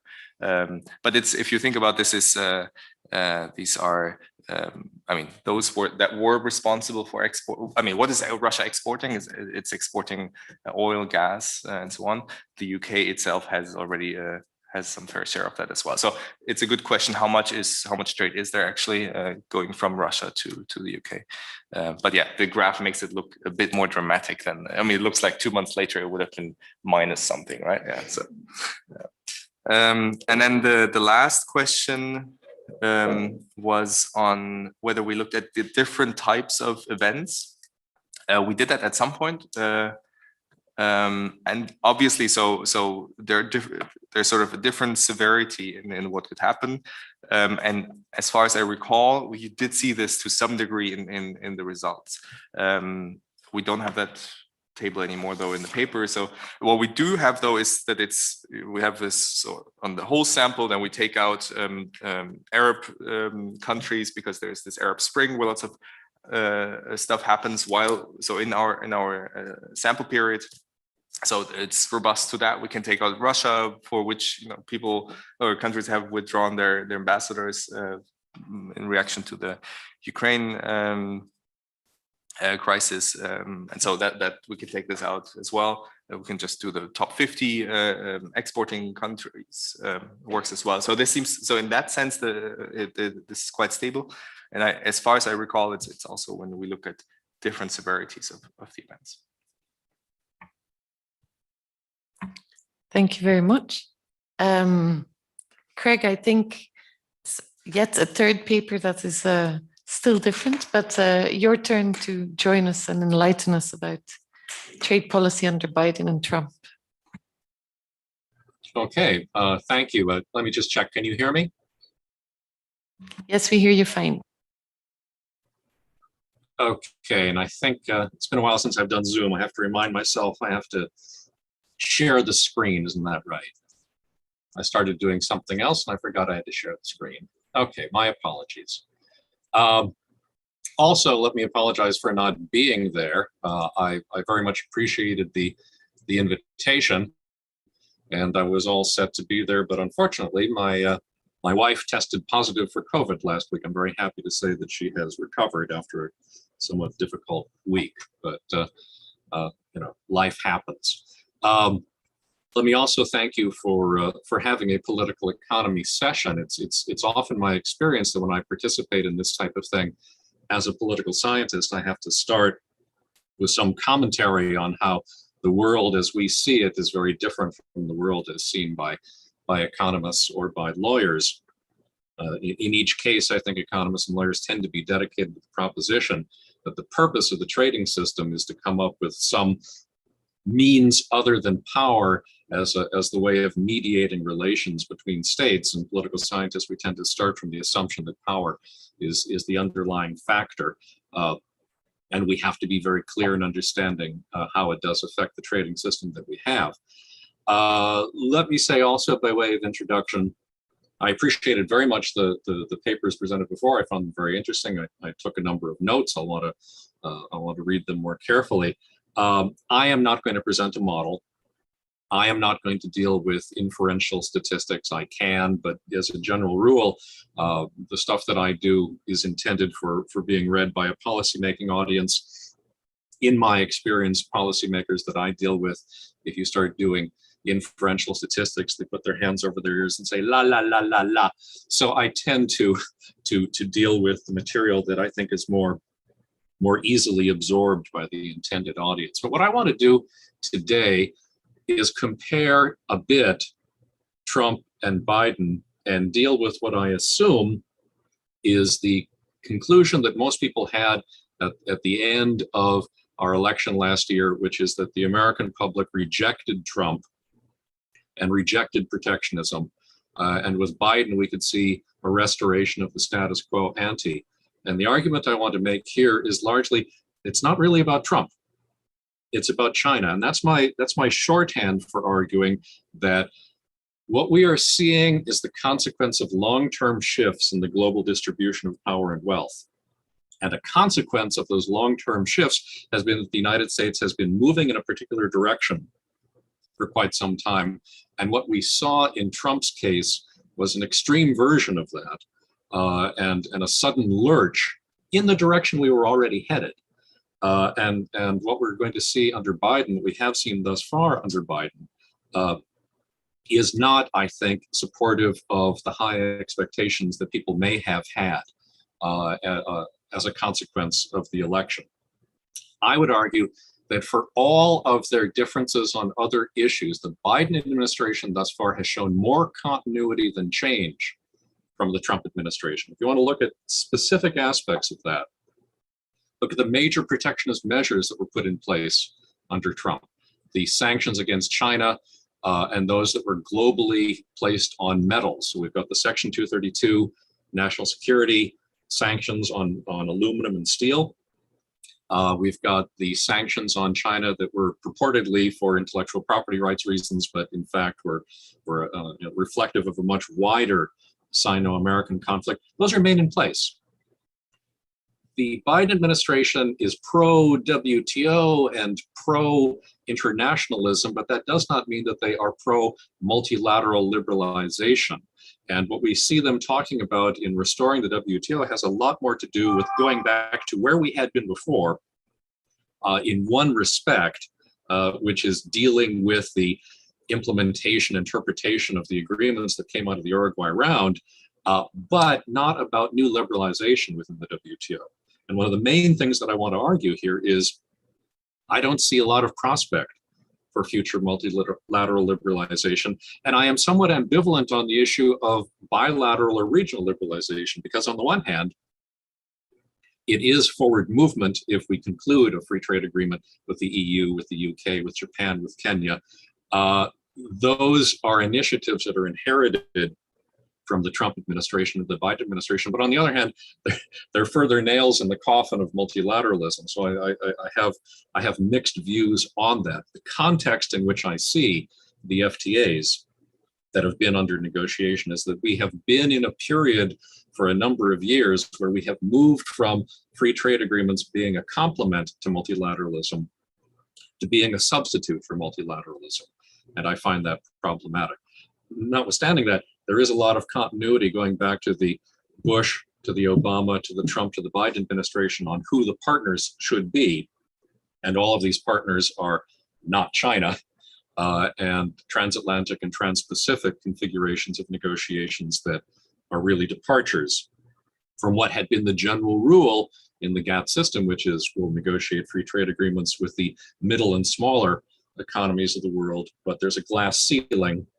We would not negotiate free trade agreements among the largest trading powers. That started to erode under the Bush administration, accelerated under the Obama administration, continued under the Trump administration, and to the extent that the Biden administration takes it up, which they have not really done so far in any solid way, it's just continuing the process by which the WTO is being neglected in its legislative function, and instead we're just dealing with it in its judicial function.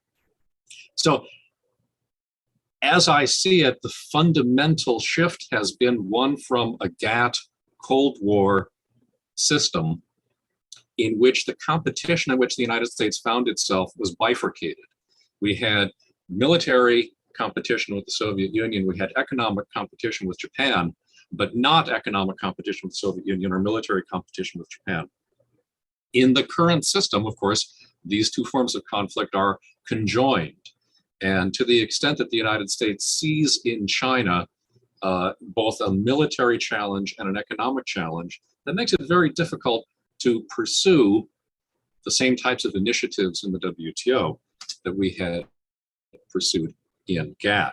Now, what I'm going to present here is a very collapsed form of an argument that I developed at some length in my book 2 years ago on trade and American leadership. That, of course, was written and published at a time where we could not know whether the Trump administration would be 1 or 2 terms.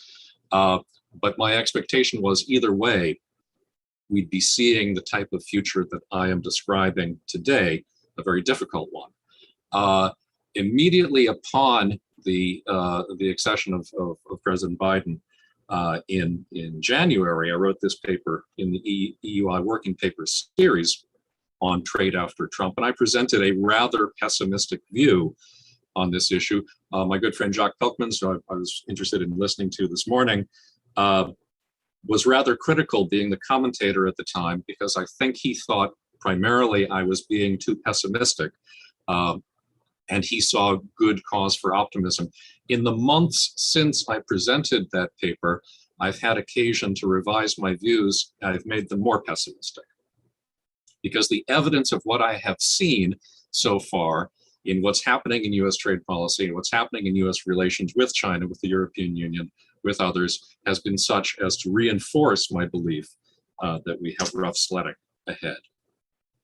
So what I argued in my book, and what I would argue here, is that for decades before Trump, US policymakers were already adjusting to China's challenge by devoting less attention to trade and treating discriminatory agreements not as multilateral complements, but as substitutes. And the main change under Trump was to heighten the links between security and trade in a much more naked way.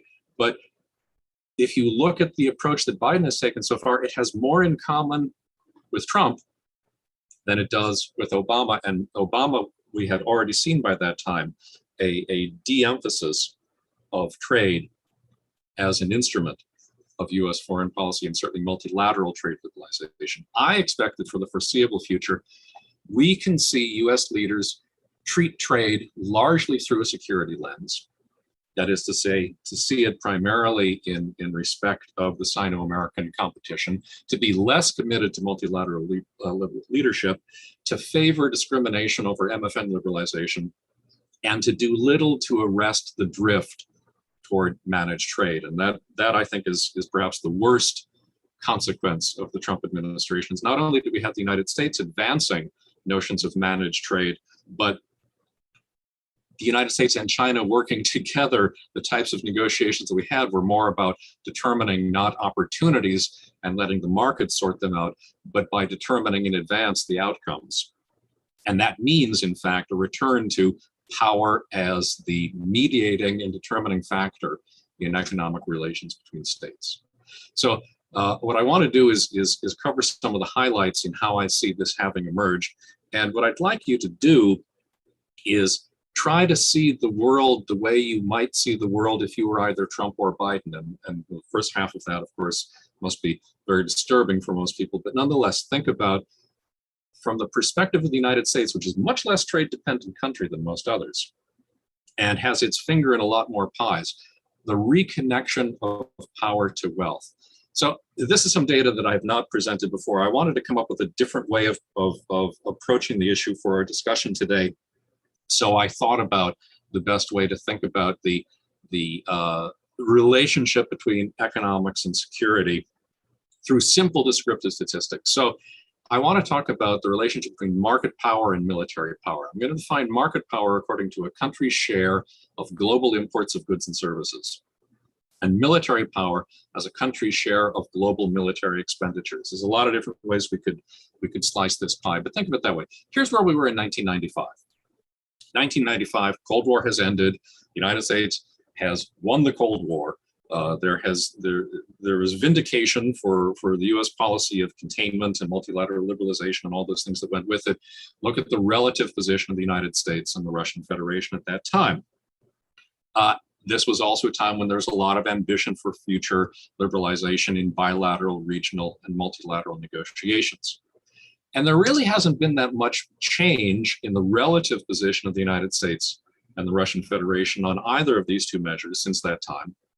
So this is 2019 compared to 1995. Russia has gotten slightly more militarily powerful. It has actually declined as a factor in the trading system.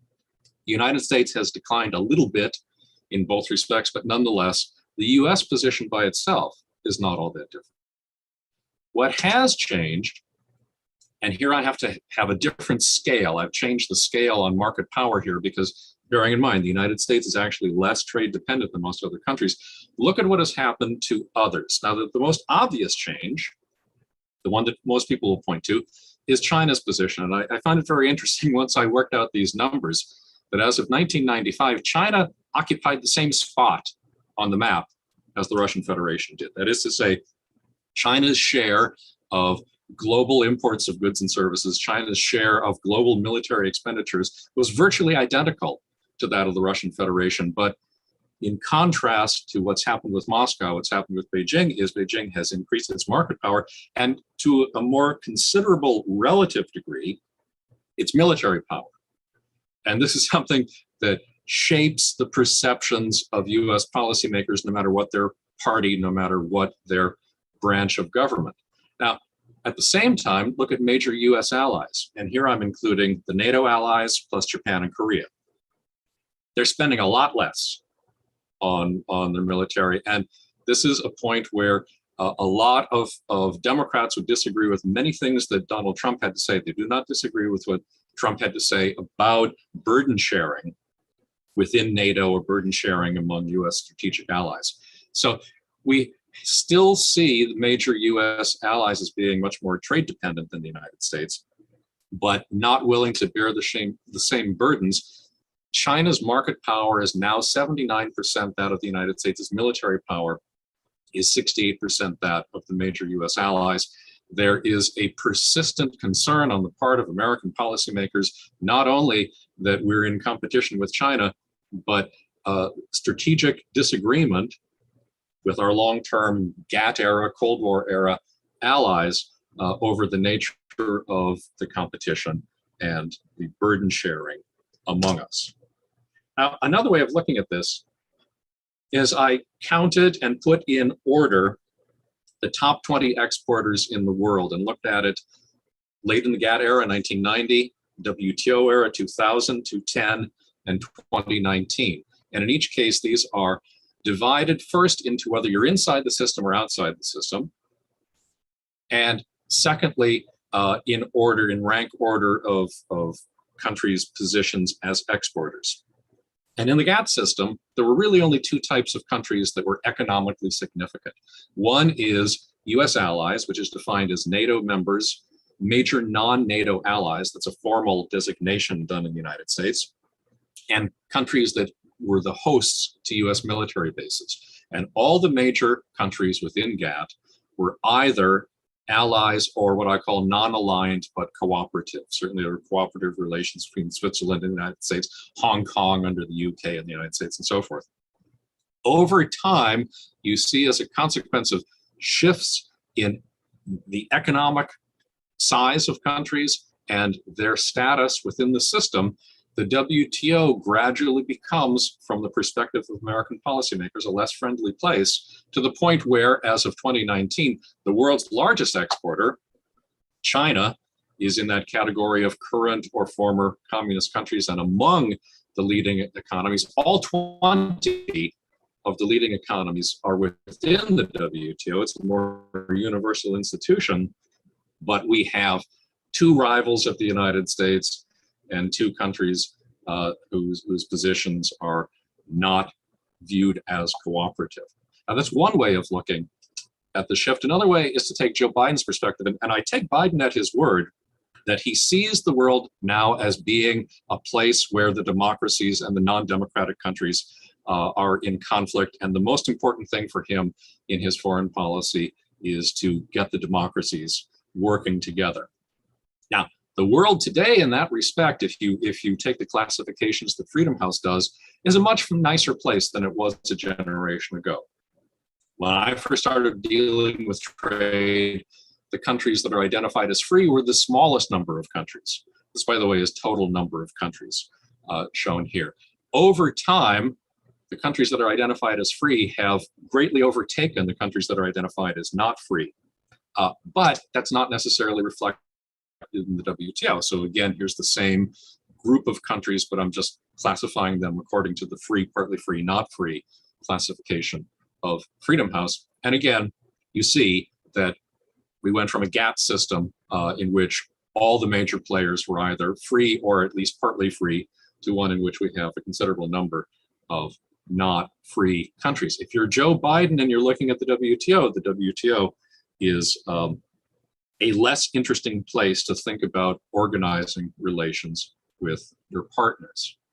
So next point, why a near universal WTO is less attractive to US policymakers? Well, the WTO certainly has been, or the GATT and WTO system has certainly been successful in the effort to bring in one place the major trading countries of the world. Going from 1970, which is where the World Bank data begin just about for here, up until the most recent data, shares of global imports by GATT WTO status. We have the countries that were the original contracting parties of GATT. We have the countries that have exceeded or succeeded to GATT, and then the countries that exceeded to the WTO.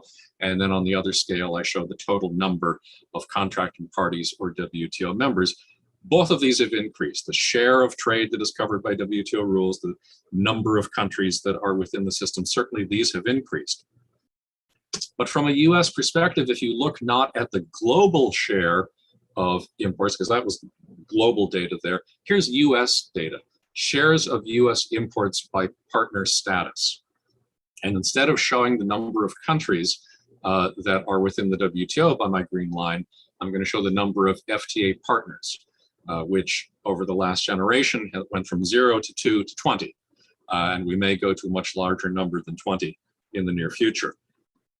If you look at China's share of US imports, it is approaching over time the size of the non-FTA partners. I'll give you more detail on that. FTA partners now account for about a third of US imports.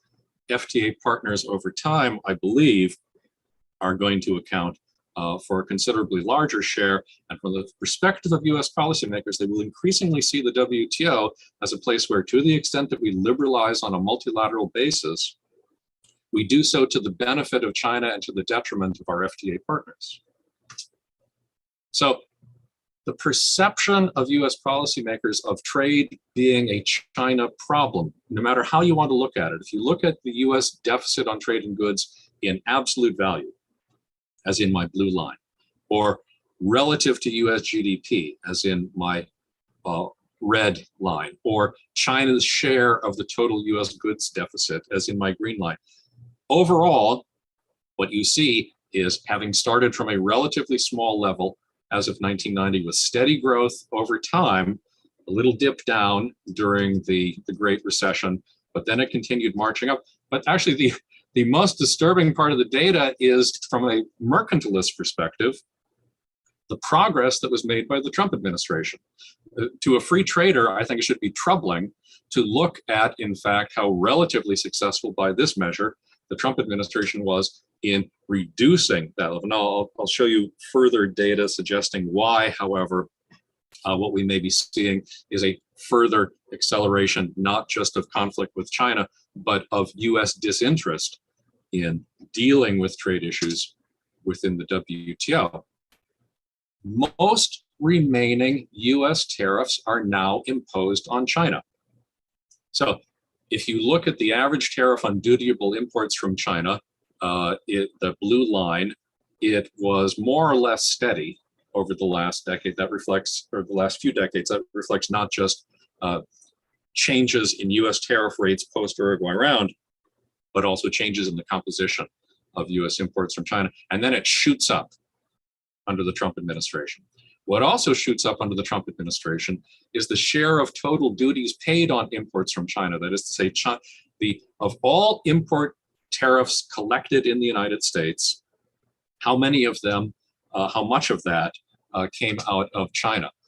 In 2020, imports from China were subject to an average tariff of 16.9%, which versus 4.5% for the rest of the world, and accounted for 66.3% of all tariffs collected. That is to say, notwithstanding the fact that the Trump administration managed somewhat to reduce the US trade deficit with China, and notwithstanding the fact that it tripled the average tariff on imports from China, the share of tariff revenue for which China accounts in the United States has increased tremendously.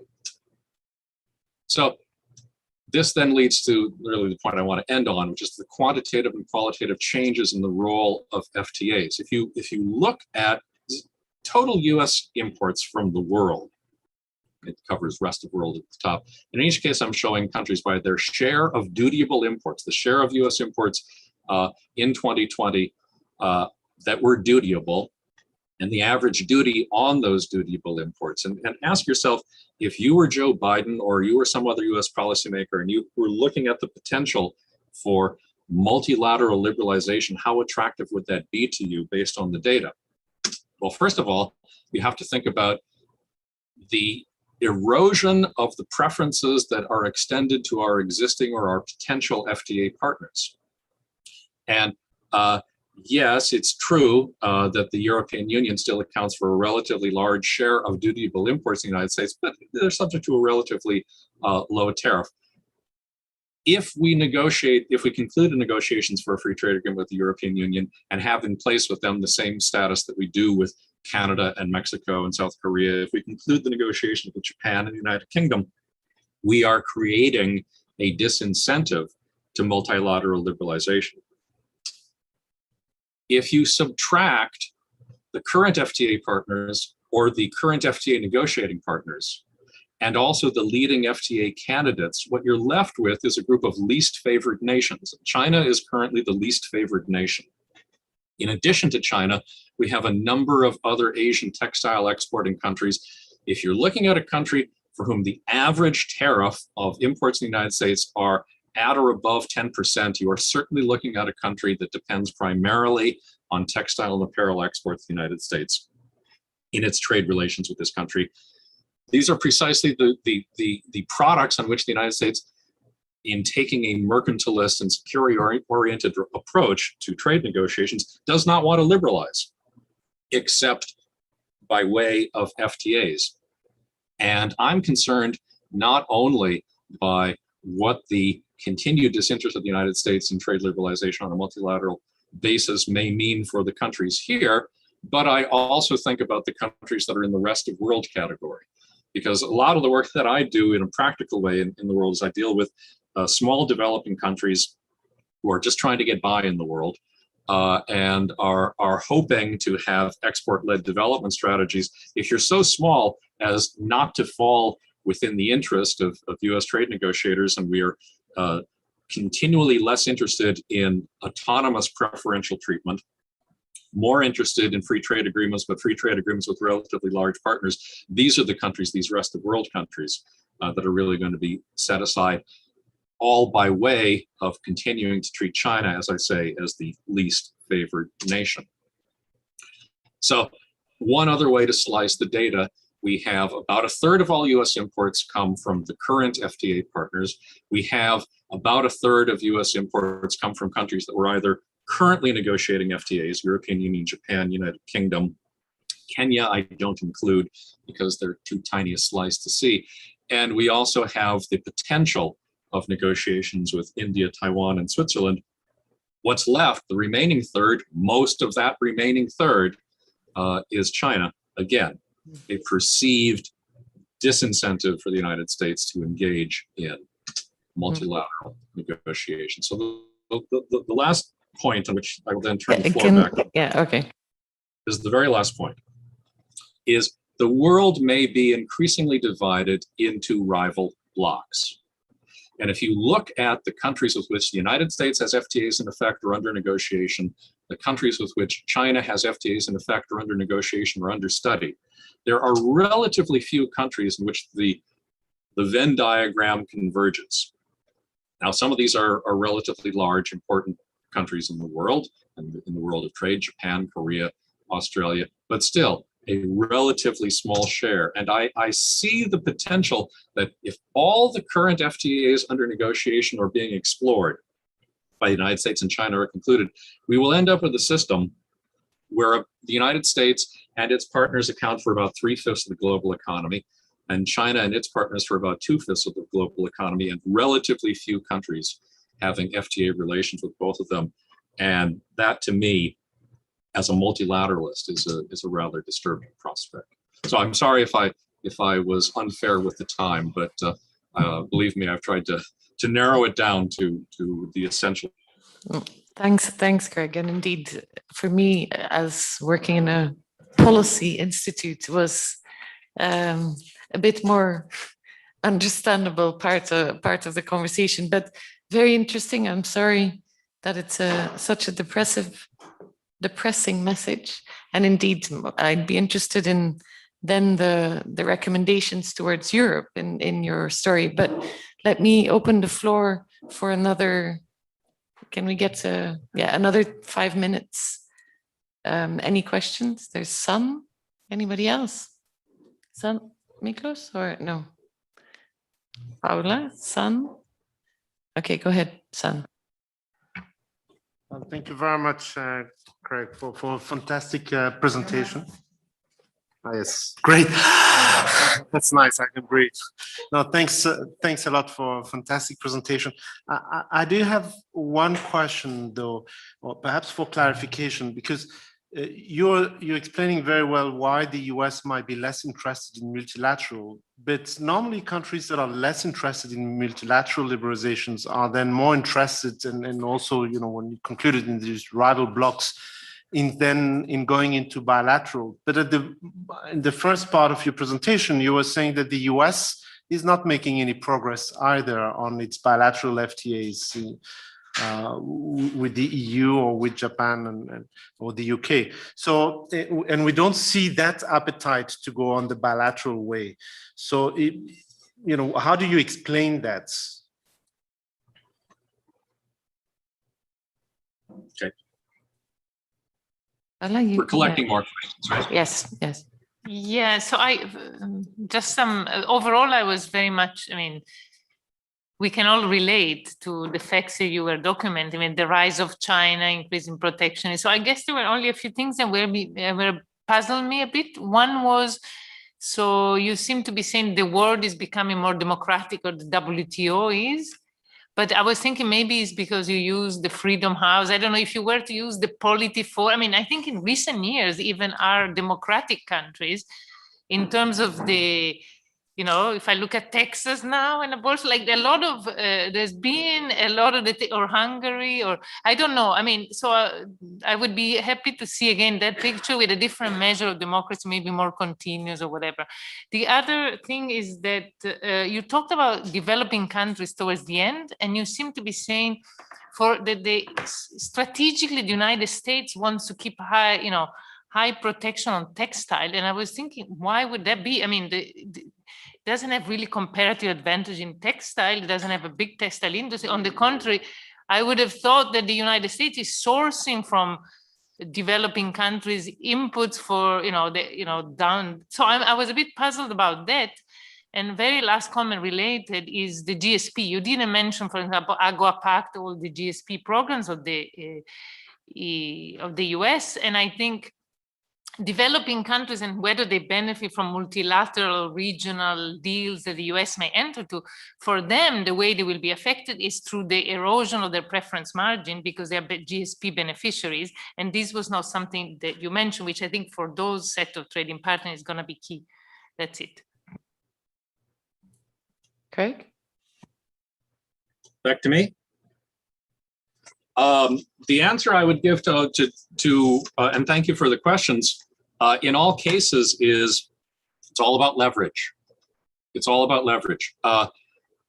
If you are asking why the United States has not necessarily concluded its FTAs, a little bit of background. I first started working in this field in the early 1980s, and one of my first jobs was advising the Israelis on their FTA negotiations with the United States. And most of the FTAs that the United States has been engaged in from then to now, I've had, well, about half of them, I've had some sort of advisory role. And I can tell you that at a strategic level, the types of issues I've been talking about so far today determine who are the people with whom we may negotiate. But once you start to negotiate, at a tactical level, the US negotiators are extremely demanding. And often it is a surprise to the negotiating partners, unless you're one of the few countries that have negotiations that lead to very lenient FTAs that have very beneficial rules of origin. And really the whole purpose is to provide a form of foreign aid. And primarily these are Middle Eastern FTAs. The US negotiators have a great deal of demands to make on intellectual property rights, on investment protection, and so forth. And this is one reason why there tends to be a relatively high rate of mortality in our FTA negotiations. We may launch negotiations. That doesn't necessarily mean that we conclude the negotiations. If you wanted to, I do this in my book. I talk about the reason why a number of our FTA negotiations over time have failed, and a lot of it has to do with the buyer's remorse or the potential buyer's remorse on the part of our negotiating partners. Now, similarly, you ask, well, why should the United States want to maintain preferences in textiles and apparel? Two reasons, one commercial, one political.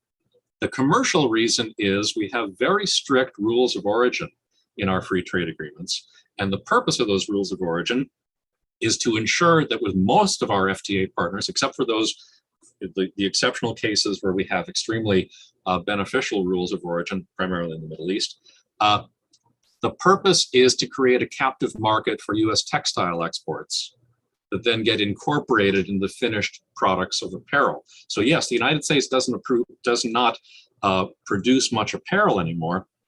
The United States still produces a fair amount of textiles, and those rules of origin are there demanding our entry. Beyond that, there's also, again, the leverage issue, but here, one of the things that US negotiators want to promise to their existing or future FTA partners is they should continue to benefit from preferential access to our market. And one of the ways to do that is not to liberalize textile and apparel trade on an MFN basis. And then finally, when it comes to leverage, again, you ask about GSP and AGOA and so forth. Again, when I first started working in the 1980s, the two things I worked on initially were GSP and the US-Israel FTA negotiations. And I've worked on GSP and AGOA issues all of my career. The principal objective of US negotiators over the last 20 years or so in these preferential areas is to urge the beneficiaries of those programs to switch over from their autonomous preferential access to the US market under one-way programs like the GSP and AGOA to reciprocal access by negotiating FTAs.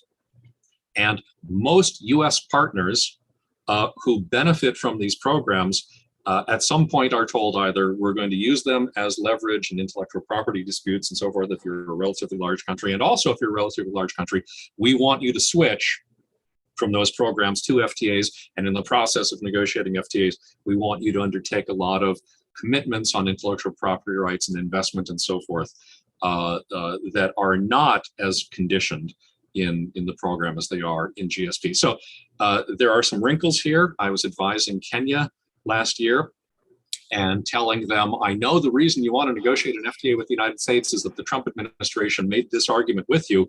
However, if we see a Democratic administration, we will probably see a renewal of the AGOA program, which is going to expire in 2025. Under Trump, they would allow it to expire. Under Biden, the Congressional Black Caucus will certainly insist that AGOA be renewed.